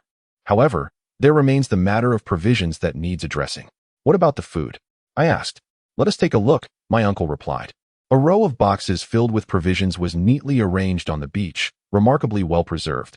The biscuits, salted meat, dried fish, and gin were sufficient to sustain us for 4 months. I should have come to understand my uncle by now, yet for some reason, he continued to astonish me. We shall use the rainwater collected in the stone basin for drinking, thus alleviating any concerns of thirst. As for the ship, I shall instruct Hannes to repair it as thoroughly as possible, although I suspect we shall not need it again, he added. I regarded the professor with skepticism. I questioned whether he might be losing his sanity. Yet, his demeanor belied any signs of madness. Let us have breakfast, he insisted. After he directed the guide, I followed him to a raised promontory.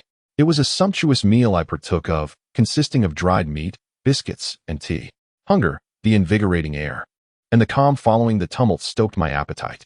During breakfast, my uncle and I deliberated on our current location. It seemed quite challenging to determine. Oh, the last observation was made on the island with the fountain, Axel Island, my child.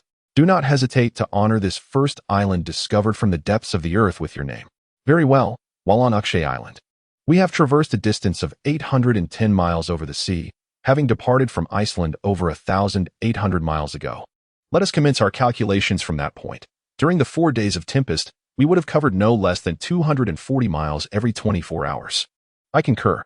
Thus, we must add an additional 900 to 1,000 miles. Indeed, From one shore of the Lidenbrock Sea to the other spans approximately 1,800 miles. In terms of magnitude, this sea can be likened to the Mediterranean. Do you not think, Akshay? Certainly. Were we to merely have crossed this sea, it would be even more so. It is indeed probable. Furthermore, a curious observation arises. If our calculations hold true, the Mediterranean lies directly above us. We are now approximately 2,700 miles from Reykjavik. The wind has undoubtedly remained unchanged. Hence, I am convinced this coastline is situated to the southeast of Grauben Harbor. Well, with a mere glance at the compass, we shall ascertain that immediately. The professor approached the rock where Hannes had laid the instruments. He appeared jubilant and elated, rubbing his hands together in a manner reminiscent of a young lad. I followed closely, eager to discern the accuracy of my estimations. My uncle approached the rock, retrieved the compass, leveled it, and then observed the needle, which initially swayed before settling due to magnetic influence. He gazed intently, rubbed his eyes, and scrutinized once more.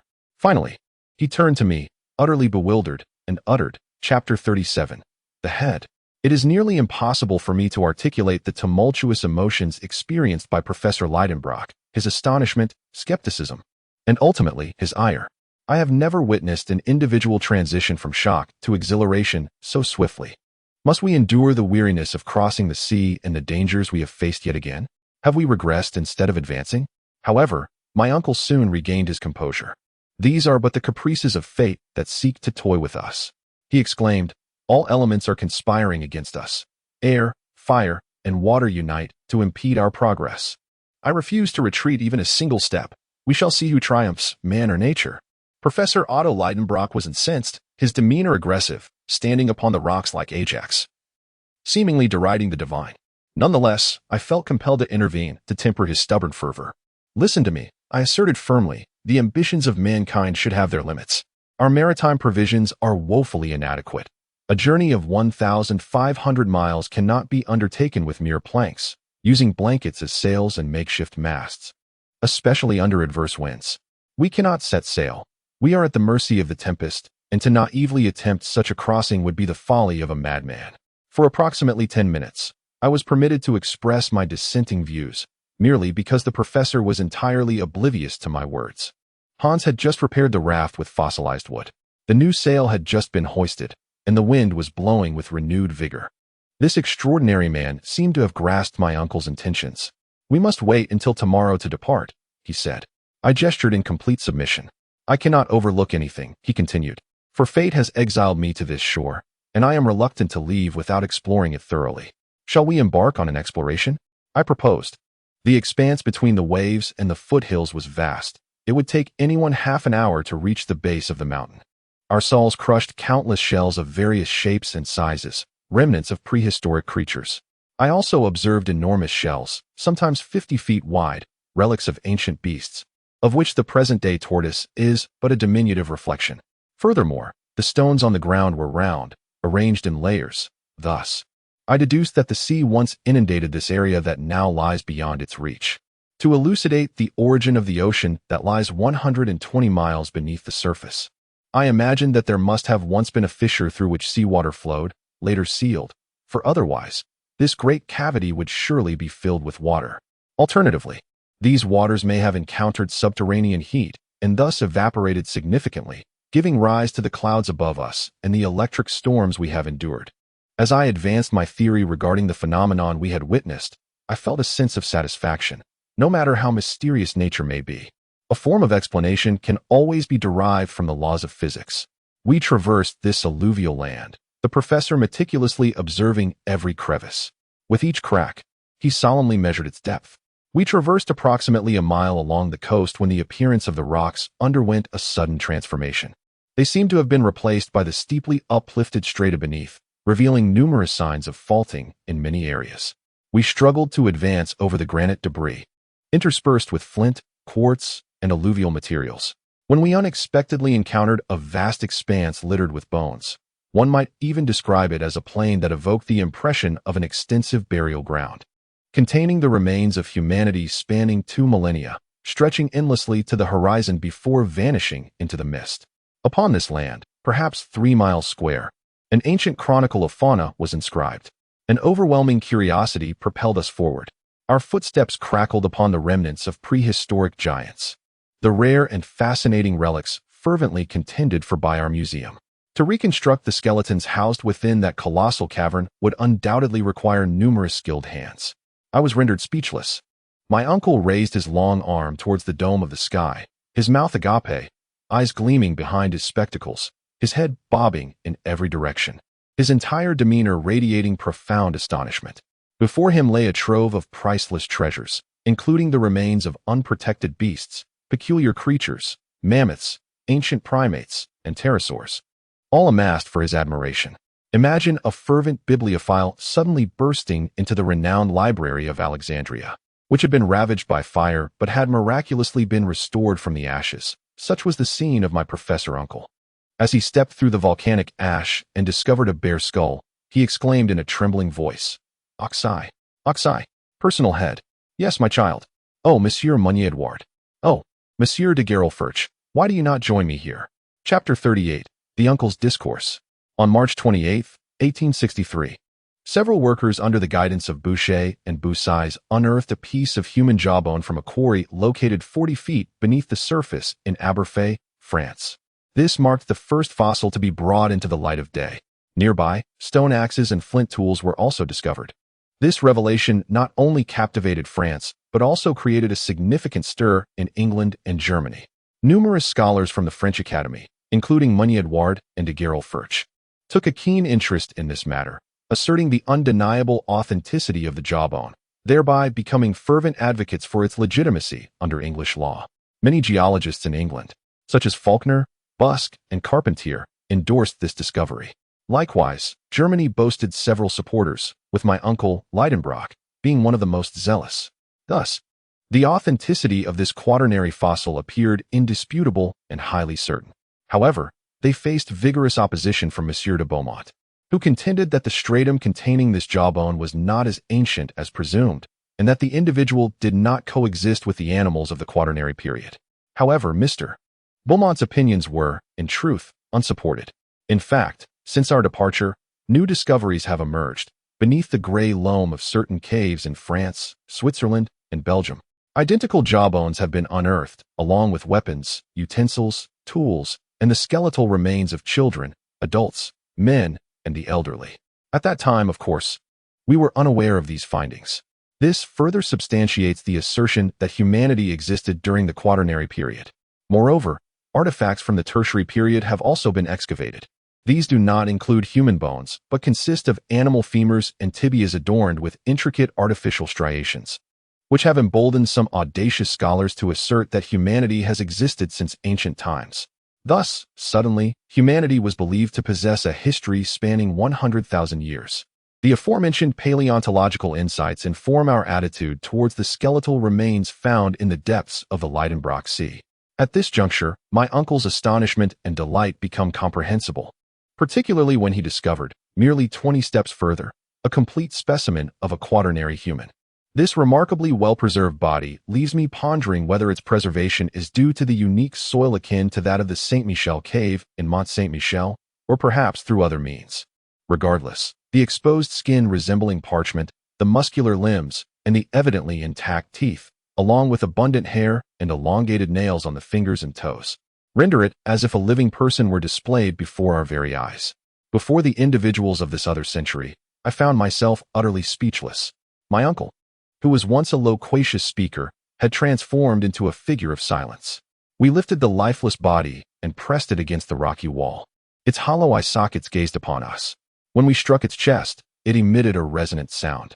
In that moment, my uncle morphed back into a professor, oblivious to our surroundings, unaware that we were within a vast cavern. He likely imagined himself in Jotunheim, delivering a lecture to his students.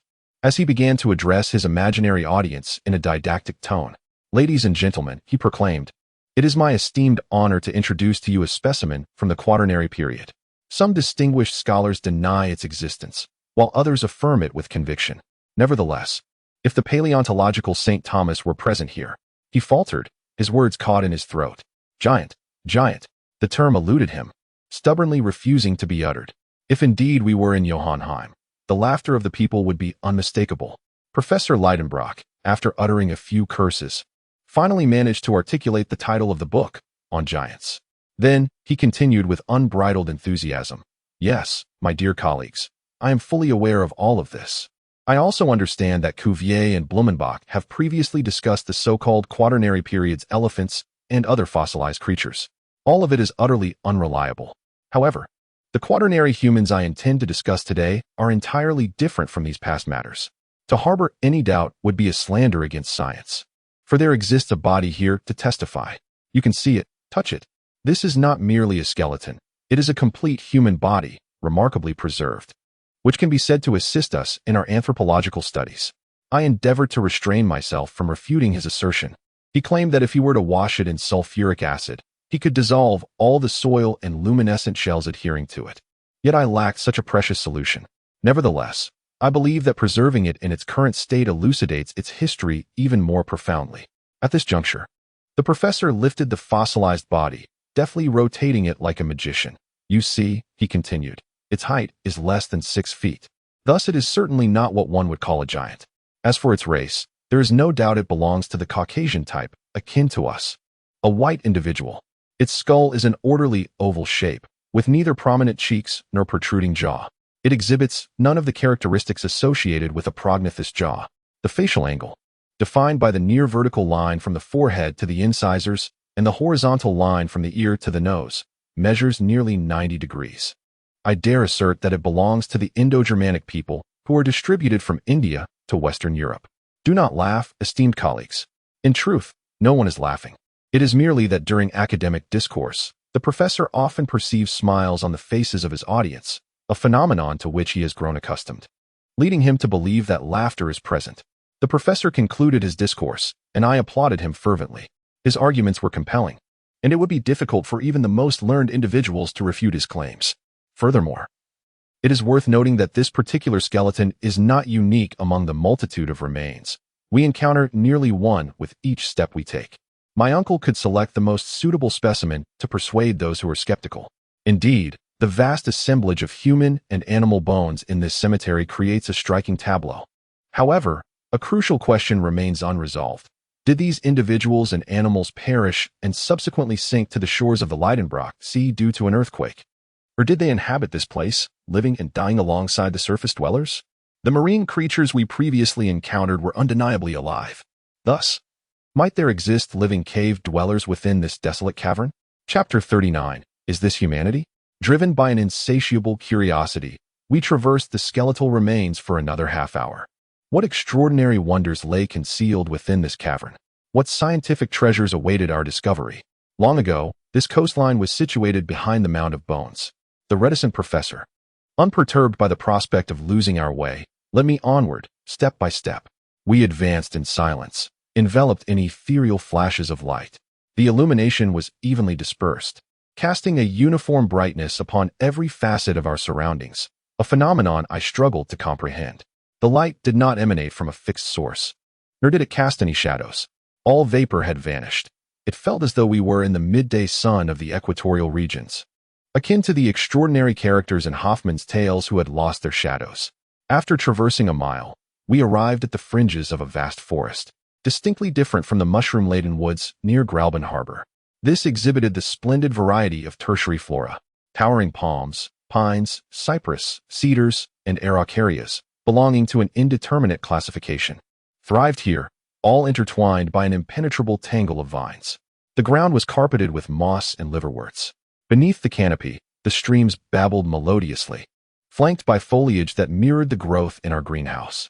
Yet, these trees, thickets, and plants, deprived of sunlight, appeared to lack vibrancy. Their hues were muted, a pale brown that spoke of a world shrouded in darkness. The leaves do not exhibit a verdant hue. The myriad blossoms that emerged for the first time in this tertiary epoch lack both color and fragrance, as if crafted from bleached paper. My uncle ventured boldly into this vast jungle, and I followed suit, albeit with a tinge of trepidation. If nature has bestowed upon this place such edible flora, could it be that we are not to encounter any colossal mammals here? Amidst this ancient and decaying realm of ferns, I espied several legumes, maples, and a multitude of diminutive trees cherished by ruminants. Then appeared a hodgepodge of various trees, each native to disparate regions of the earth, such as the banana tree, the Australian eucalyptus, the Norwegian pine, the northern maple, and the New Zealand kauri. Here, even the most astute botanists would find themselves perplexed. The fantasies I harbored regarding prehistoric times have now manifested into reality.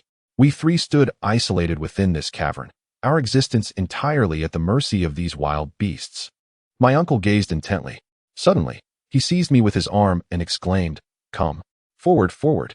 Is there no one brave enough?" He lowered his voice. "You are mistaken, Axel. Look over there." I glanced, shrugging my shoulders, resolute in my skepticism. Yet, despite my reluctance to believe, the evidence was irrefutable. Not a quarter mile away, a man stood beside a towering araucaria, guarding a herd of mammoths. The keeper of these beasts was indeed larger than the beasts themselves. Larger. This was not the fossilized remains of an animal discovered among bones. He was a giant capable of commanding these colossal beasts. Towering over 20 feet, his head, akin in size to that of a buffalo, was partially obscured by his disheveled hair, reminiscent of the mane of an ancient elephant. He wielded a massive branch, a veritable shepherd's staff for this ancient herder.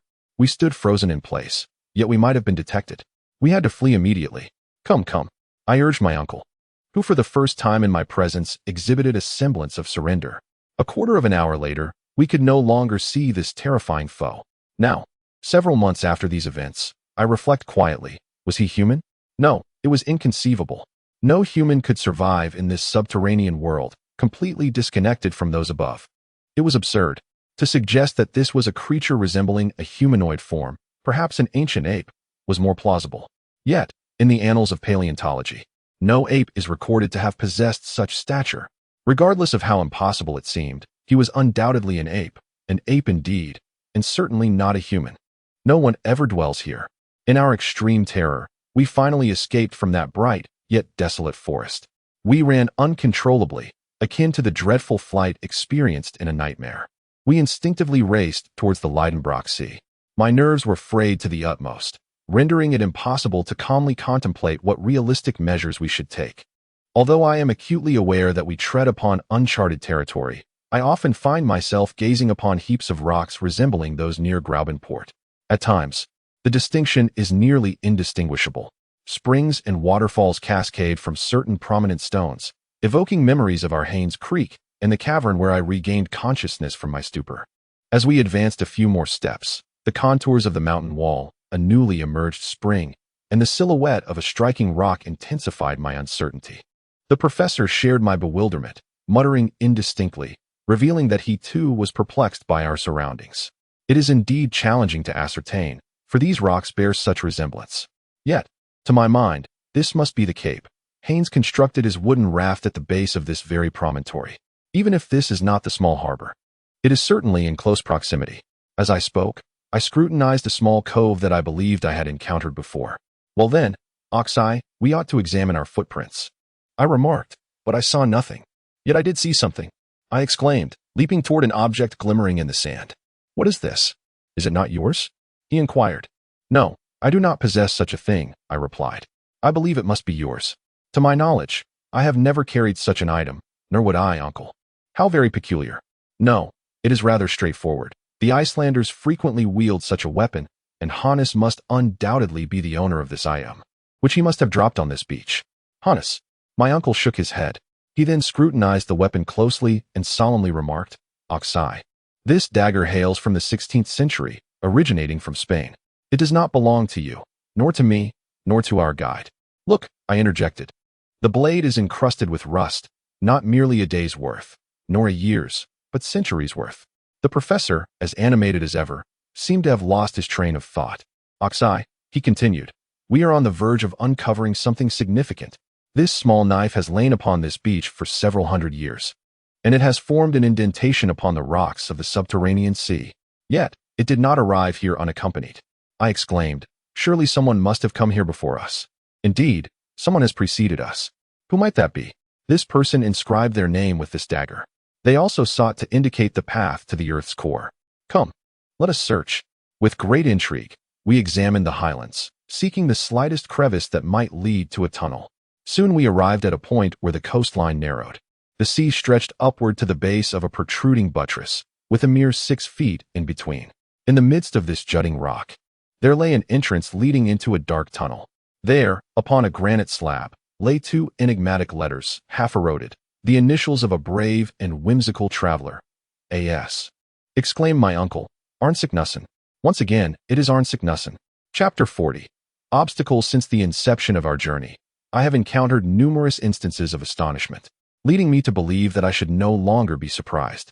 Yet, upon witnessing the 2 letters inscribed there 3 centuries ago, I was rendered nearly speechless with wonder. Not only was the signature of this learned alchemist clearly etched upon the rock, but I also held in my hand the very pen that once inscribed that name. Unless I am unjustifiably skeptical, I can no longer doubt the existence of this traveler and the authenticity of his expedition.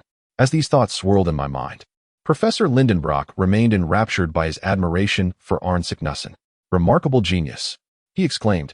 You have diligently carved several pathways through the Earth's crust for others, and your contemporaries can still trace your footsteps 300 years hence. Your name, inscribed everywhere, inspires travelers to muster the courage to follow you. And even within the core of our planet, we can behold the marks you made with your own hands. Oh, I too shall inscribe my name upon this page of granite. Nevertheless, let it be known for generations to come. This cape you encountered in the sea you discovered shall forever bear the name Cape Siknussen. What I heard were these words, or similar sentiments, and I found that his fervor ignited a similar passion within me, allowing me to forget the perils of our current journey and the return that lay ahead. What others have accomplished, I too shall endeavor to achieve. Forward, onward, I exclaimed. I did not obey his entreaties without hesitation. Rather, I swiftly made my way among the rocks along the coastline. You know, dear uncle, I said, when we set out, we were indeed blessed by fortune. Oh, is that your belief, Axel? Yes, Axel, we are sailing southward, yet we have veered off course, arriving instead at Cape Siknussen. This is a matter of destiny. However, to me, it has ceased to be a question of wonder, and I cannot articulate why. Well, that is of little consequence. It is far more important to utilize these facts than to seek to explain them. Undoubtedly, my child, but we must press northward. I dare say we shall traverse beneath Sweden, Russia, and Siberia. That is preferable to languishing in the African deserts or beneath the tumultuous waves of the ocean. Indeed, anywhere is better than sailing across this flat sea, which knows not where it may carry us. Now we must descend, further down. Do you realize we are not much more than 4,000 miles from the Earth's core? What does that signify? I cried. Such matters are not worth discussing. Onward, onward. This fervent discourse continued, and at that moment, we found ourselves once more in the company of our guide. Everything had been meticulously arranged prior to our departure, with not a single piece of luggage improperly stowed. We boarded the wooden raft, hoisted the sail, and with Hannes at the helm, set forth along the coast towards Cape Sakhalin. The wind did not favor us, and the rocks frequently compelled us to take a longer route. However, aided by the ironclad sides of our craft, we managed to reach a landing spot in less than 3 hours, around 6 o'clock in the evening. I leapt ashore, still anxious, and in my eagerness to eliminate any possibility of retreat, I suggested a decisive action. Yet, my uncle disapproved and playfully chastised me. At the very least, I insisted, we must set off immediately, wasting not a single minute. Indeed, my child, he replied, but let us first inspect this new tunnel to determine if our ladder is required. My uncle prepared the tools from the toolbox. The raft lay idle at the shore, unattended, as the tunnel's entrance was merely 20 yards away. Thus, our small group, with me leading the way, hurried towards it. The entrance of the tunnel was nearly circular, with a diameter of about 5 feet.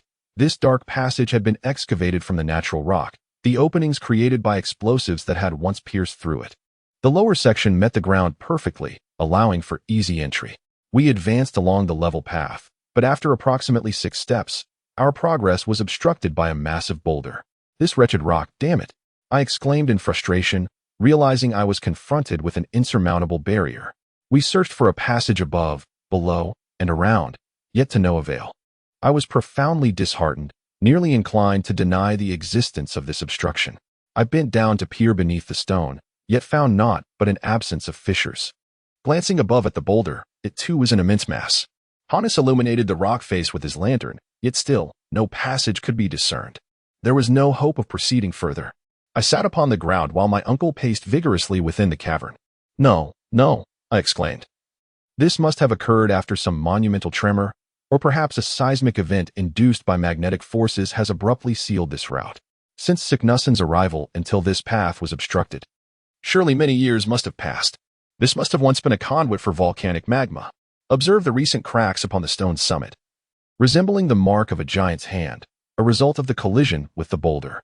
It is evident that the tremorous force was so great that it caused this stone to fall, thus blocking our way. Therefore, this unforeseen barrier was not encountered by Signusson. If we cannot displace this stone, we shall never reach the Earth's core. Am I now speaking such fervent words? I have become akin to the professor. The spirit of adventure ignites within me. All that has transpired is forgotten, and I face the future without trepidation. Everything upon the surface, be it city or countryside, Hamburg or K. Nigstrie, even my dear Grauben, has ceased to exist for me. Poor Grauben, she must believe that even upon reaching the Earth's core, I would never forget her. Very well, my uncle proclaimed. Then let us take our picks and shovels to forge a path and topple this rock face. The stone had become too hard, and a pickaxe would not suffice, I remarked. Then let us use a sledgehammer. However, the rock face was too thick. What then could be done? It dawned on me, we could employ explosives. We could use landmines to blast away the obstructive boulder. Explosives? Precisely. It suffices to detonate only a portion of the stone. Hannes, come, let us get to work. My uncle exclaimed. A wave of anxiety washed over me. As Hannes labored, I hurriedly assisted my uncle in crafting a long fuse from the damp gunpowder contained within a linen-wrapped tube. By midnight, our landmine was ready. The cotton powder had been placed at the cave's entrance, and one end of the fuse dangled outside the tunnel. A single spark could unleash this latent power. Tomorrow, the professor stated, I would have to wait another 6 hours. Chapter 41, Descent. At 6 o'clock, we rose. The moment to force our way through the granite crust had arrived. I requested the honor of igniting the landmine. After lighting the fuse, I had to leap back onto the raft laden with our belongings, joining my companions as we set sail away from the shore to avoid the peril of the explosion. For the blast might not be confined to the interior of the rock.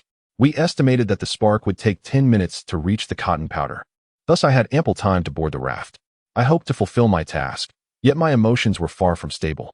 After hastily finishing a piece of bread, my uncle and the guide boarded the raft first, leaving me on the shore. I held a lantern in my hand, prepared to ignite the fuse. You may rest assured, dear uncle, that I shall not engage in any frivolity there. I hastened to the mouth of the tunnel, igniting the lamp and grasping the fuse. The professor stood poised, a timepiece in hand. Are you prepared? He called out. I am ready. Then ignite it, my child.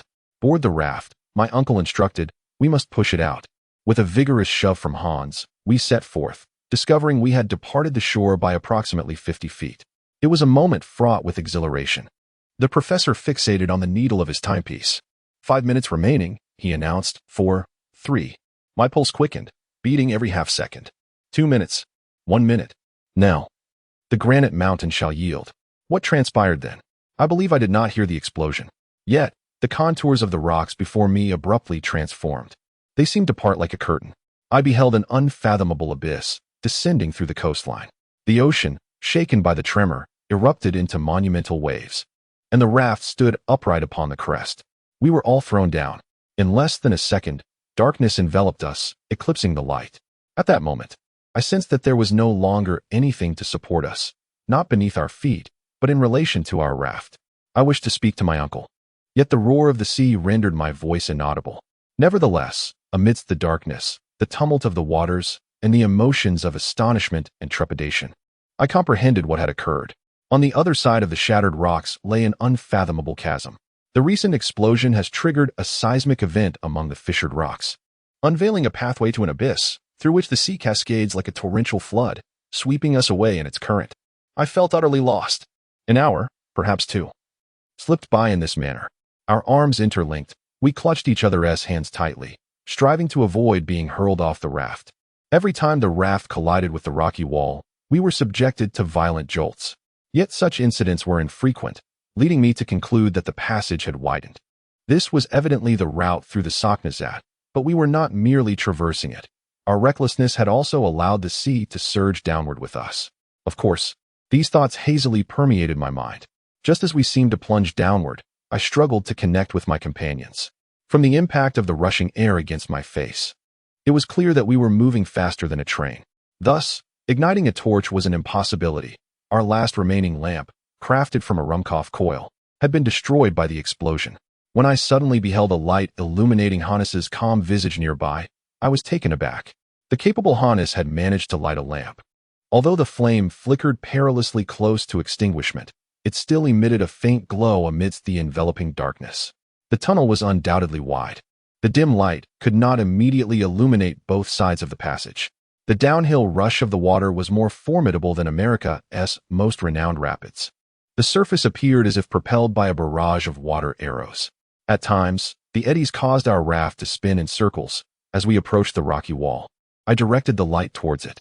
The protruding stones appeared elongated, transforming into lines as the raft surged forward, enveloping us within these lines, thus giving me a rough estimate of our speed. I surmised that we could traverse 90 miles in an hour. My uncle and I leaned against the broken mast, anxiously scanning our surroundings. We turned our backs to the wind to avoid gasping for breath amidst this extraordinary, almost superhuman velocity. Hours passed, yet the situation remained unchanged. However, an unexpected event complicated matters further. I sought to organize our belongings, only to discover that most had been lost, likely swept away by the violent surge of seawater during the explosion. To ascertain what remained, I took the lantern and began to search. Among our instruments, only the compass and the chronometer were left. As for the remnants of the ladder and rope, only a few strands clung to the remaining mast. Not a single pickaxe was spared, and worst of all, we had no provisions left for even a single day. I commenced my search aboard the raft, scouring every seam and corner, yet to no avail. Our entire sustenance consisted of a solitary piece of dried meat and a few crackers. I stood there in a daze, unable to comprehend the implications of this predicament. I was uncertain which peril worried me more. We had been drawn into an abyss by this relentless current. And even if we possessed enough provisions to last for months or even years, how could we possibly escape this infinite void? The potential for demise is abundant. Why should one fret over the prospect of hunger? Perhaps, before we even have the chance to experience starvation, we may succumb to death. I longed to convey this grim reality to my uncle, to elucidate the dire straits in which we find ourselves and the limited time we have left to exist. However, I restrained myself, unwilling to instill panic in him. At that moment, the light flickered and then extinguished. The burning torch had been consumed, plunging us into an impenetrable darkness. One torch remained, yet it could not be ignited.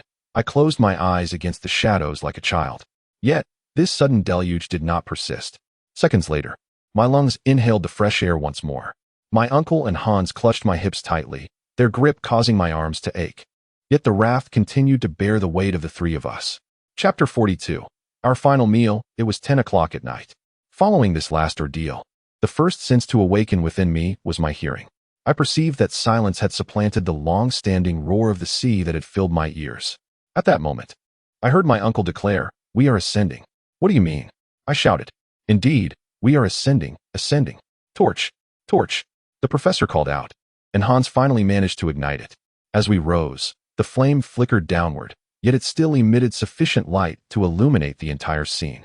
And just as I surmised, my uncle remarked, "We are within a narrow shaft barely 20 feet in diameter." After the water surged to the bottom of the cavern, it began to rise again. Striving to reach its level, we were brought up together by it. To where, one may ask? I am uncertain. However, we must brace ourselves, for anything could transpire.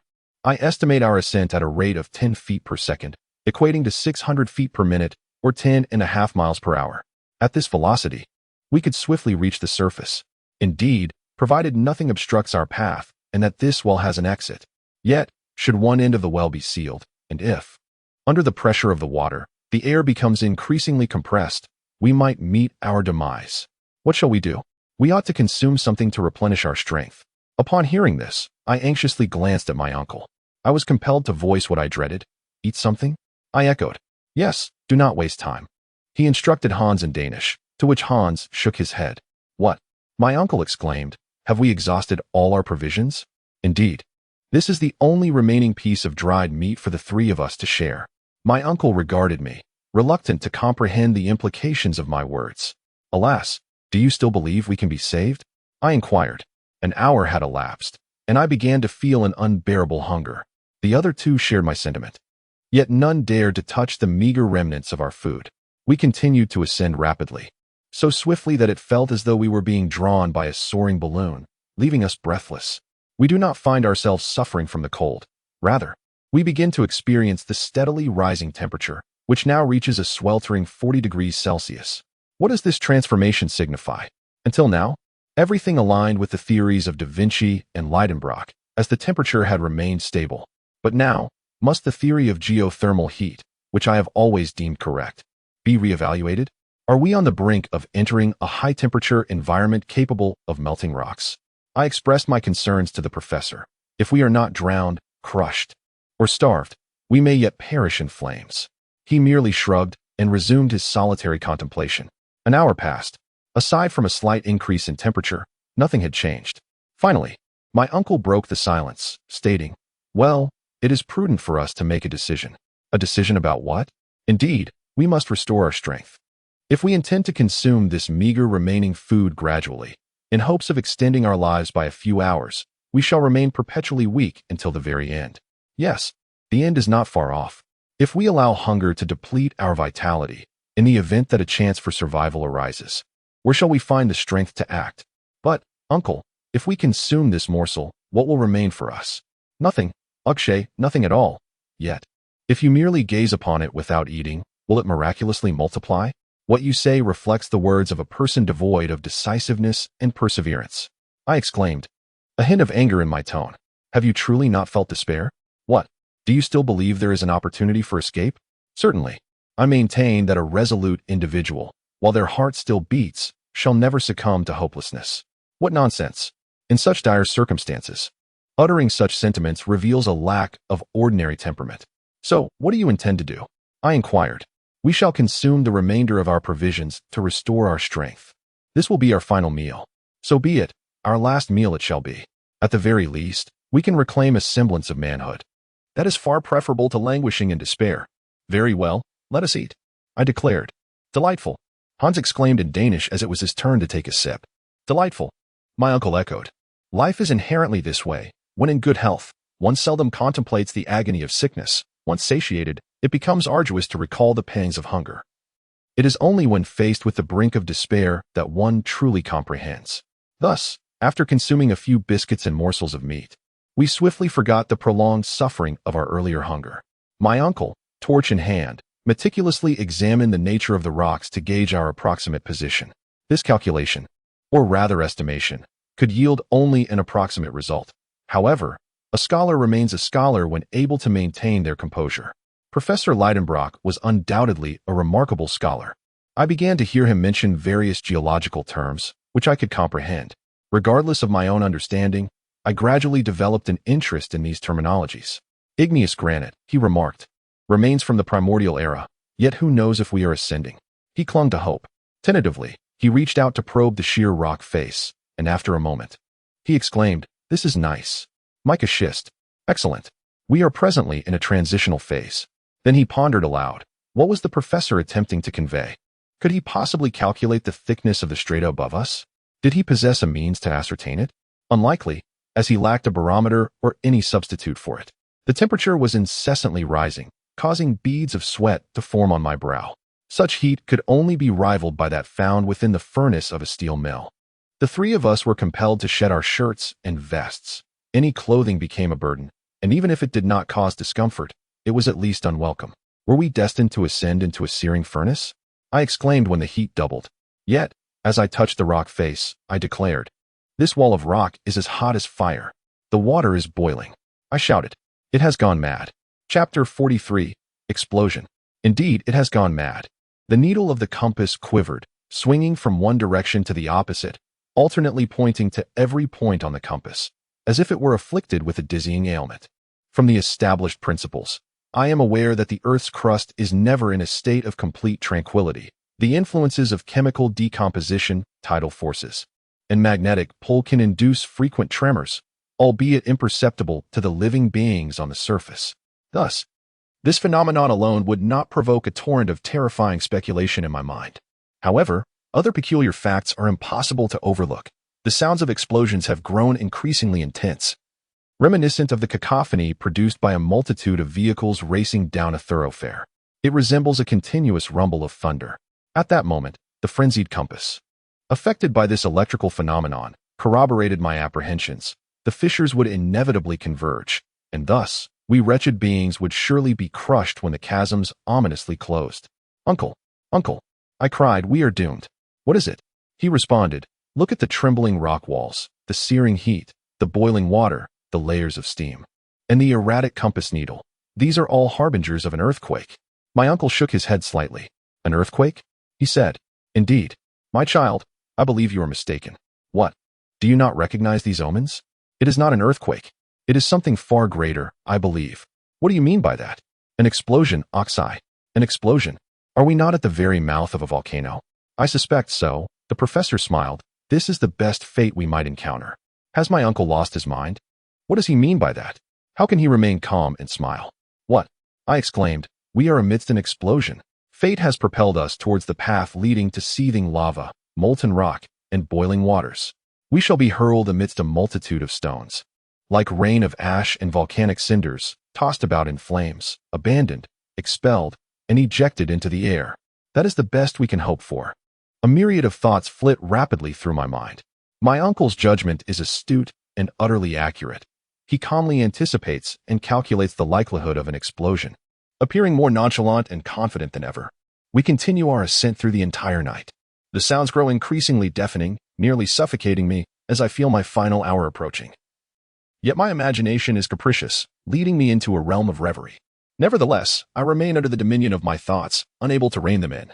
Clearly, we have been lifted by explosive tremors. Beneath our raft lies boiling water, and beneath that water, a sea of molten rock. As the rocks erupt from the vent, they scatter in all directions. Undoubtedly, we are adjacent to the volcanic vent. However, this is not the dormant volcano Snaefellsjökull, but a vigorously active one. I am left in wonder about the nature of this volcano. To what part of the world shall we be ejected? At dawn, our ascent quickens. As we near the surface, the temperature does not decrease but continues to rise. This is the influence of the volcano. As for the force propelling us upwards, I have discerned that this immense power, measured in hundreds of atmospheres, is generated by steam accumulating beneath the earth. However, it exposes us to countless perilous uncertainties. Soon, fiery shadows appeared on the walls of the vent, which seemed to be widening. On either side, I discerned deep, gaping chasms, resembling vast pits, belching forth thick smoke. At that moment, the flames crackled audibly, licking the rocky surfaces. Look, uncle," I exclaimed. "Ah, those are the flames of sulfur. Nothing could be more natural than an explosion of this kind. But what if they converge around us?" "They shall not converge around us." "What if we suffocate?" "We shall not suffocate. The vent is widening, and when necessary, we can abandon the raft and seek refuge in the crevices." "But the water, the rising water." "There is no water left, Axel, only a viscous flow of rock elevating us toward the mouth of the abyss." "Indeed, the water has vanished, yielding to the heavy, boiling magma. The temperature is intolerable. The thermometer must have already reached 70 degrees Celsius.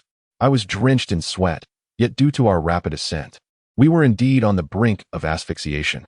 Nevertheless, the professor did not execute his plan to abandon the raft, which proved fortuitous. Those haphazardly assembled planks provided us with a foothold, a luxury we could not find elsewhere.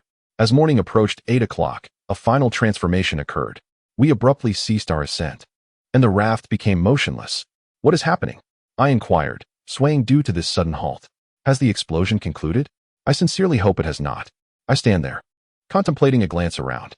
Perhaps the raft has merely encountered a rocky obstruction momentarily. If that were the case, it should swiftly regain its freedom. However, that is not the present reality. The line of ashes and molten rock has ceased its ascent. Has the volcanic eruption truly come to an end? I inquire loudly. "Ah." My uncle, revealing his dentures, reassures me. "Do not be afraid, my child. This calm is merely transient. It has persisted for 5 minutes. And soon we shall embark once more." He gazes at his watch, and shortly thereafter, his words prove accurate. The raft begins to move again, swiftly and erratically ascending for approximately 2 minutes before halting once more. "Well," my uncle remarks, checking the time, "in less than 10 minutes, it will set off again." 10 minutes? Indeed, this is an intermittent volcano. During its pauses, we are afforded a moment to breathe. Nothing could be more precise. At the designated time, we ascend at an astonishing pace. We are compelled to clutch the planks to avoid being thrown off. At this juncture, the pressure ceases once again. I have pondered this peculiar phenomenon for an extended period, yet I remain unsatisfied with any explanation. However, one thing is abundantly clear. The tunnel in which we find ourselves is not the principal vent. Rather, it is situated adjacent to the main vent, and we are affected merely due to our proximity. I cannot ascertain how many times such a situation has occurred. All I can affirm is that each time we ascend anew, we are propelled by an ever-increasing force, as if we have become genuine projectiles.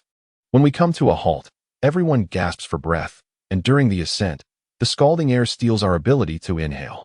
I often fantasize about the exquisite notion of suddenly finding myself in the frigid embrace of the Arctic, where the temperature plummets to 30 degrees below zero. With vivid imagination, I conjure images of the snow-laden Arctic landscape, yearning to roll upon the icy carpet of that desolate realm. However, the incessant vibrations gradually induce a sense of dizziness in my mind. Had it not been for Hannes extending his arm to assist me, my head would have collided with the rocky walls more than once. Consequently, my recollection of the events that transpired in the subsequent hours remains hazy. I can only vaguely perceive the relentless explosions, the tremors of the ground, and the swaying of the whirlpool that reached the raft. Amidst the rain of volcanic ash, the raft was ensnared by roaring flames, rising and falling with the undulating waves of molten lava. A gust from the surging waves fanned the underground fire. It was only when Hannes's visage appeared one last time in the flickering flames that I comprehended the sentiment of a condemned soul, bound to a cannon, whose limbs would be scattered in the air upon the first blast. Chapter 44. Where are we? Upon reopening my eyes, I felt the robust hand of the guide gripping my belt. With his other hand, he grasped my ankle. My injuries were not severe, merely superficial abrasions. Though my entire being felt the tremor of the ordeal, I found myself lying on a slope just a few steps from the precipice, where even the slightest tremor beneath could send me tumbling. When I rolled down the outer edge of the chasm, it was Hannes who rescued me from the clutches of death. The guide shrugged indifferently, as if it mattered little to him. In Iceland? I inquired. What, not in Iceland? The professor exclaimed. Hannes must have been mistaken, I asserted as I rose to my feet. Throughout this expedition, we have encountered countless astonishing phenomena, yet there remains one more awaiting us. In this arid and remote region of the Arctic, I had hoped to behold a patch of perennial snow beneath the gray light of the polar sky. However, to my dismay, we currently found ourselves on a mountainside, exposed to the sun's fervent rays, which were scorching our bodies. I struggled to believe my eyes, yet the relentless exposure left no room for doubt. I had emerged half-naked from the chasm, and the brightness we had longed for over the past 2 months was now surrounding us, accompanied by an abundance of heat and light. As my eyes adjusted to this brilliance, I corrected my previous misconceptions. I could at least be certain that we were not in Spitsbergen. I would not be easily convinced. The professor was the first to speak, declaring, "This certainly does not resemble Iceland." "Then it must be Jan Mayen," I suggested. "No, my child, it is neither," he replied. "From its granite slopes and snow-capped peaks, it is not a northern volcano. But look, Akshay, look. Just above us, no more than 500 feet away, lies the crater of the volcano. Every 10 minutes, accompanied by a resounding explosion, the vent belches forth a jet of towering flames intermingled with pumice, ash, and lava.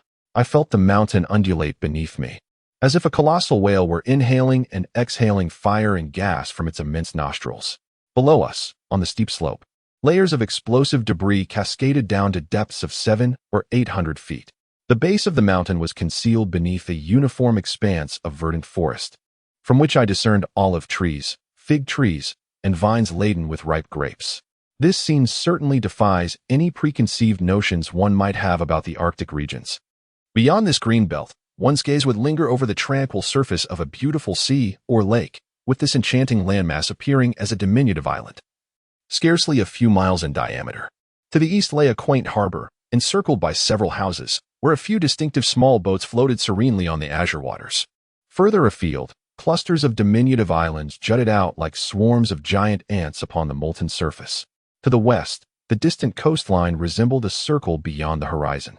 Some shores were adorned with elegantly contoured blue mountains, while others, farther away, featured a grand and towering cone, from the peak of which a plume of smoke billowed.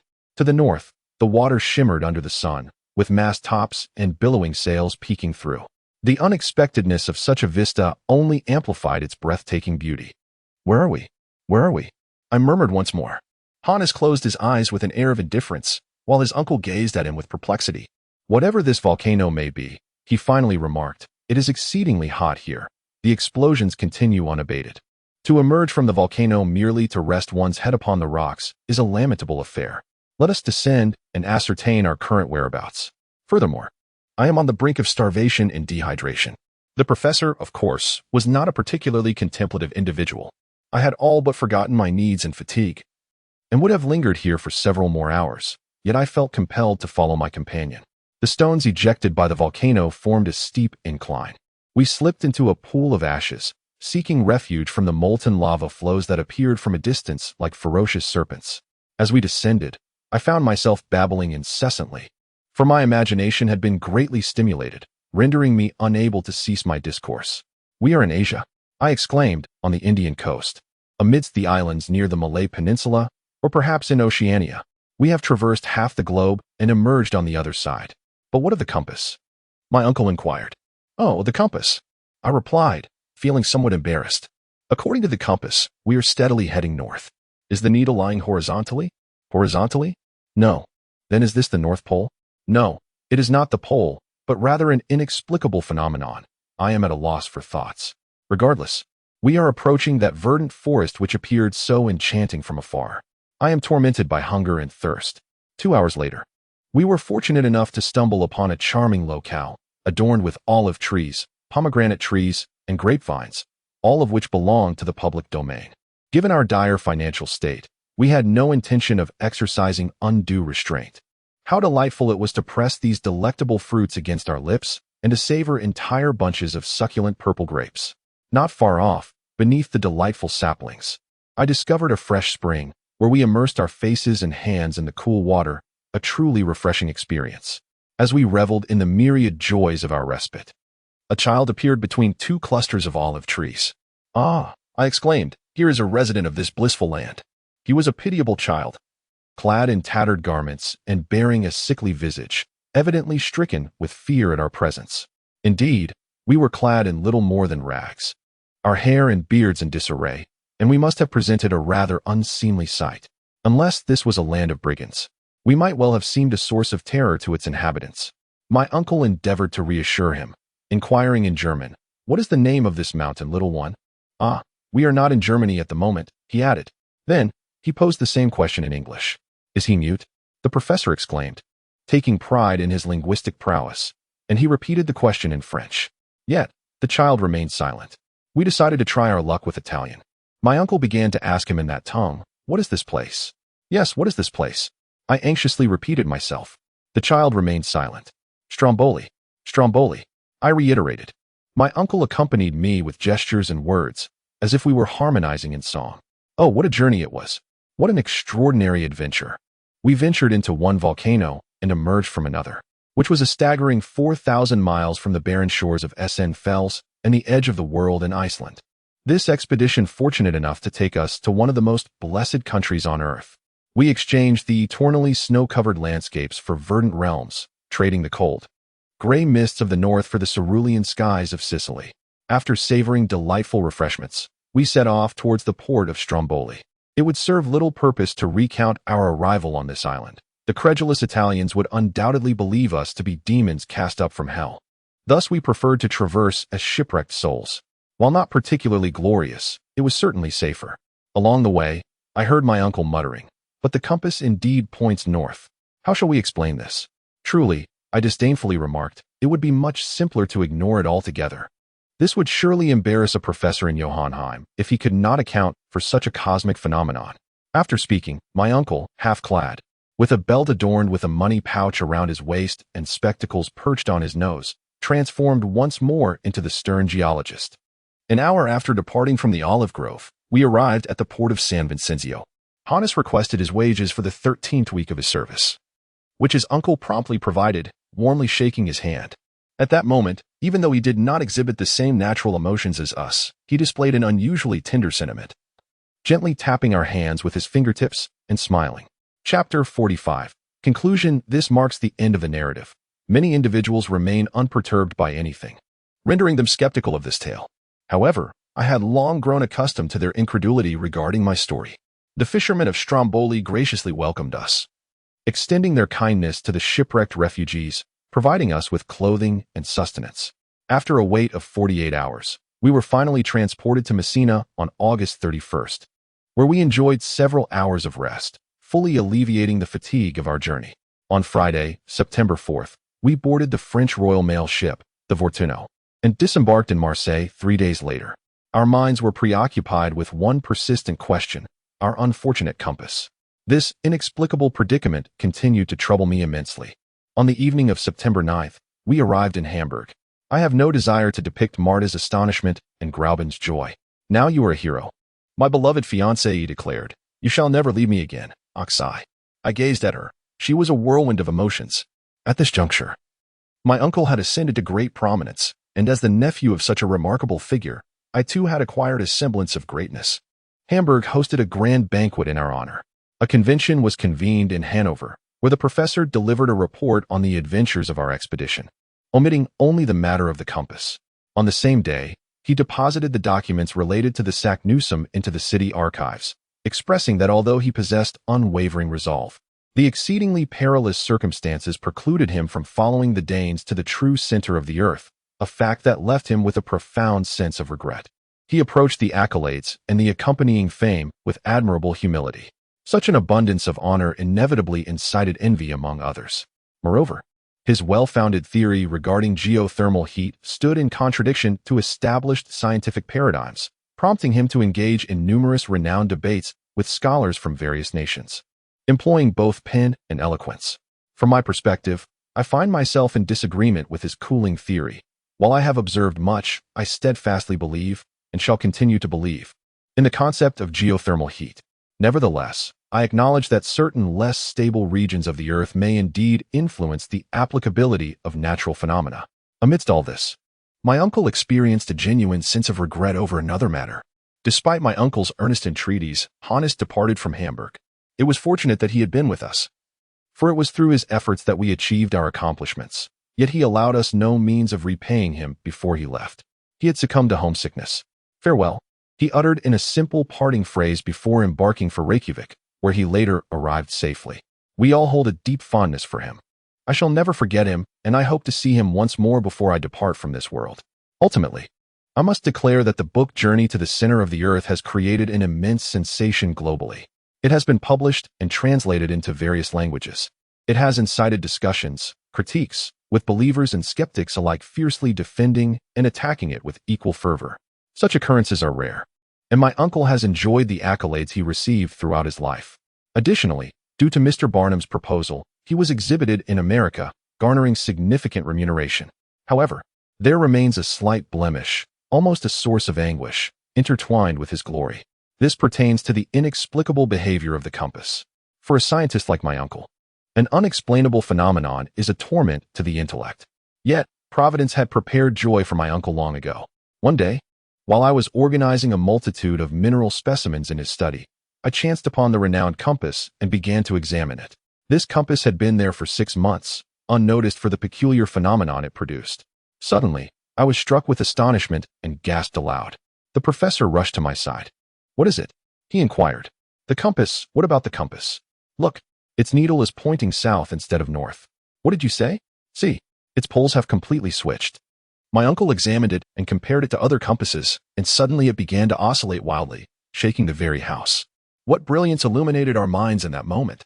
Thus, when he finally found his voice, he exclaimed, after our arrival at Cape Saknussemm, "Has this detestable compass needle truly turned southward?" Indeed, it appeared so. This could elucidate our previous error. But how could the poles of the compass have been inverted? The explanation is quite simple. Please elaborate, my child.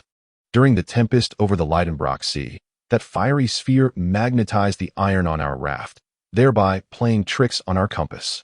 "Ah!" the professor cried, suddenly bursting into laughter. It was merely a whimsical jest of nature. From that day forth, my uncle became the most joyous of scientists, and I, having moved into the house on Cornish Street, reveling in the dual roles of beloved nephew and husband to the delightful Grauben, also became the happiest of men. Her uncle is none other than the illustrious Professor Otto Lidenbrock, an esteemed correspondent member of all scientific, geographical, and geological societies worldwide, a fact that requires no further elaboration.